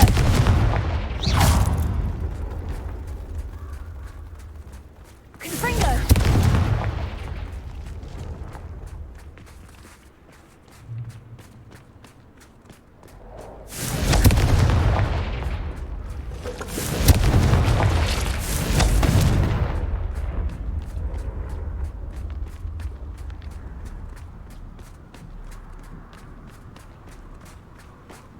This could be the Acromantula cave Mr. Adler mentioned.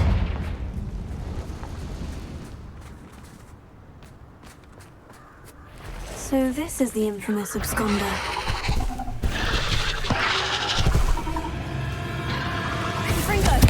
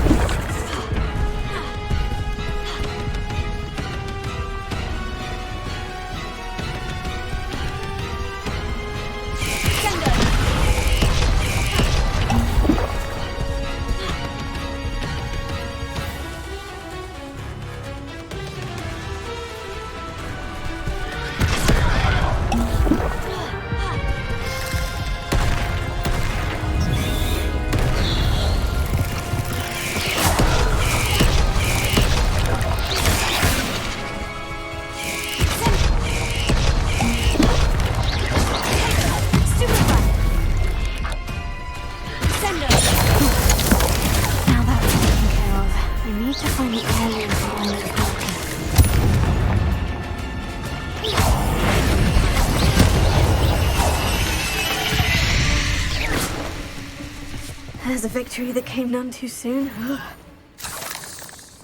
Confringo! Revelio! Confringo!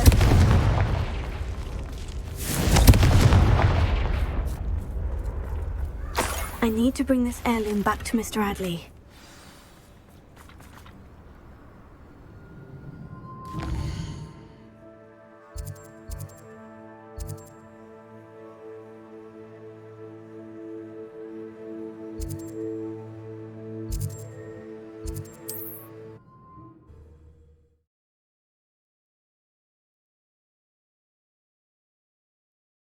Not sure how I'd fare in a little place like this.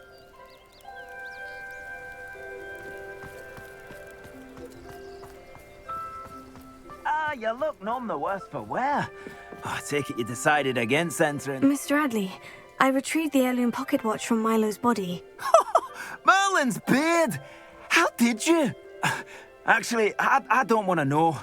I don't want to think about that acromantula ever again. Thank you. Thank you very much.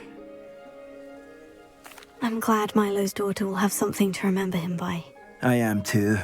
As far-fetched as his schemes were, Milo was a good friend, and I shall miss him.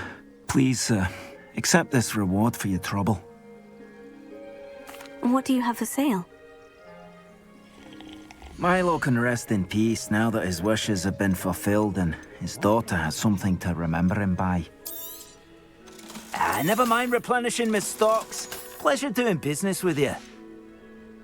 Thank you for stopping by. I appreciate your business.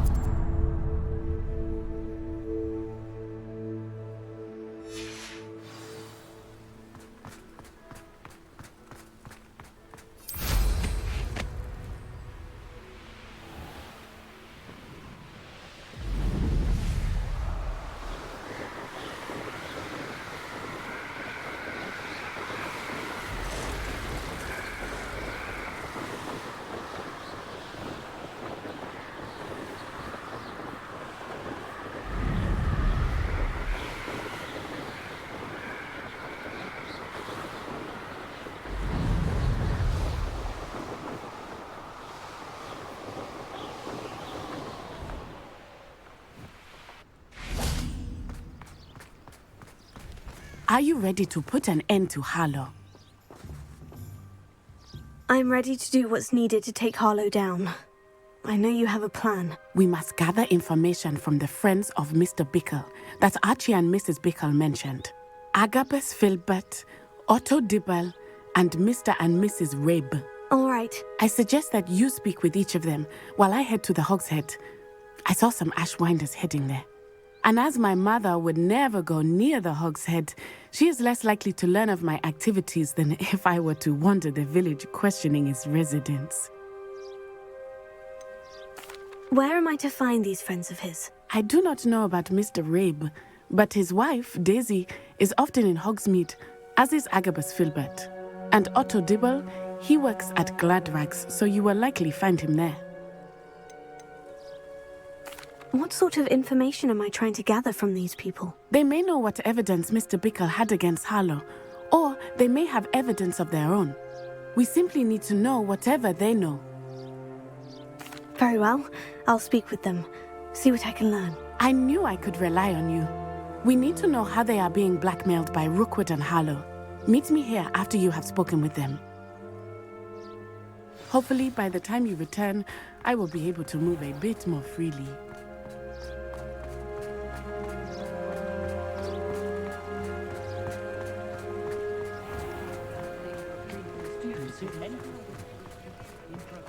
If it thinks it's got half a chance, werewolf would be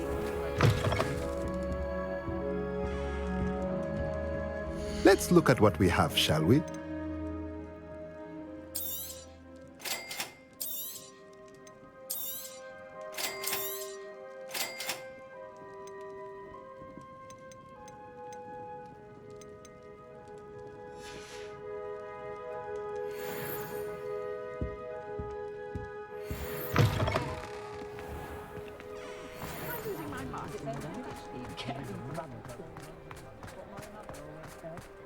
Not enough. Hearing those old fairy tales like...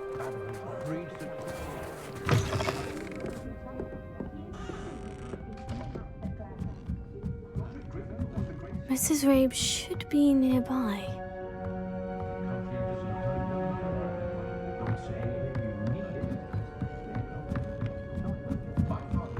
Oh, Isco, what have I done?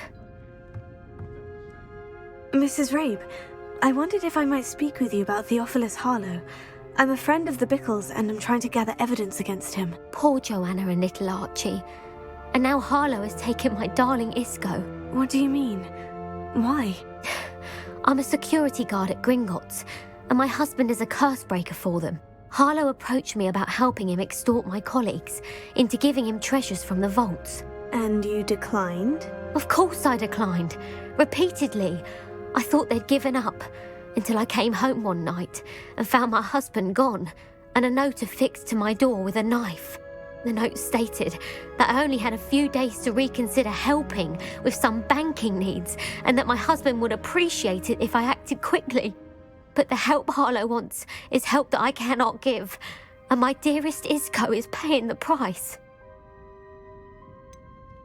Why wouldn't Harlow extort your husband? Isco's job is even more removed from the vaults than mine. He travels the world for the bank. He could do nothing for Harlow. I'm the one in the bank on a daily basis, which evidently makes me an enticing target for blackmail. Have you helped Harlow since your husband was taken? No, I'm worried sick about Isco, but he'd never want me to compromise my integrity. I also know that he's extremely clever. That said, I was hoping he would have escaped by now. It makes me concerned as to why he hasn't. Are you sure the note means that your husband was kidnapped? What else could it possibly mean? Besides, I came home to find that someone had trampled the daisies in our garden. It may sound silly, but those were Isco's pride and joy. He would never have let that happen. Thank you, Mrs. Rabe. Knowing the lengths that Harlow will go to is helpful, albeit more than disturbing. Mr. Bickle was trying to help us, but now he's gone. I don't know what to do. I shall do all I can to get evidence against Harlow, Mrs. Rabe. Very well. Here's the note I received. You must be careful as well. Please don't put yourself in danger.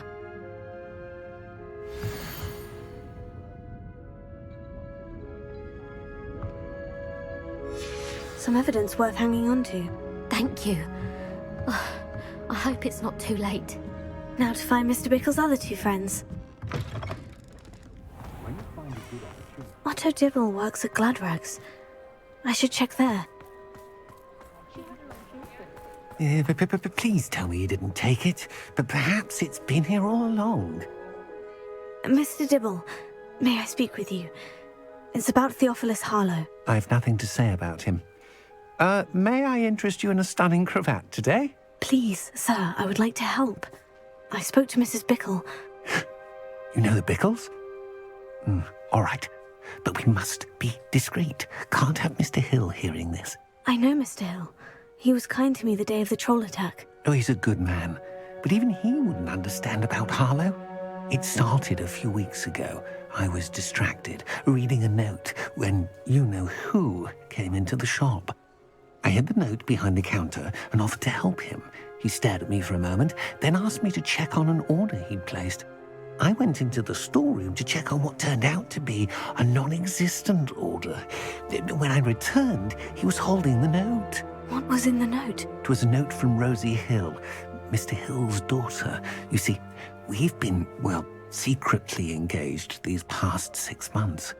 We haven't told Mr. Hill yet.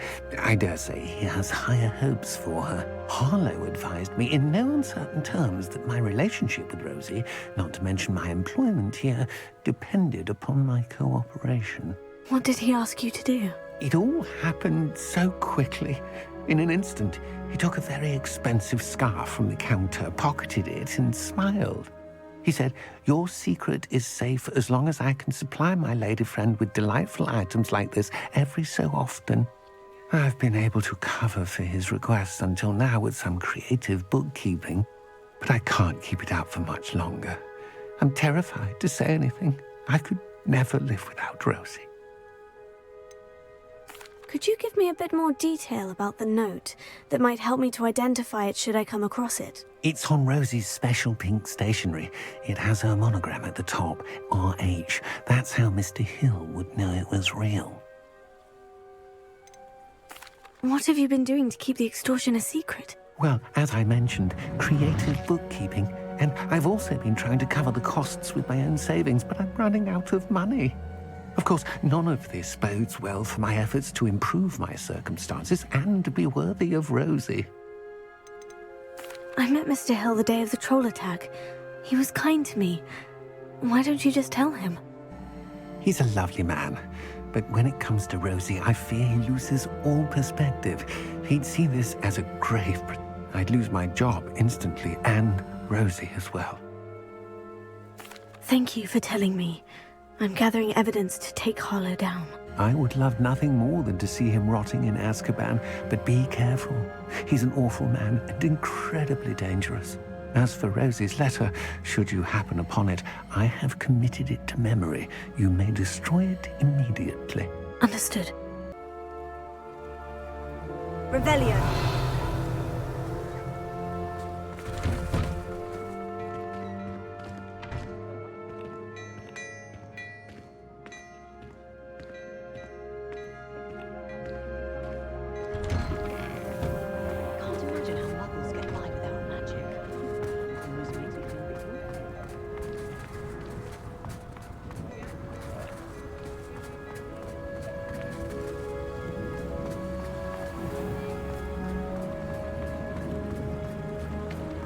Something threatens me.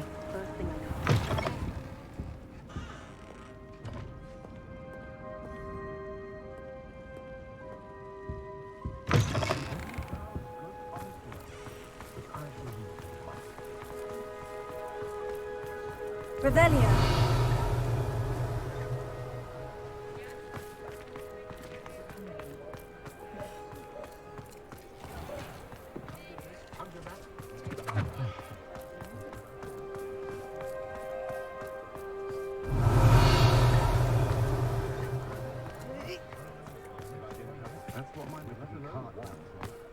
Very rude.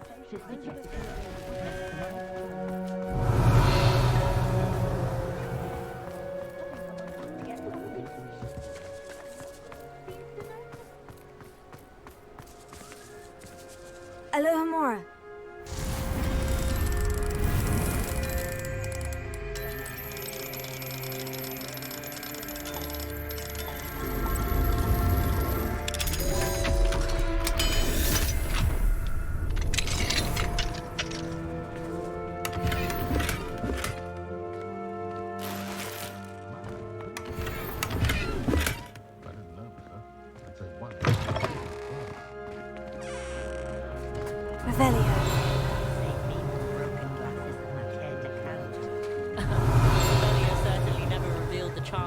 Potions, Professor, back when I was at school.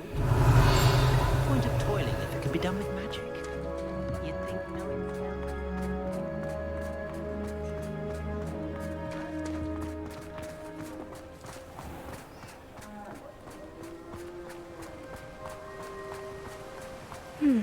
Agabus Filbert must be around here somewhere. Hello there. Excuse me, Mr. Filbert.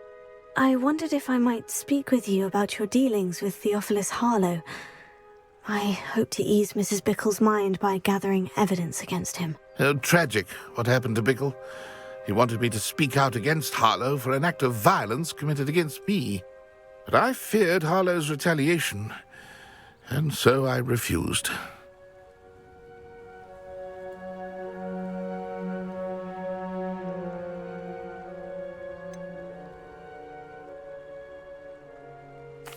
You may have shared Mr. Bickle's fate if you had spoken out against Harlow, as he requested. Unfortunately, I suspect you're right. You said that Harlow committed an act of violence against you. Could you tell me what happened? Before my extraordinary wife, Dulcibella, passed away, she had just completed a small book of poetry. As a surprise for her birthday, one she never had the chance to celebrate, I had the book beautifully bound and plated in gold. One day, Harlow came calling to punish me for having spoken out against the Neanderthals that comprise Rookwood's lot. Before I knew it, I'd been petrified, and Harlow was rifling through my home. He found the book of poetry, with its exquisite gold plating. I watched helplessly, lying there in my entranceway as he walked away with the book, laughing as he went. I was shaken to my core. Still am, to be honest. I imagine you fear Harlow retaliating again. But do you mind if I share this information with Officer Singer? I suppose I have no choice. This extortion can't go on forever. You can pass it on to anyone who may be willing to help.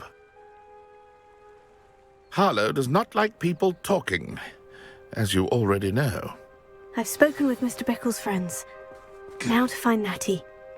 Aloha Mora.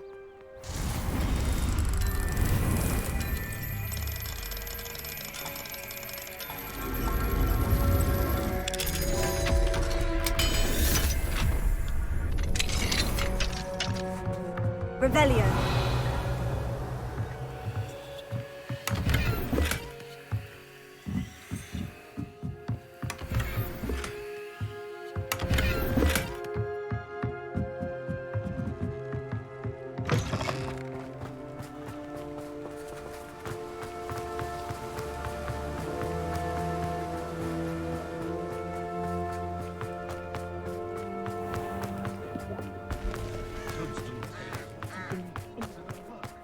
Revelio. Hengist of Woodcroft. Aloha Mora.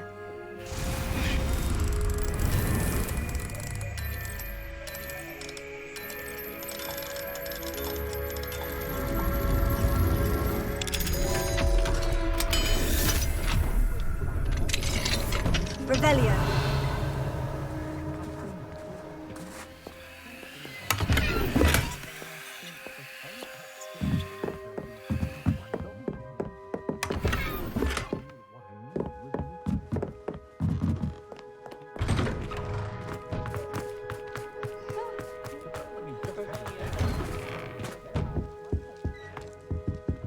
Let's look at what we have, shall we?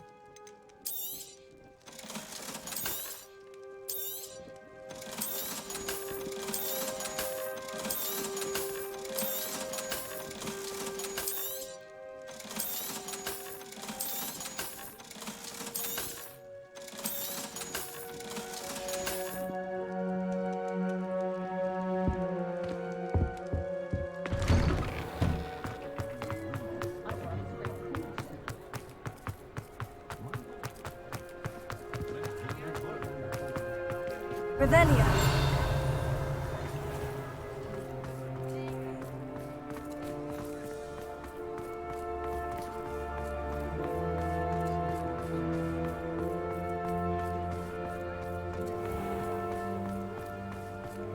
Extra, extra!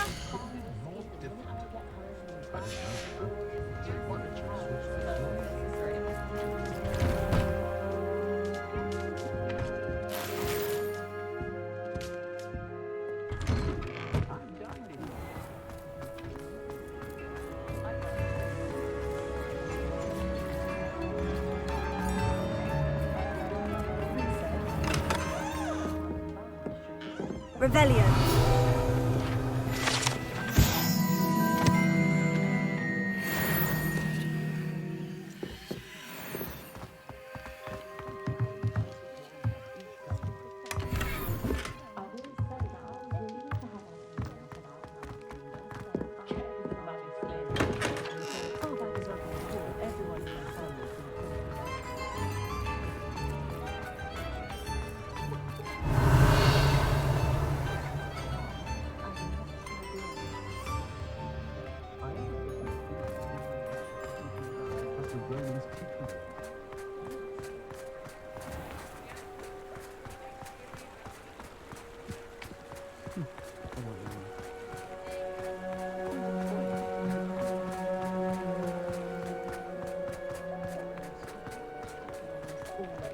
Who's just come from.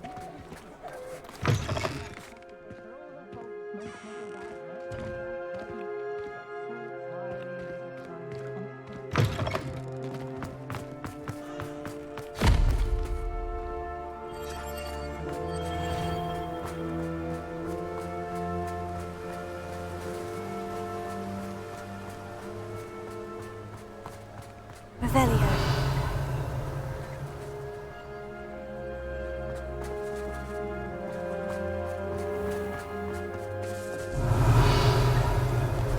Swear to Mary, that's socializing together makes a life close. I swear on my mother's grave, the statue near Irondale looks different than I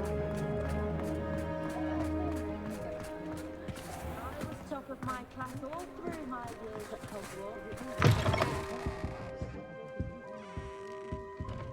Let's look at what we have, shall we?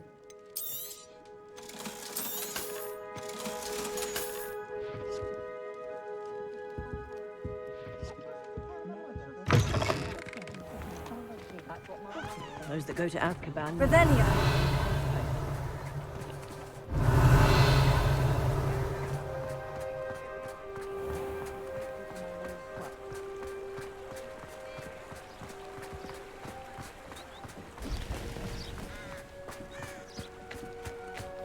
It's not like Natty to be late. She said she was going to the Hog's Head. Perhaps I'll find her there.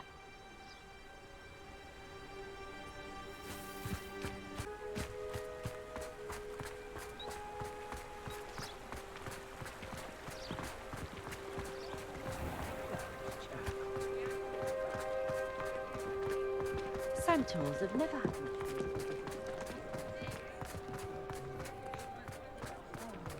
Let her go.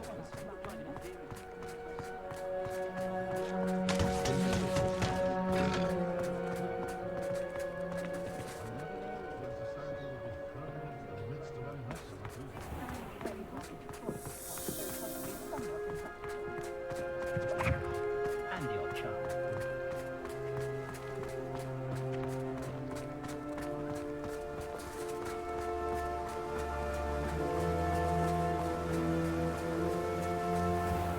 Natty must be around here somewhere.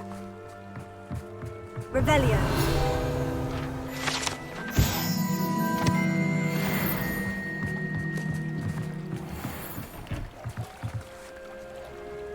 Natty's wand. She can cast without it. She wanted me to find this. She's in trouble. Revelio will show me where she was taken.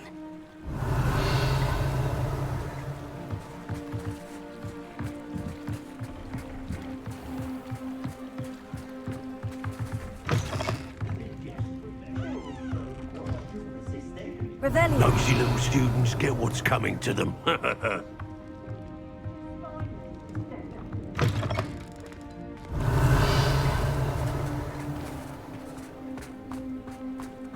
Natty must have been taken this way. I need to find her quickly.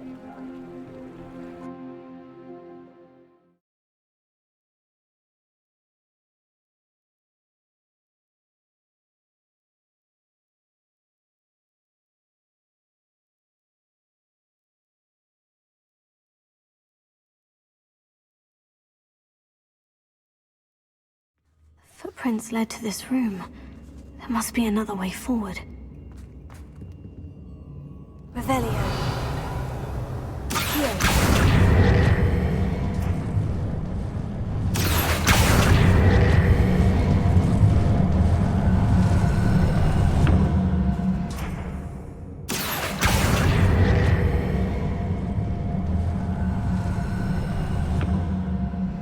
The hidden door.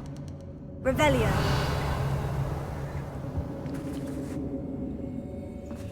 Natty must have been taken this way.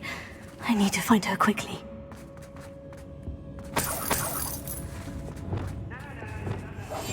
Revelio. I've robbed every traveling vendor that passed through here. They never see it coming. I'd better be sure I'm not seen. Nothing even worth stealing in Murrenween. It's got to be worth. Using that girl as bait, no one's coming for her. We ought to just kill her. Harlow says her friend had been reckless enough. He wants them alive. Only a Hogwarts student would be arrogant enough to come in here alone. Just keep an eye out. Revelio.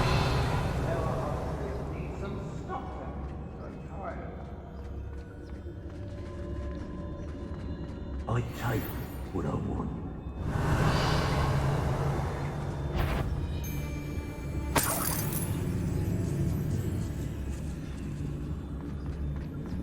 I heard Centaur's quieter than you. Last time I saw you claiming you had a full belly was when Arthur cranked. I've had enough of Feldcroft. Hope I never have to. So tell us. I ain't allowed back in Gladrags on account of my light fingers. Do you remember the first life you took? Can't say.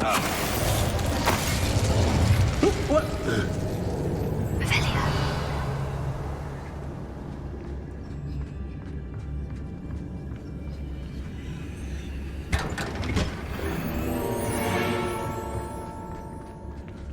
Locks and guards can't stop me.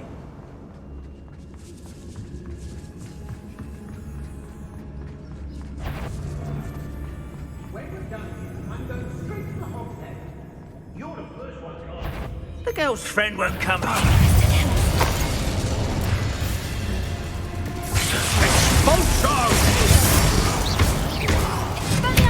the hell?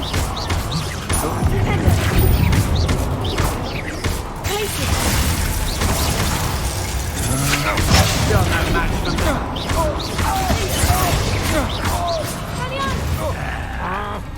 What are you, shy? I've seen more courage in a Porlock.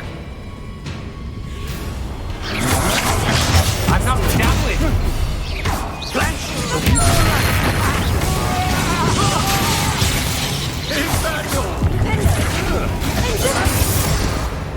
Revelio.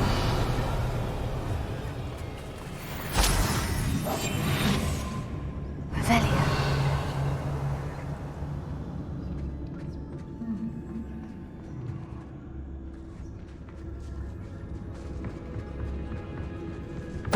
So tell us.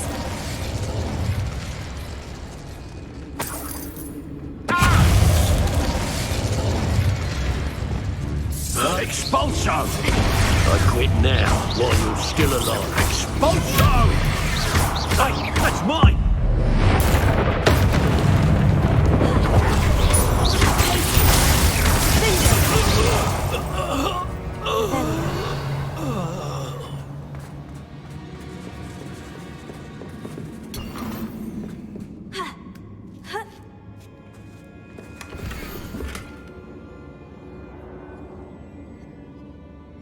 Otto Dibble's love letter from Rosie.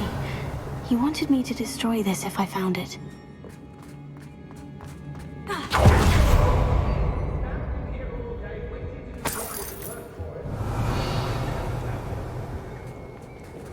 Accio! Guardian Leviosa! Revelio!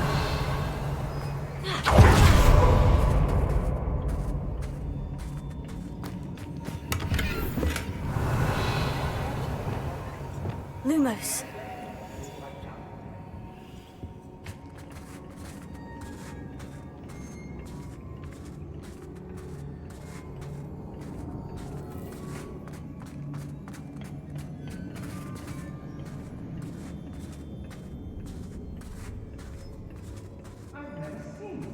Revelio.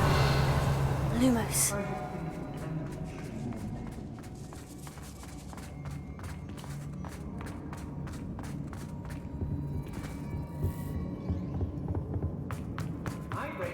Revelio. They're incapable of defending themselves.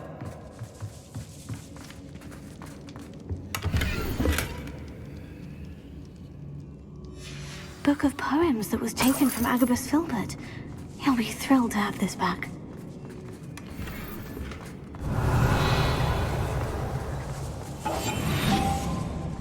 Girls be nothing but trouble.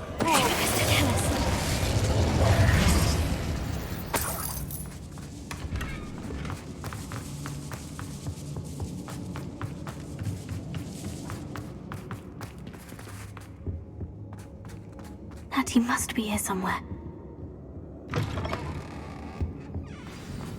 You found us! Revelio. I knew you would realize I had left my wand for you. Aloha. Speak to Mr. Raven.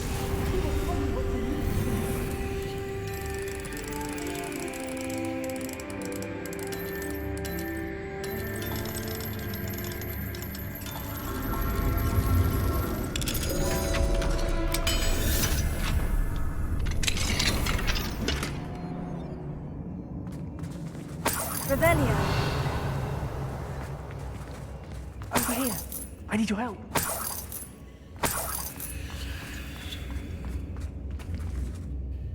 Mr. Rabe, Daisy told me you'd been abducted. You spoke with my wife. How is she? Worried about you.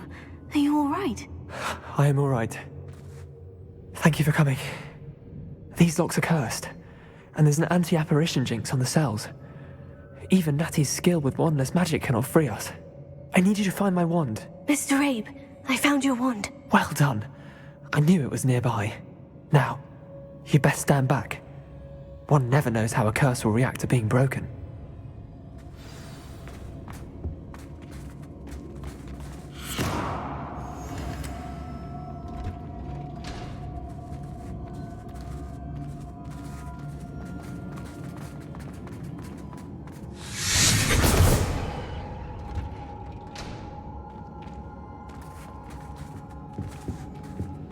Thank you, Mr. Isco. My pleasure. And thank you, my friend. We owe our lives to your bravery. I may be too weak to disapparate with you both, but I can try. You go ahead. Find Officer Singer. We will get out of here on our own. Very well. But be careful. Thank you, my young friends. Be prepared for a fight. These Ashwinders must pay.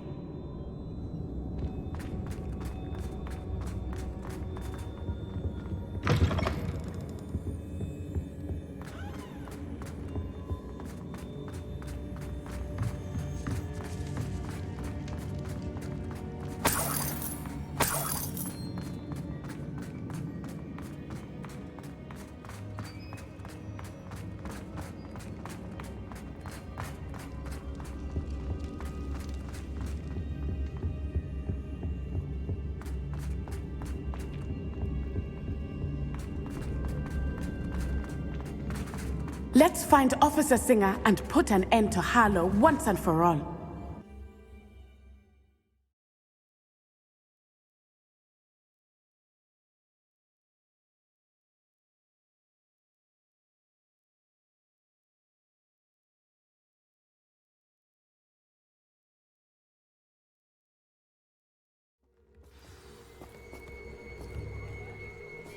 Natsai Onai. I should have known. And you, the troll dispatcher. Oh, thank goodness the two of you are safe. Isco Rabe told me a couple of students had rescued him. Should have known it was you two. Is Mr. Rabe all right? He is. I sent him home to his wife. Miss Onai, your mother will not be pleased to learn that you're still risking your safety pursuing these dangerous men. Actually, Officer Singer, Natty and I learned of several Hogsmeade residents who've had their lives threatened by the Ashwinders. In addition to abducting Mr. Rabe to blackmail his wife and Natty, Rookwood and Harlow have also extorted Agabus Filbert and Otto Dibble. I will look into all of that. As for the two of you, I appreciate what you're trying to do, but you are taking great risk. Next time, please let the authorities handle the Ashwinders.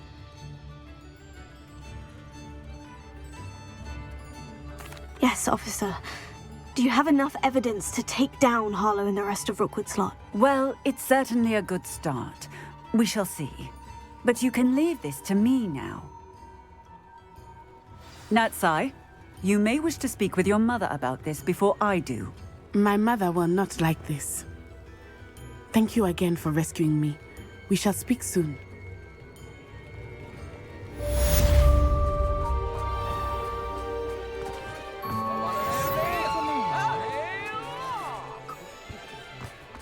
Here you are, a true patron of the arts.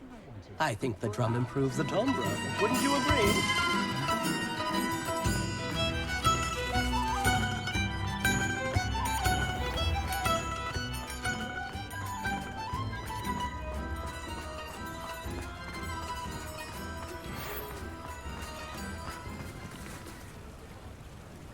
The Ashwinders have ceased pestering me.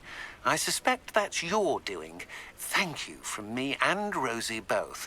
We're just leaving for our honeymoon, after we tell Mr. Hill of our recent marriage. Wish me luck.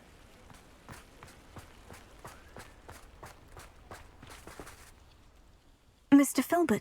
I have your book. But how did you... Oh, thank you.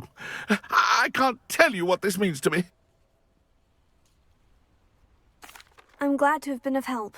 Oh, my. I cannot believe I have this bit of my dearest Dulcibella back. Thank you, my young friend.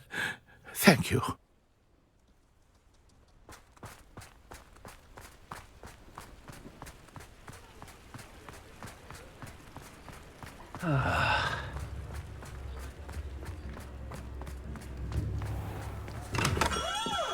Hello there.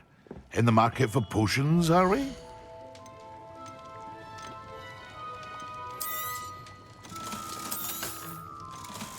Hear you found a bit of treasure in the forest.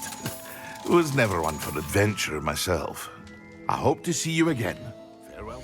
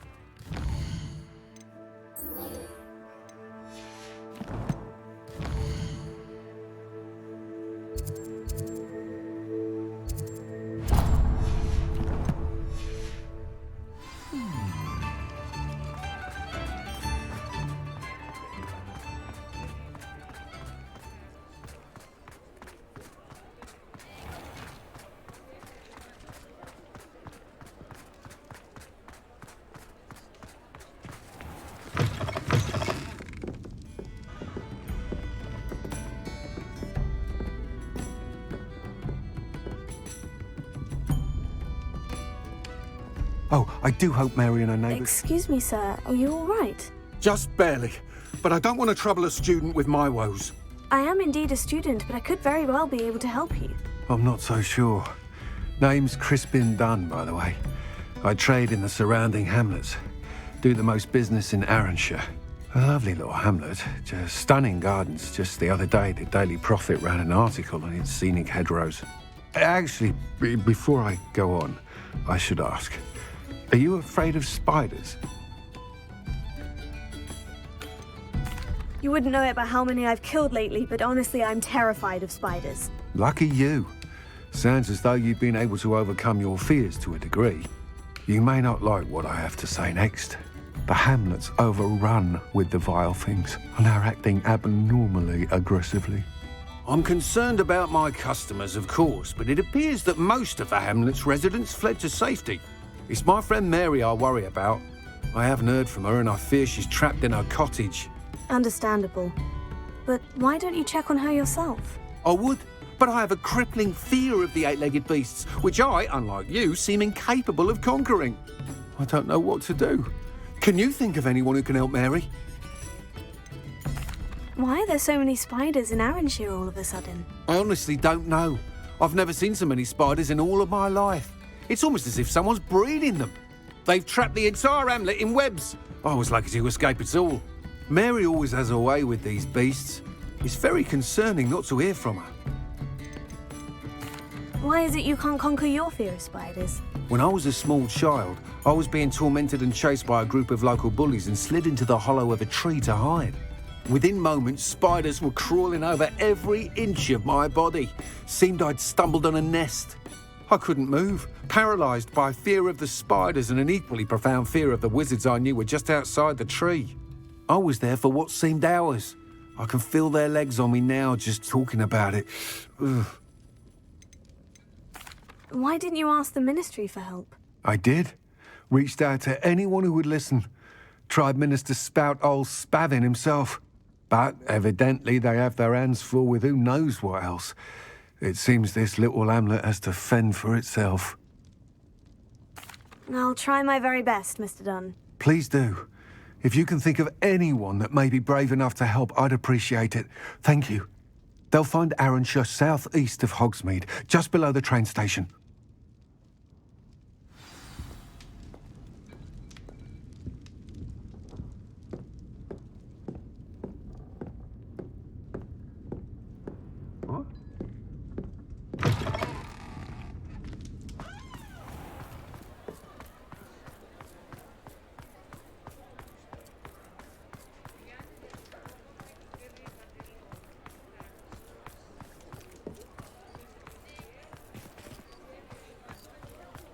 Does it get any more cozy than Hogsmeade?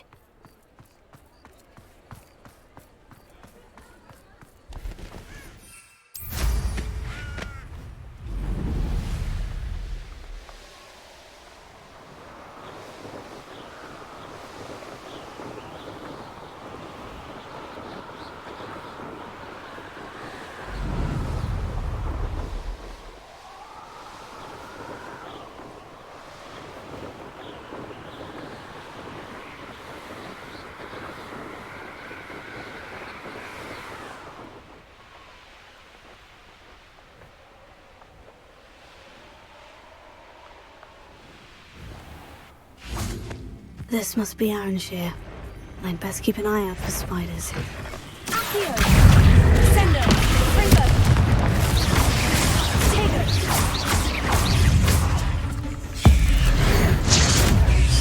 Even more aggressive than I'd expected.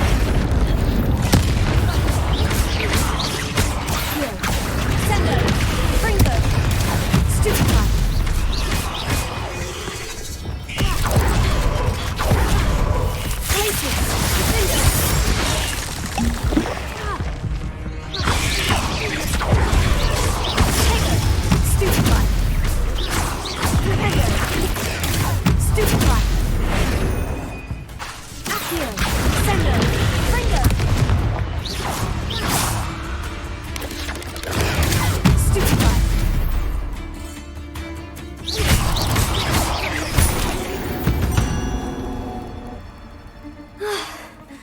Surely that's the last of them.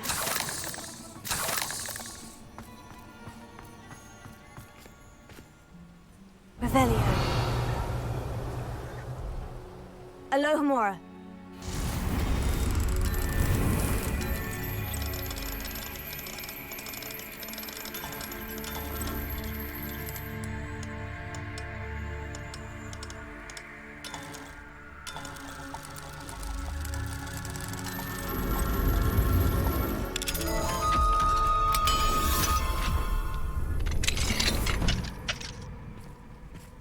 Mine now, demiguise? Oh no, this must be Mary. Poor woman.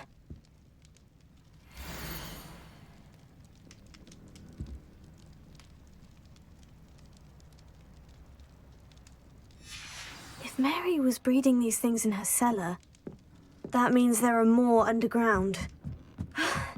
I'll need to destroy every last spider in that cellar if this is to end.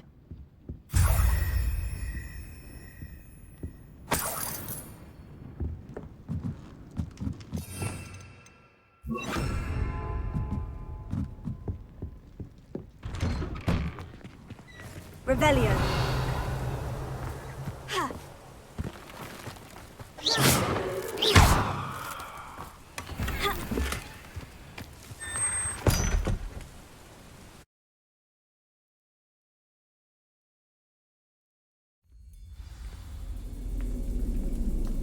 This is where Mary bred the spiders.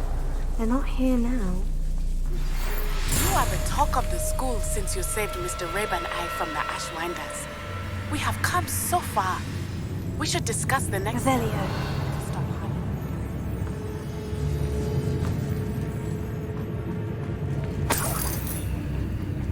Well, this isn't a good sign.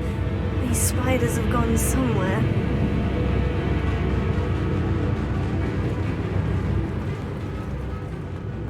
A ladder? I'm not sure I want to know where this leads. Best be ready for whatever I may find down there.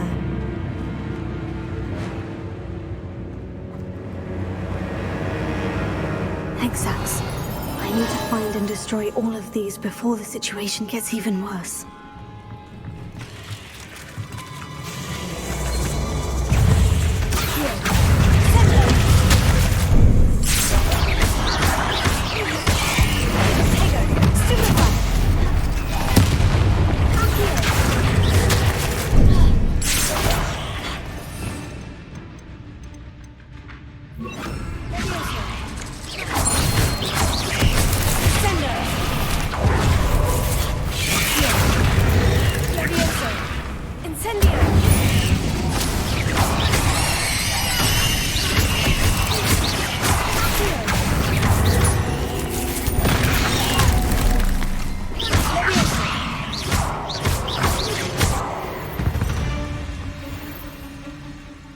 Is simply too many.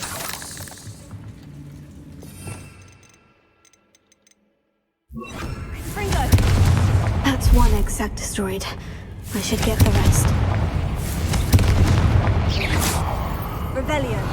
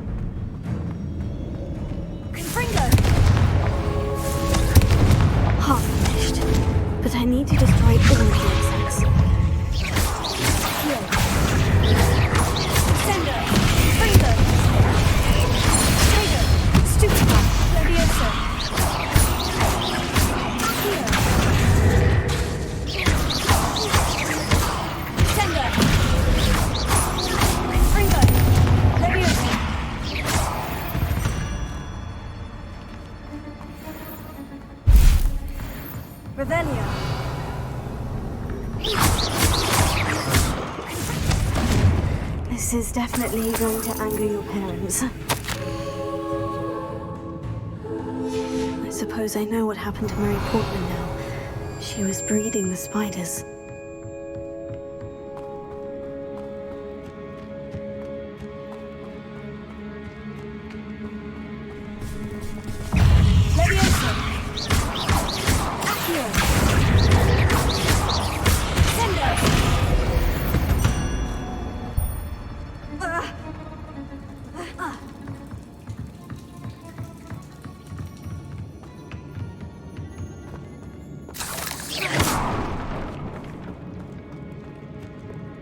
To think that they see me, but I don't see them.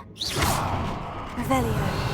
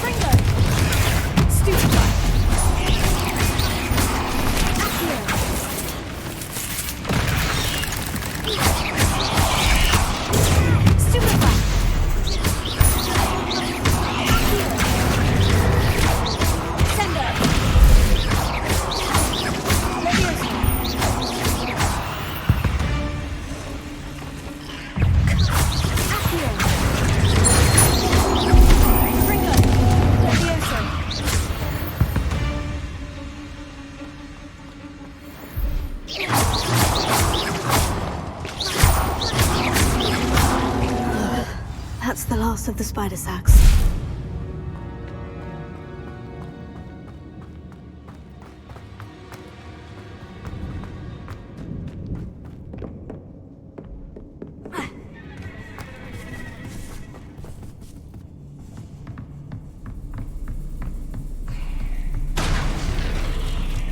So I hope that's the last spider.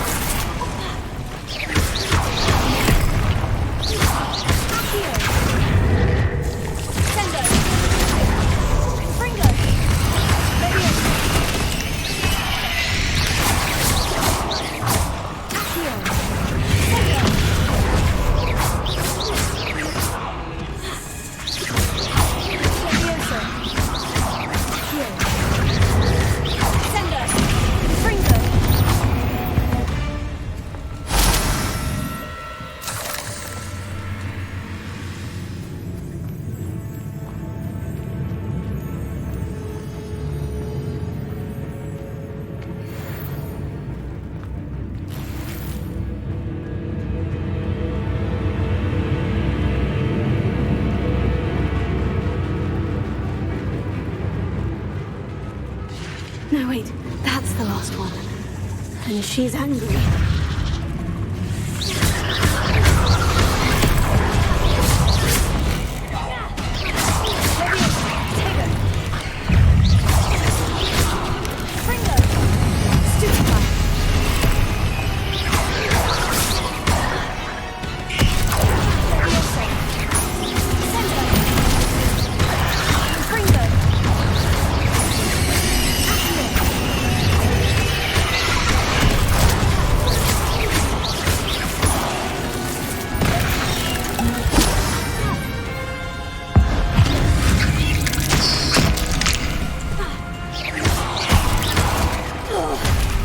I'll be having nightmares for the rest of my life after that. Leviosa! Send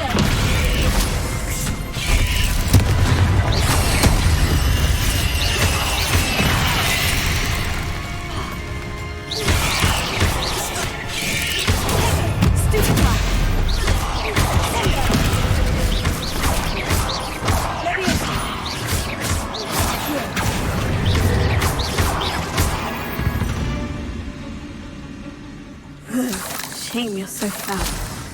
Revelio.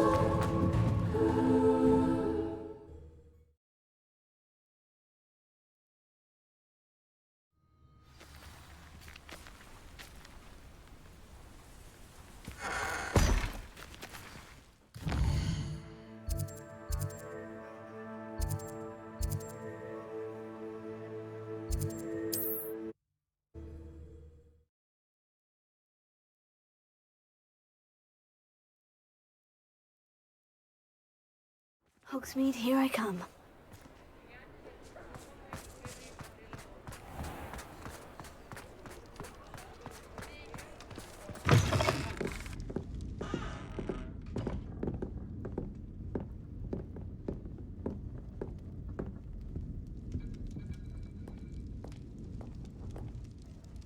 Mr. Dunn, I have some news. Thank Merlin. About my sweet friend Mary. I'm so sorry, Mr. Dunn. She was an innocent victim. Poor Mary. Fighting for the Hamlet to the bitter end, no doubt. A noble sacrifice. She truly was a remarkable woman. Remarkable. She didn't deserve this. Few do. I am sorry about your friend, but you'll be relieved to know that I cleared out the spiders. It's safe to return now. You? You cleared out the spiders? I can't believe it, but I'm certainly relieved. I imagine the first order of business will be to help the Hamlet rebuild. I suppose I have nothing to fear from dead spiders. That's the spirit. I wish you the best of luck. Thank you again for all you've done. I shall keep you apprised of the Hamlet's rebuilding. Glad I could be of help, and I look forward to visiting your shop the next time I'm in Arranshire. To dearly departed Mary.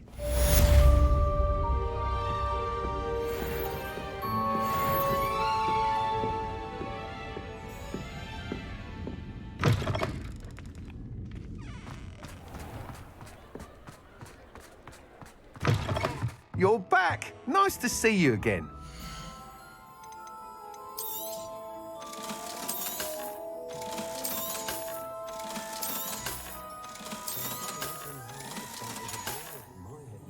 Thanks for stopping by. Hope to see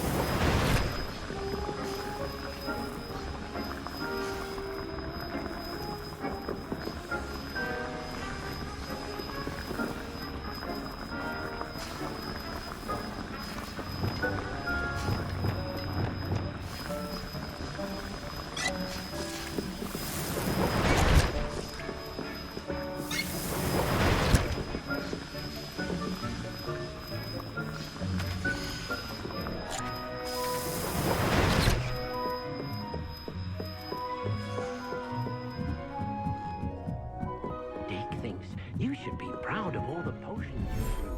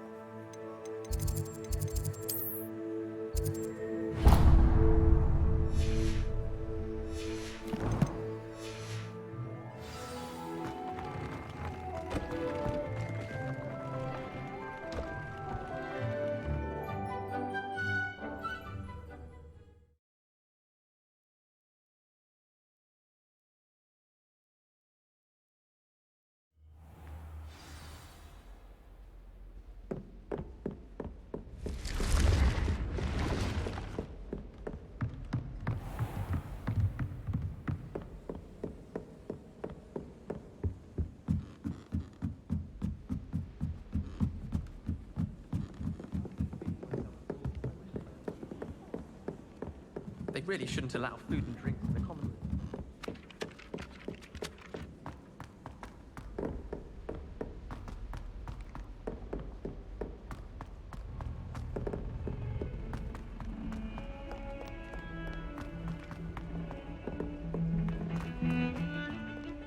Now what am I supposed to do?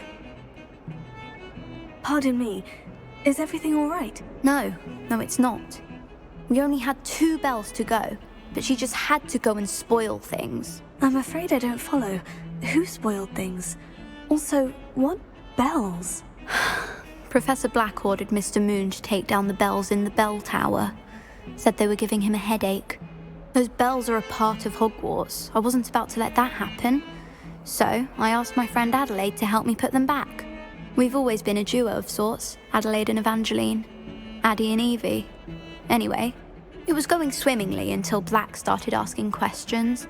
Then she wasn't comfortable with our rule breaking. Now I'm stuck, unable to tell which bell goes where. Is it really that important that the bells go back up? Is it really that important? They're part of the school's history. Those bells likely told a young Merlin that he was running late to Charms, or called Ignatia Wildsmith to dinner. We can't simply fiddle with history. We're meant to be its stewards. It's certainly an odd decree, even for Black. Taking down the bells for a headache. I agree. I thought it might also have been that they interrupted his hourly naps. That's all he does in his office, you know. But then I heard... Can you keep a secret? I can. I heard from Alice, who heard from Ollie, who heard from Eugenia, that it's because the bells reminded him of his wedding day. Breaks out in a sweat every hour on the hour, but Mum's the word. If only 2 bells are left, isn't it fairly easy to tell which goes where? Easy for you, perhaps. I happen to be tone deaf. Mother likes to say I couldn't carry a tune if it hopped on my back like a chocolate frog. No point putting them back in if they don't sound just as they did before, for the sake of historical accuracy. Perhaps I could help put the bells back up. Really? Oh, that would be wonderful. The bells are in the bell tower just above the music room. You're certainly of more help than Adelaide. I imagine the bells are just inside the bell tower. The bells are back up, Evangeline. Ah, you're a credit to the school. I can't wait to hear them. I can't wait for the headmaster to hear them. I wish I could see his face. Future generations may not truly appreciate what you've done, but I do. And I hope that you do as well. You don't know how much this means for me and for Hogwarts.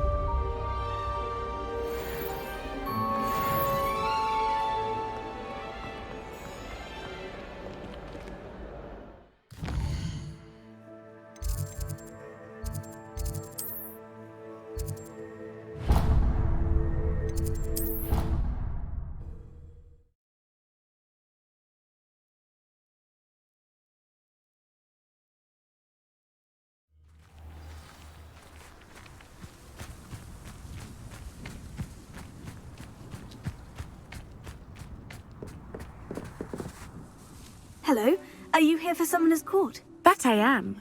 Don't expect to be as lucky here as you were in Crossed Wands. Speaking of which, care to play a match? Of course, Charlotte. Then may the best summoner win.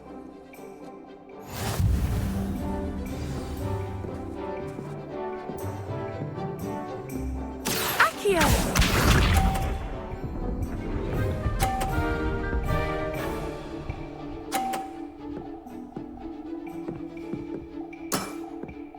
Precisely as planned.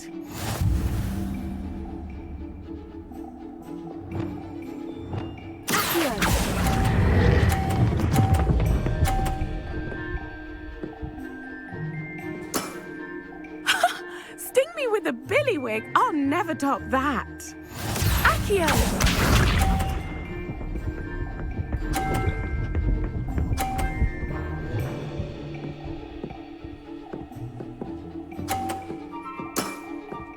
Precisely as planned.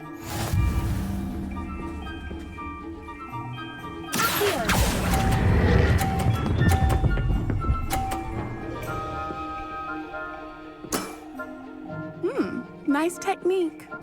Accio!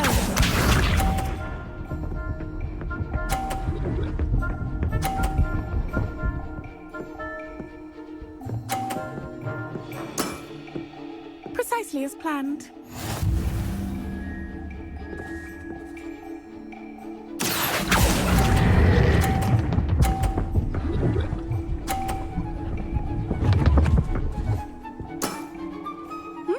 Nice technique. Well, you are good.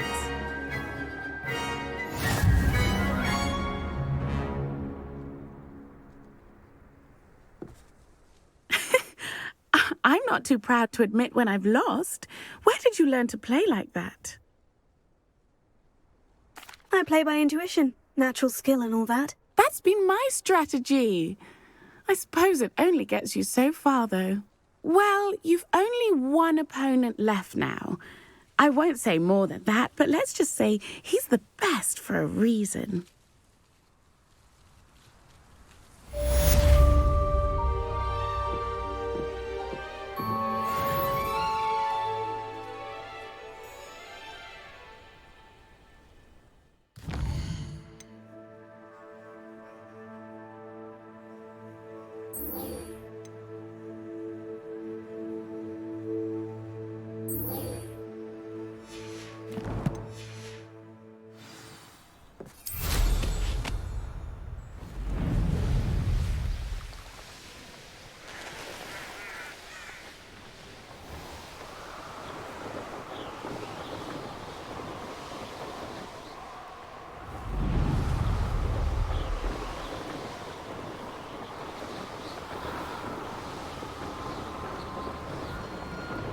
And where did I set my traps?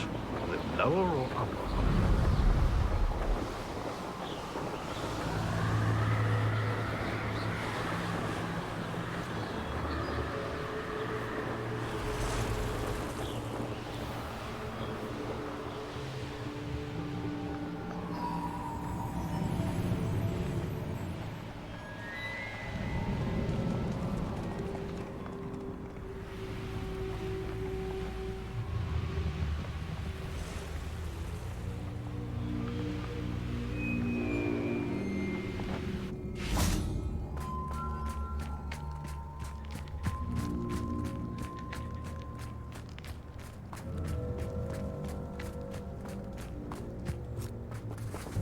I can do this. I can do this. They will want to help. Is this where we're meeting the centaurs? Well, they don't exactly know we're coming, so it's less of a meeting and more of a surprise, I suppose.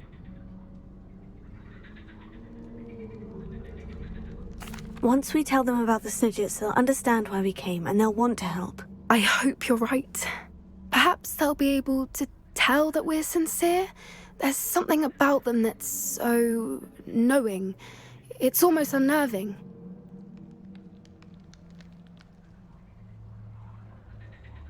I suppose they are known for having an air of omniscience. That's exactly the right word. I just... never mind. What is it? It's nothing, truly. We've no secrets to hide. That's right.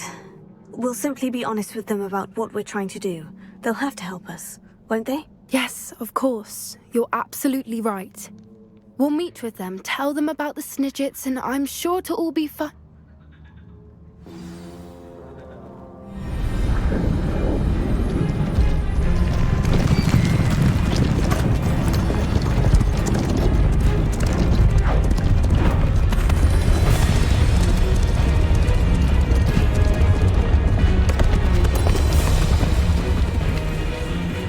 What do you think you're doing here, humans? Please! We were hoping to speak with you. Ah! I suppose you'd like a tale for your friends of the time you spoke to a centaur, and it spoke back. No, never! We're here because we need your help. Enough! You made a grave error in judgment in coming here, little witch.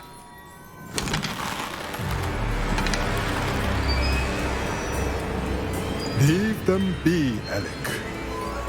We do not harm the young. It is not our way. You forget your place, old fool.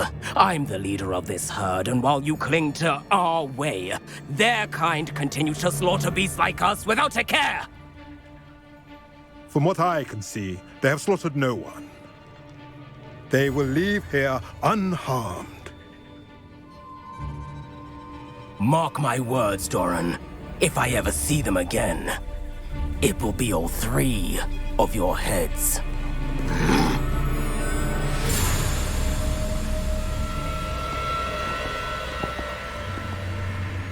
Foolish children. Do you know what happens to wizards who wander here? Now, follow me before Golden Snidgets are still alive, and the poachers are after them. They know that the key to finding them lies in the moonlight, but they don't know what that means, yet. Please, help us find the Snidgets before the poachers do. Could it be?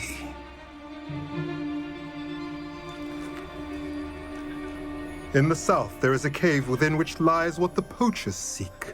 A moonstone. Retrieve it and place it in the henge in the forest. I, on the other hand, must go speak with the herd. Find me after you have done this.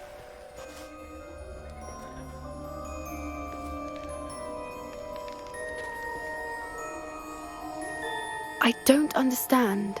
So the moonlight mentioned in the journal doesn't refer to actual moonlight, but to a moonstone. What do moonstones have to do with Snidgets? And why was he so certain about where we could find one?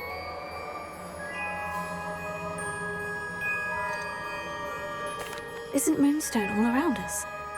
Why retrieve one from a cave? Knowing centaurs, I suspect he's referring to a specific moonstone. We'll likely know it when we see it. I don't know, but I am inclined to believe him, what with his being a centaur and all. I am too.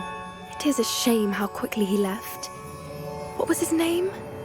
Doran. That's what the leader of the herd called him. Well, if Doran knows something we don't, I'd rather act now and ask questions later. I can head to the library and start looking into the cave you mentioned. I'll let you know what I find.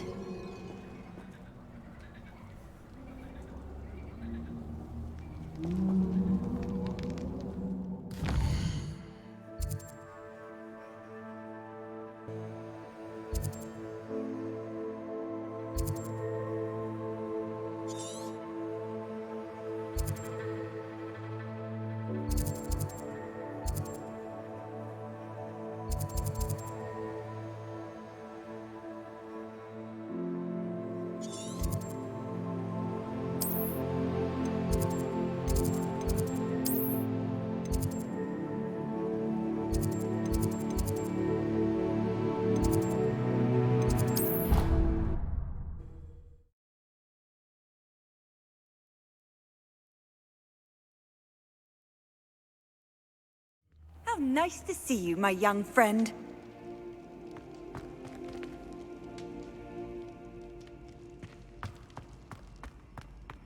Revelio.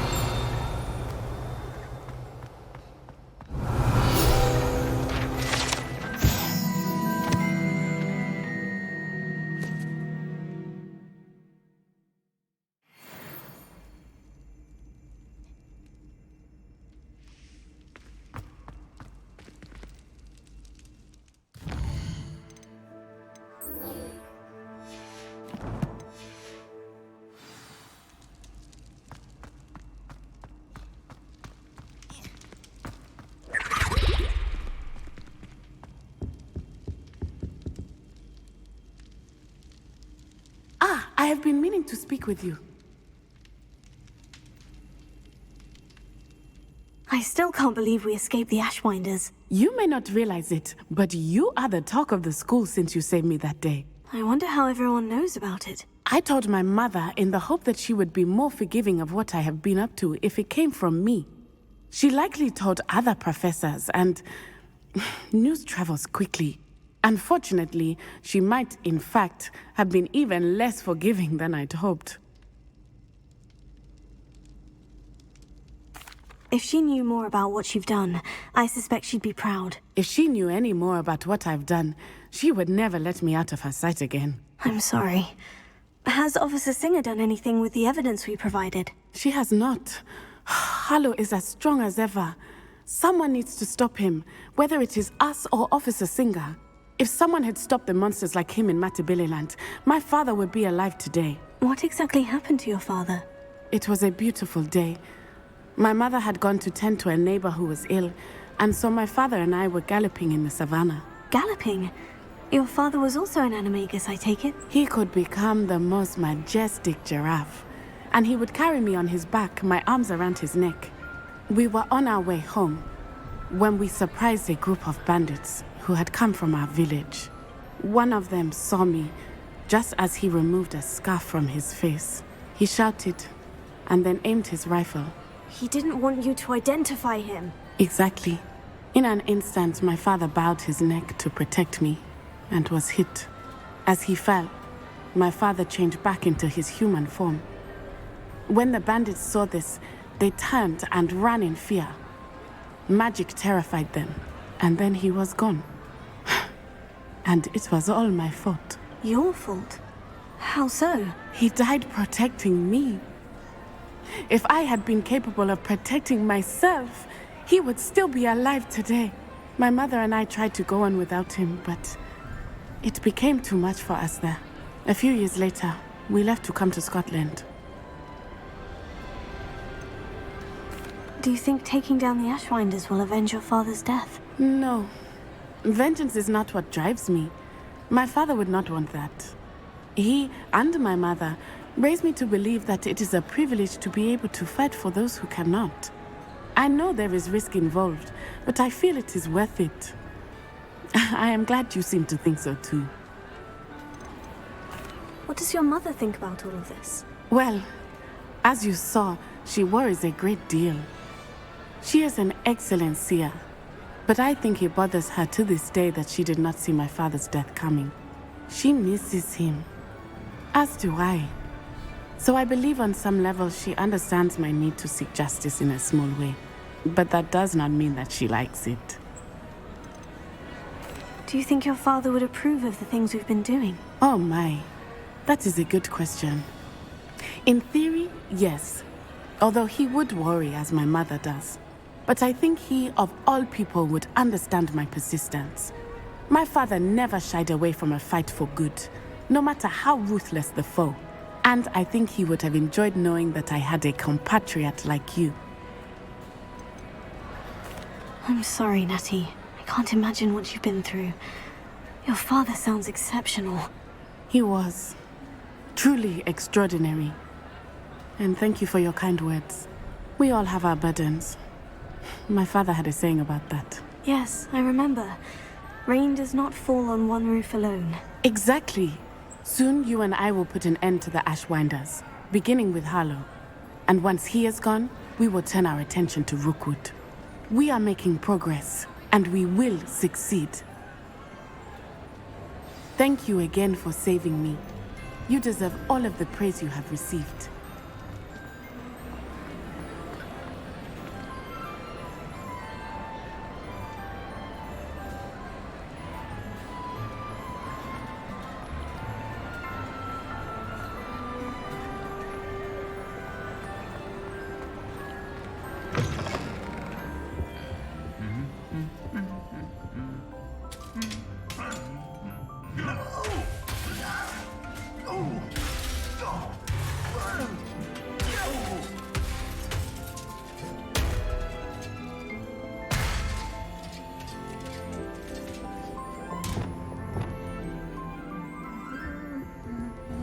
Reparo.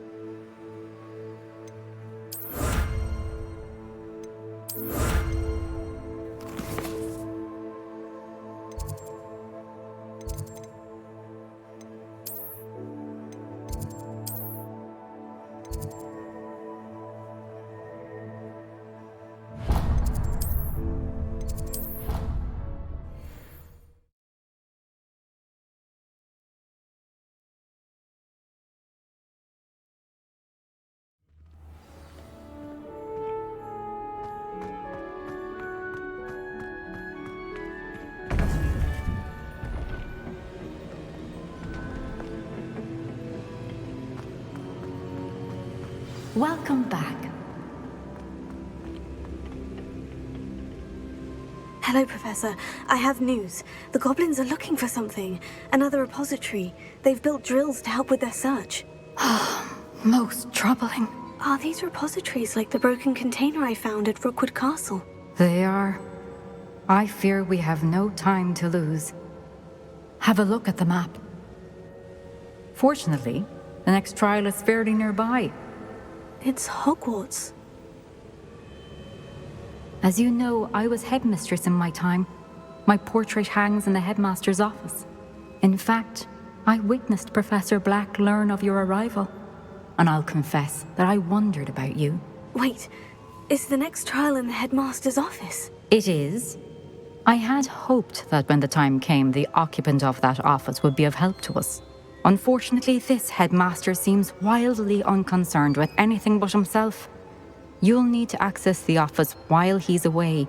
I understand. Very well. We'll find some way to get in. Good.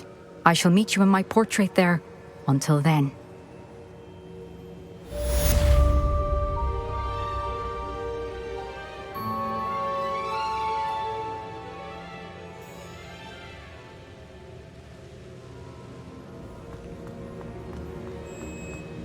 How will I gain access to the headmaster's office?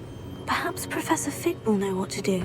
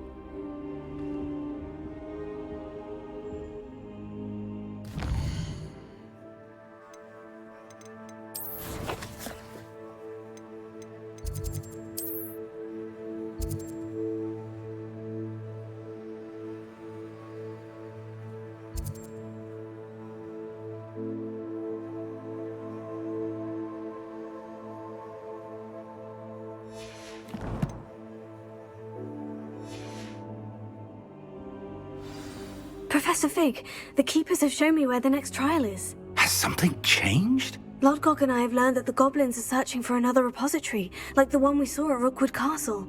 And I discovered that they're building massive drills to help in their search. Professor Fitzgerald seemed very concerned. I see. Ranrock clearly knows even more than we suspected. And sir, there's something else. Lodgok knew Miriam. He knew Miriam? They encountered each other at Rookwood Castle. She was doing research. That's where she found the container with the port key. He liked her so much that he let her leave with it, despite orders from Ranrock. I don't know what to say. She could win over almost anyone. I want to hear more of this. And, in fact, I'd like to speak with Lodgok directly. But we've no time now. Where is the next trial? Believe it or not, it's in the headmaster's office. Incredible. Very well, you'll need the password to get past the stone gargoyle. The headmaster's house elf will know it. I don't know the headmaster's house elf. Will he even speak to me? I imagine he's loyal to the headmaster. He is. So you'll need a disguise. I have just the thing. A polyjuice potion. You'll look and sound like Professor Black. Wait, doesn't polyjuice potion require a bit of the person you want to change into? And take ages to brew? It does. So how do you already have polyjuice potion to change into Professor Black? One never knows when such a thing may come in handy.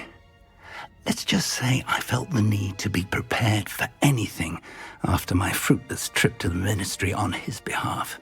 Now, time is of the essence. Drink up and I shall explain more.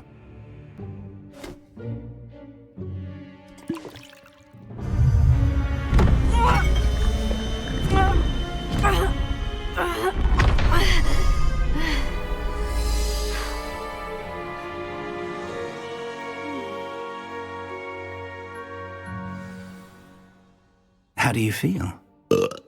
Incredible. I won't forget that taste anytime soon.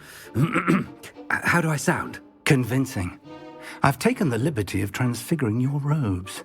As we discussed, you'll need the password from Scrope, who could be anywhere in the castle. You might look for Professor Kagawa. She's taken to badgering the poor elf about Quidditch in the hopes that he can convince Black to change his mind. Thus far, unsuccessfully. I see. But what if Professor Black sees me? Leave him to me.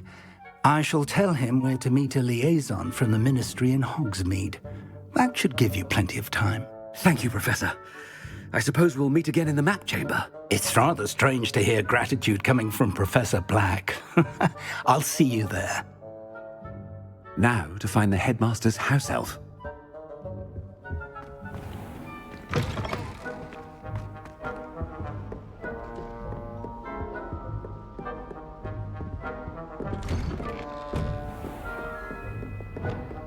Do you have a moment, Professor? Professor, I was hoping to catch you. Places to be, Professor Sharp. Places to be. Of course, sir. Only, you'd asked me about a particular potion, and I did? I did, yes. Well, spit it out, Sharp. I don't have all day. Probably best not to discuss it here, sir.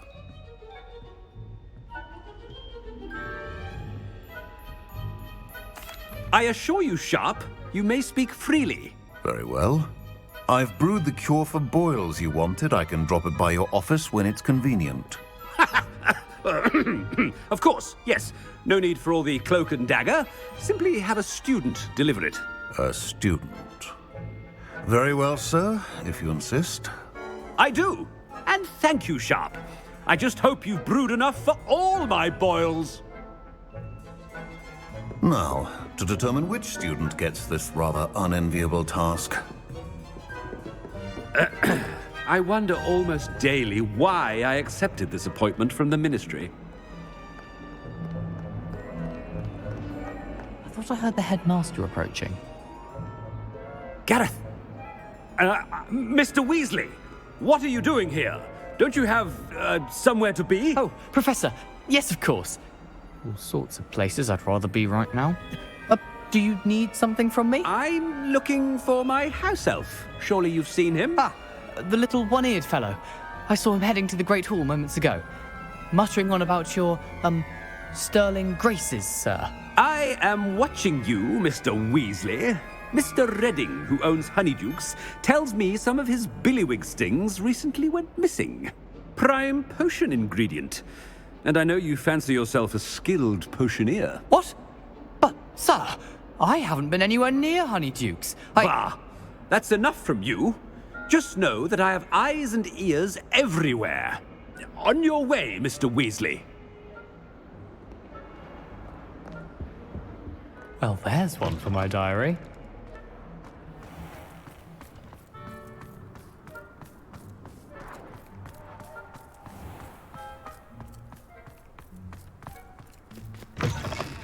You call that a shine on those boots?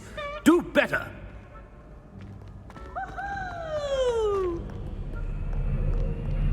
Headmaster, here, what could he want? Mr. Gaunt, where do you think you're going? I beg your pardon, sir. I'm simply on my way outside. Taking the day off, eh? Typical student, wasting the hours away.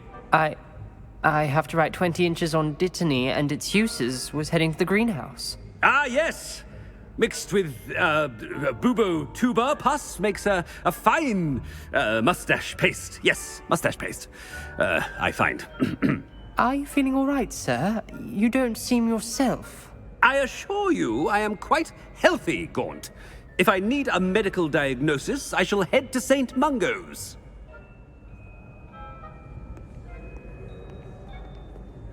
Something is... Greetings! I mean, out of my way, children! Professor, a word? Professor Black, again, it is not too late to reconsider your decision regarding Quidditch. We could still have trials and a somewhat shortened season. It would be better than none at all. But the injury, Madam Kogawa. Professor, More than one student has taken a bludger to the head on our pitch. I dare say it knocked some sense into them. And they're fine now. The fact that it happened to be a pureblood, well, that's no reason to... What nonsense! That you would trivialize the health of a student over a silly game. A silly game? You are quite impossible sometimes. Sir, I've a good mind to write to the Department of Magical Games and Sports at the Ministry about you. Good idea. I can even provide the parchment should you need it. Now, where is my elf? Parchment? Very well, I will, and with pleasure. And I spotted Scrope in the Great Hall. Seems to be avoiding me. I wonder why. Good day, Madam Kagawa. What did we do to deserve him as a headmaster? Chewing with your mouth open? Where are your manners? My parents were thrilled to hear that rap. Friends for centuries. If only Black had the power to choose the other professors. I hope it's not about anything I've been doing. Miss Broom, a word. Oh, Professor, this is an interesting surprise. It's Bloom, by the way. Remind me of your area of affinity, Broom. OWLs are swift approaching. Charms, sir. Non-verbal spells. Might work on one that makes me disappear. Well, keep at it, Broom. And before you know it, you'll be as invisible as that new fifth year seems to be. They're not invisible, sir. I've seen them near the library. In fact, they help me with my, heavy books. Speaking of invisible, where's my blasted house elf?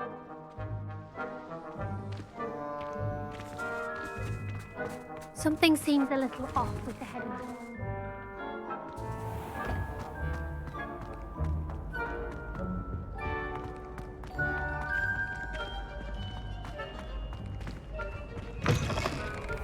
When I witness what passes for magic in these halls, I simply mourn for the future of... Professor, I need to speak to you. Hello, Professor Black. Ah, Professor Weasley. How delightful to see you. Sir?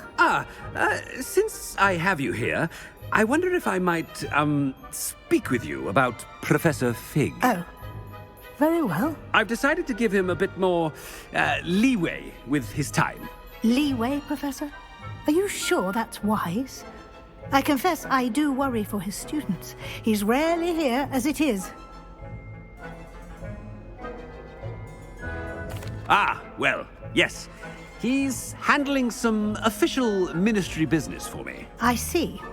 But, sir, if I may, I am wary of how much time the new fifth year seems to be spending away from the castle, supposedly on Professor Fig's behalf. I've heard unsettling rumors of their escapades. Everything from sneaking into the Forbidden Forest to confronting Ranrock's loyalists and Rookwood's lot. What? Goodness. You cannot believe everything you hear, Professor. No, you cannot. I mean, I shall keep an eye on Fig. You simply keep doing the wonderful job that you're doing. Simply wonderful. Thank you. But I'm happy to look into... Good. That'll be all, Weasley. I mean, Professor Weasley. Good day. A wonderful job. Leeway for Professor Fig. I shall never understand that man. That ought to give Professor Fig some breathing room.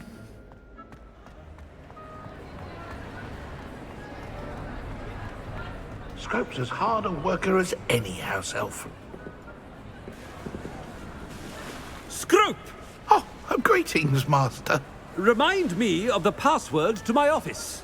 Oh, but Master made Scrope swear never to tell anyone, even Master himself. And now I'm telling you that you can tell me. Yes, sir. Of course, sir. Scrope begs forgiveness.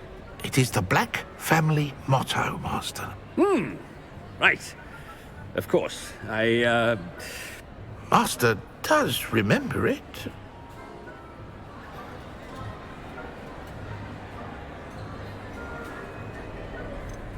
It's pure bloods forever, isn't it? Close, Master. Scrope thinks Master is indeed testing Scrope. It is always pure. Obviously. And, of course, as Master knows, in French. Ah, yes, of course. I order you to pronounce it for me. Oh, but Master knows that Scrope's French is most pitiful. Oh, very well. Toujours pur. Ha! Thank you. Never speak of this conversation with me or anyone else. Of course, sir. Scrope shall try his best to keep out of Master's way. Ahem. Attention, students. I hereby decree that the Great Hall be forthwith decorated in the noble banners of Gryffindor. I shall be taking no questions at this time, or ever.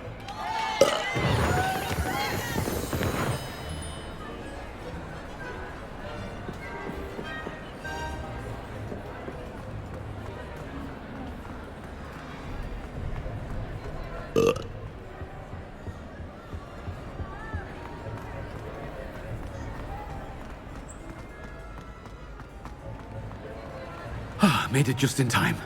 It's wearing off.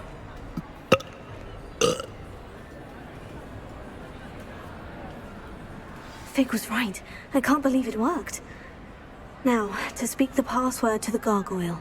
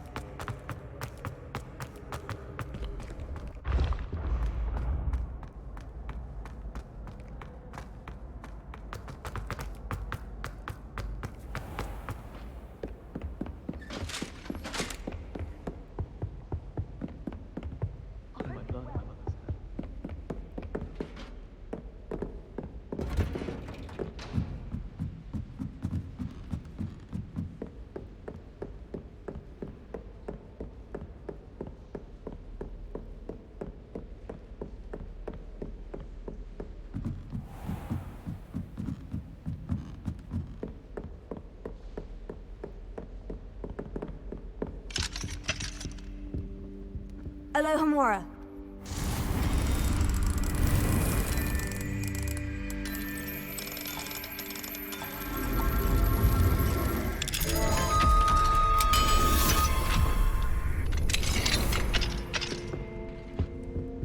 Revelio.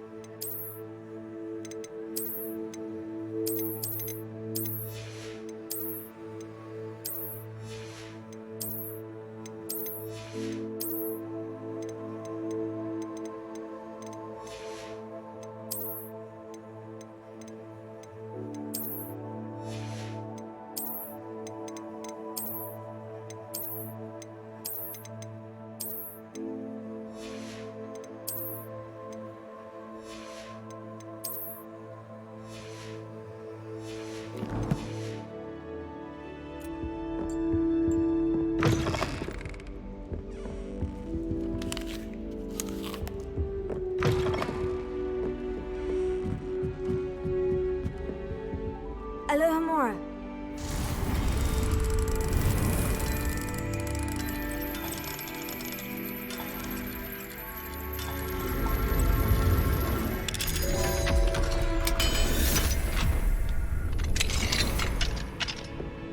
Revelio.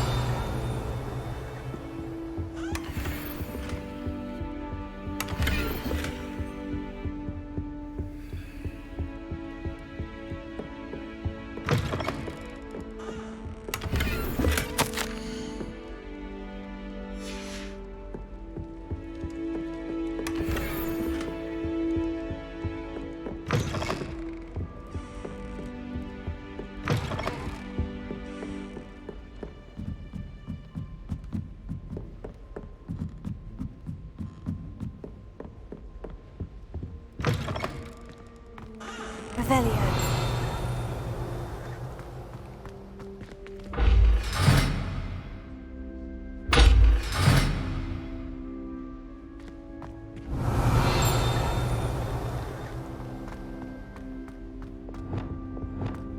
The gargoyle. That's where I need to speak the password.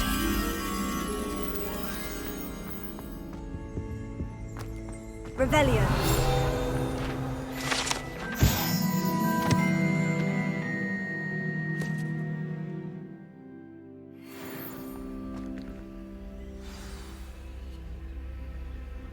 Toujours pure.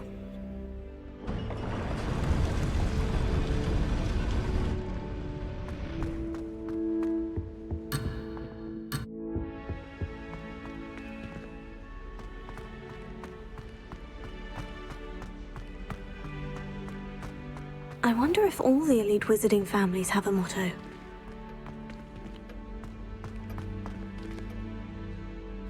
Revelio.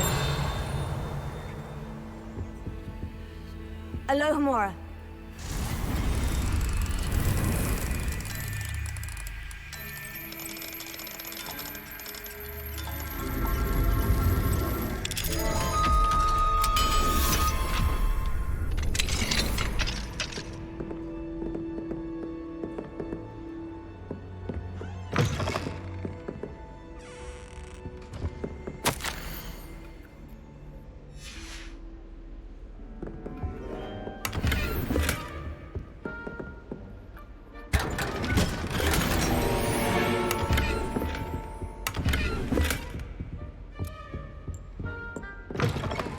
Revelio.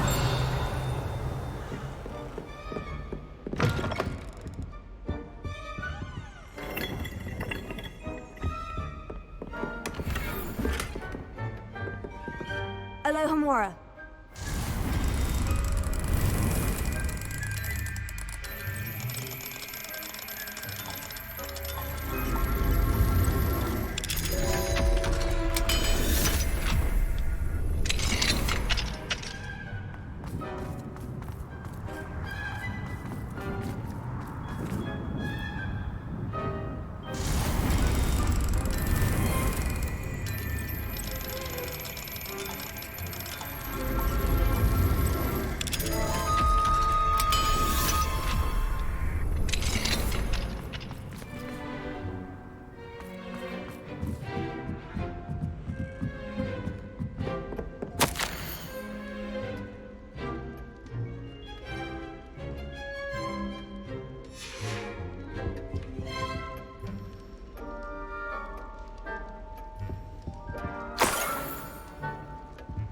Revelio.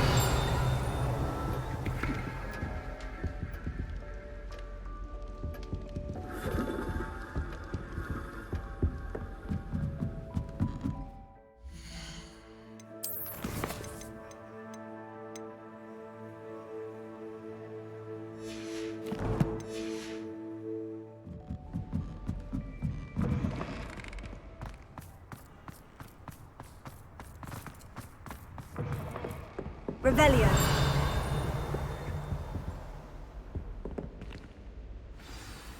It's good to see you. All thanks to Professor Fig's quick thinking.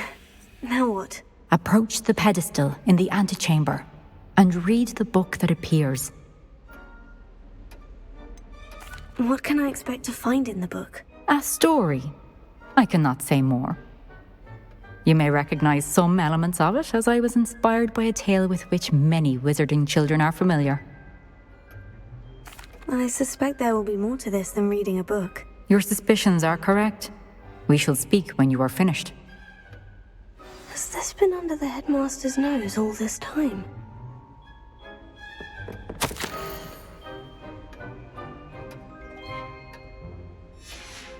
Revelio.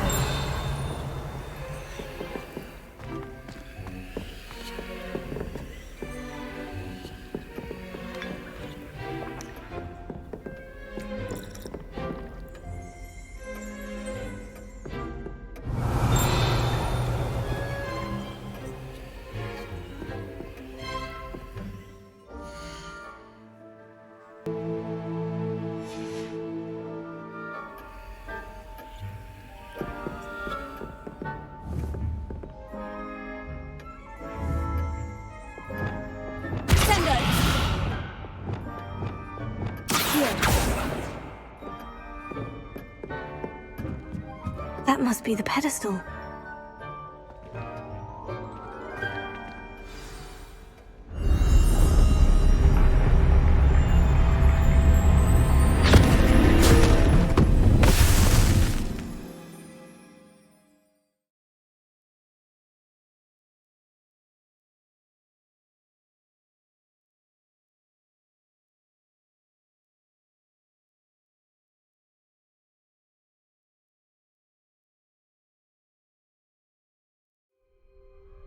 Where am I? Professor Fitzgerald, can you hear me?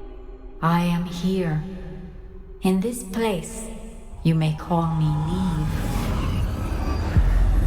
You shall be witness to a fable. Pay attention. Things are not always as they seem. You must move swiftly and cautiously. Use the tools you encounter to find me. In this place, as in life, death takes many forms. Avoid each of them at all costs.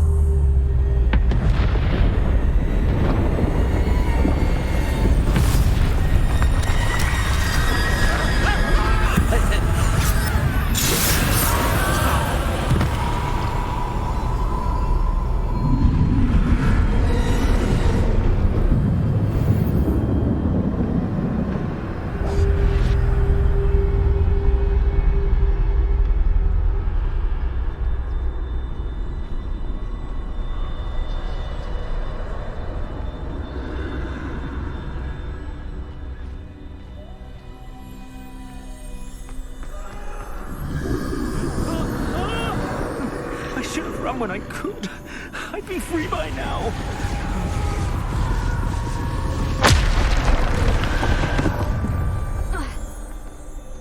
This is my chance. I'm coming, Neve.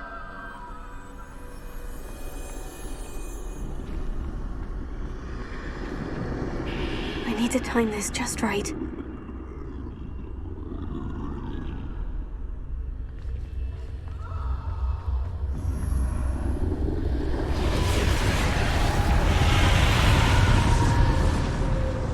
I see. A staircase straight ahead.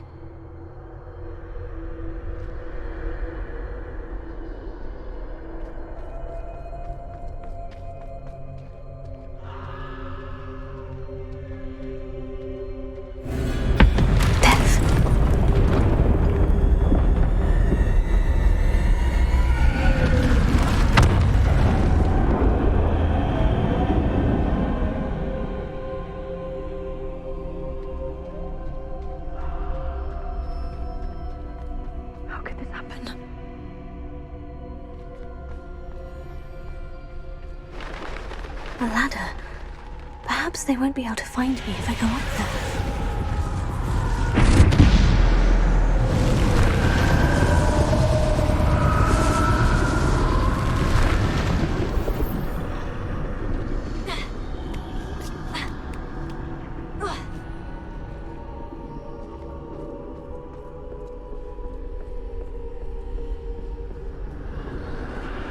They're gone.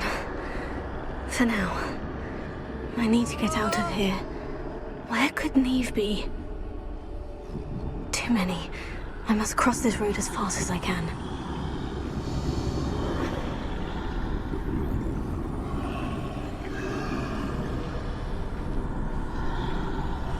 That's where I need to go. But I need to find a way past them.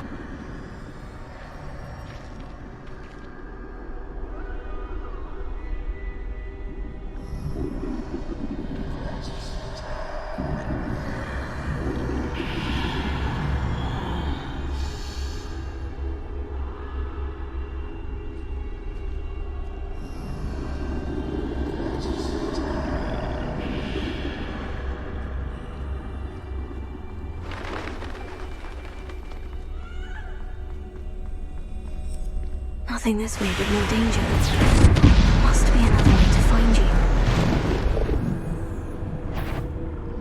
I need to turn back. There's no getting past them.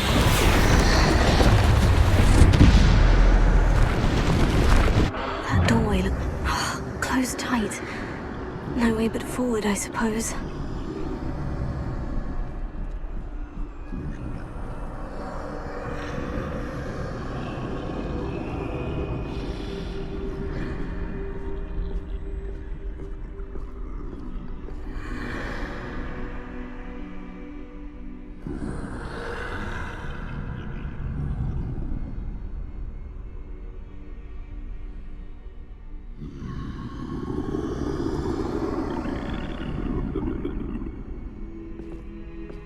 Now's my chance.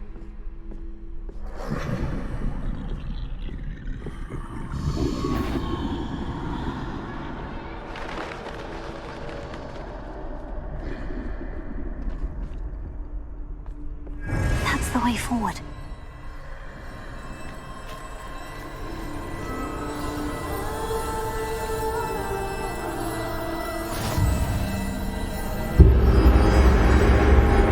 Can this be? I think I'm invisible.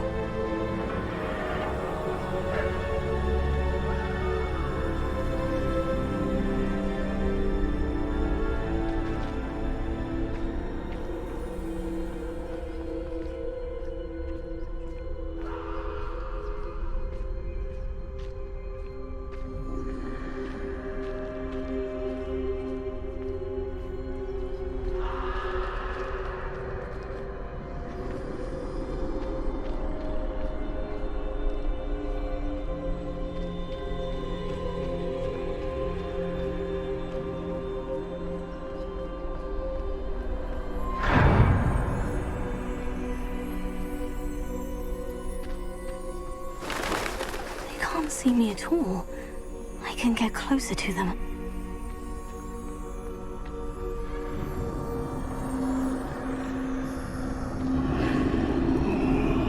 This is the way forward. Finally free.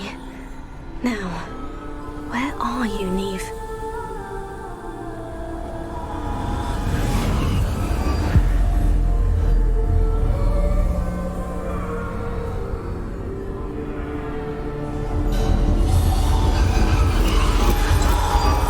You have outrun death thus far, but have yet to find me. Keep searching, but this time you will be unable to hide. Wield the wand you see before you. Do not squander its extraordinary power.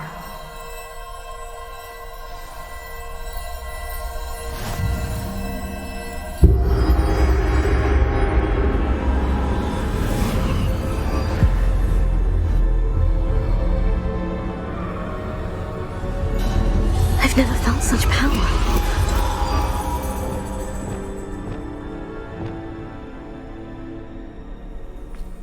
Bombarda!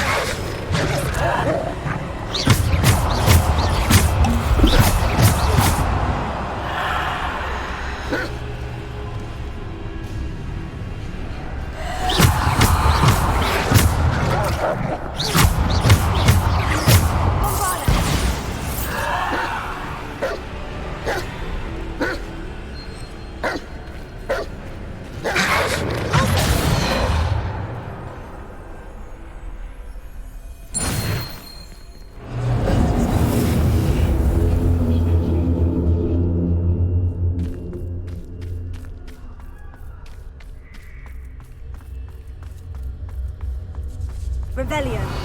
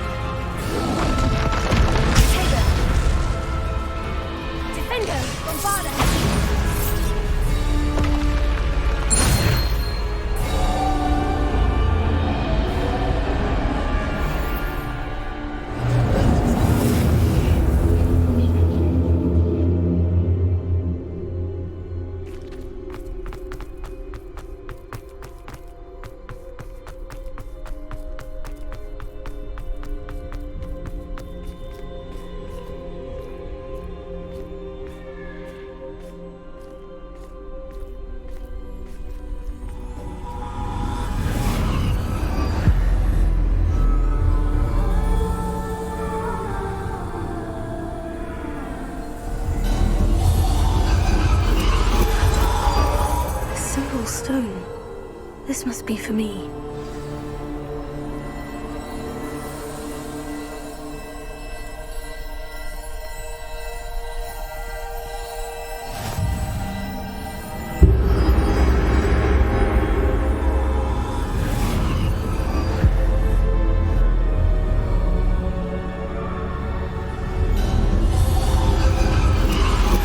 You're far from finished. Pass through the mourners ahead. Nothing is what it seems. She's gone. Neve's dead. Dear sweet Neve. Neve. We won't be the same without her.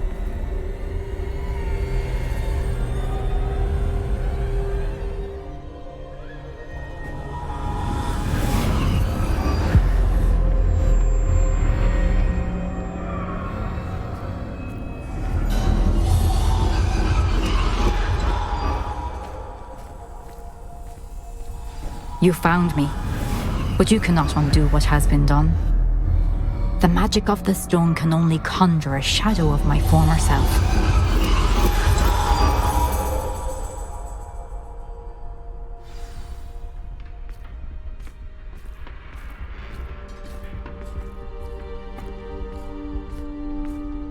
But there is no light without shadow, as there is no shadow without light. Simply because you can eliminate darkness does not always mean that you should.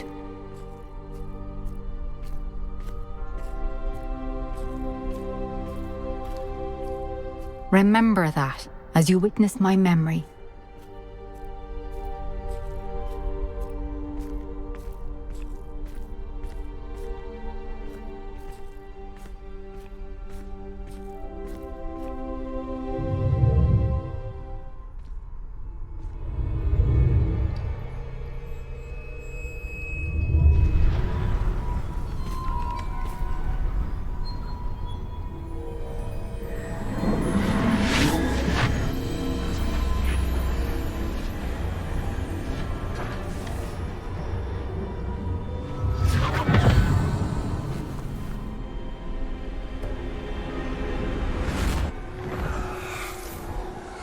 Isadora, what you did for your father was remarkable. Well, wasn't it?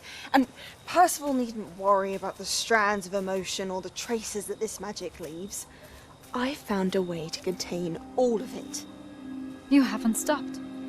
Goblin Silver. You spoke to a goblin about this. Don't worry, he has no idea what we're containing. We don't know what effect any of this may have. The emotions, the dark traits. You sound like Percival. And as it happens, I do know. It is a source of strength, of focus. Somehow it enhances my ability to wield magic. I don't follow, Isadora. I think we can harness it. Power like this is not to be toyed with. In the wrong hands. You saw what I did for my father. Oh, Neve, imagine the good we could do. Everyone is in some kind of pain.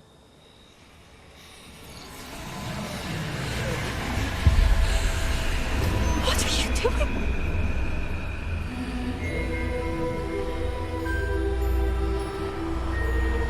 Breathe it in. Can you feel it? Oh, Isadora. This must stop. All of it. You've kept this power to yourselves for so long because you fear it. I choose to embrace it.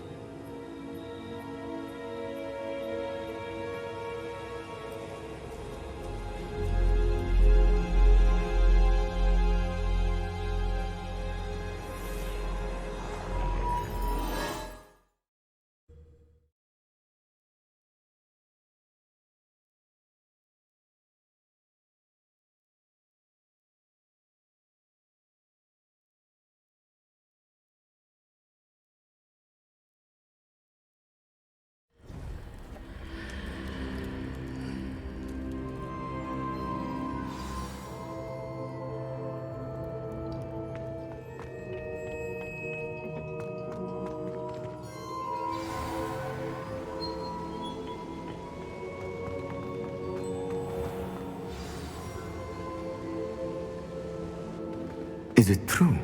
Has someone completed the first 3 trials? It is, and I have. But you are so... Young. I know. You must be Professor Bakar. I am. Pleased to meet you. The pensive memory I just witnessed. Was Isadora inhaling painful emotions? She was. I found it disturbing. But how did she gain power from it? How did she harness it? It was disturbing. Although I wonder that you are asking about her power.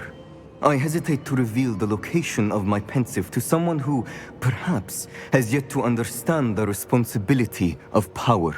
I can assure you, Professor, I do. In fact, what you don't yet know is that a dangerous goblin called Ranrock has accessed the repository at Rookwood Castle. He has learned to harness the contents of it as a source of immense power. He plans to use that power against wizard kind. We have no time to waste. I see. Nonetheless, the knowledge you shall gain after you witness my memories is too valuable to share without further consideration. I shall require time to confer with the other keepers. It seems we have no choice but to wait, frustrating as it is. I heard what you told Professor Bakar. Isadora was inhaling emotions to gain power? She was, and she pulled emotions, as she did from her father, from Professor Fitzgerald, without permission. Monstrous. What's more, she said that she found a way to store the traces of magic she extracted in goblin silver. The repositories? Possibly. There's something I didn't get a chance to tell you earlier. Ranrock has been digging at locations tied to the 5 names he found in the journals of a goblin metalworker named Bragball. 5 names? The Keepers, and who else? Isadora Morganac? Precisely. That's how he's been one step ahead of us. Gringotts, the Tower, Rookwood Castle. If the Keepers won't tell you where the next trial is yet, I say we at least maintain a watch on Ranrock. Perhaps he'll lead us to more information. Perhaps. I hope to hear from Lodgok soon. I haven't heard anything since I learned of the drills. Oh, and as you've probably guessed by now, your Polyjuice plan worked like a charm. I knew it would. I may have done too good a job distracting Black. I had no idea he can't hold his fire whiskey.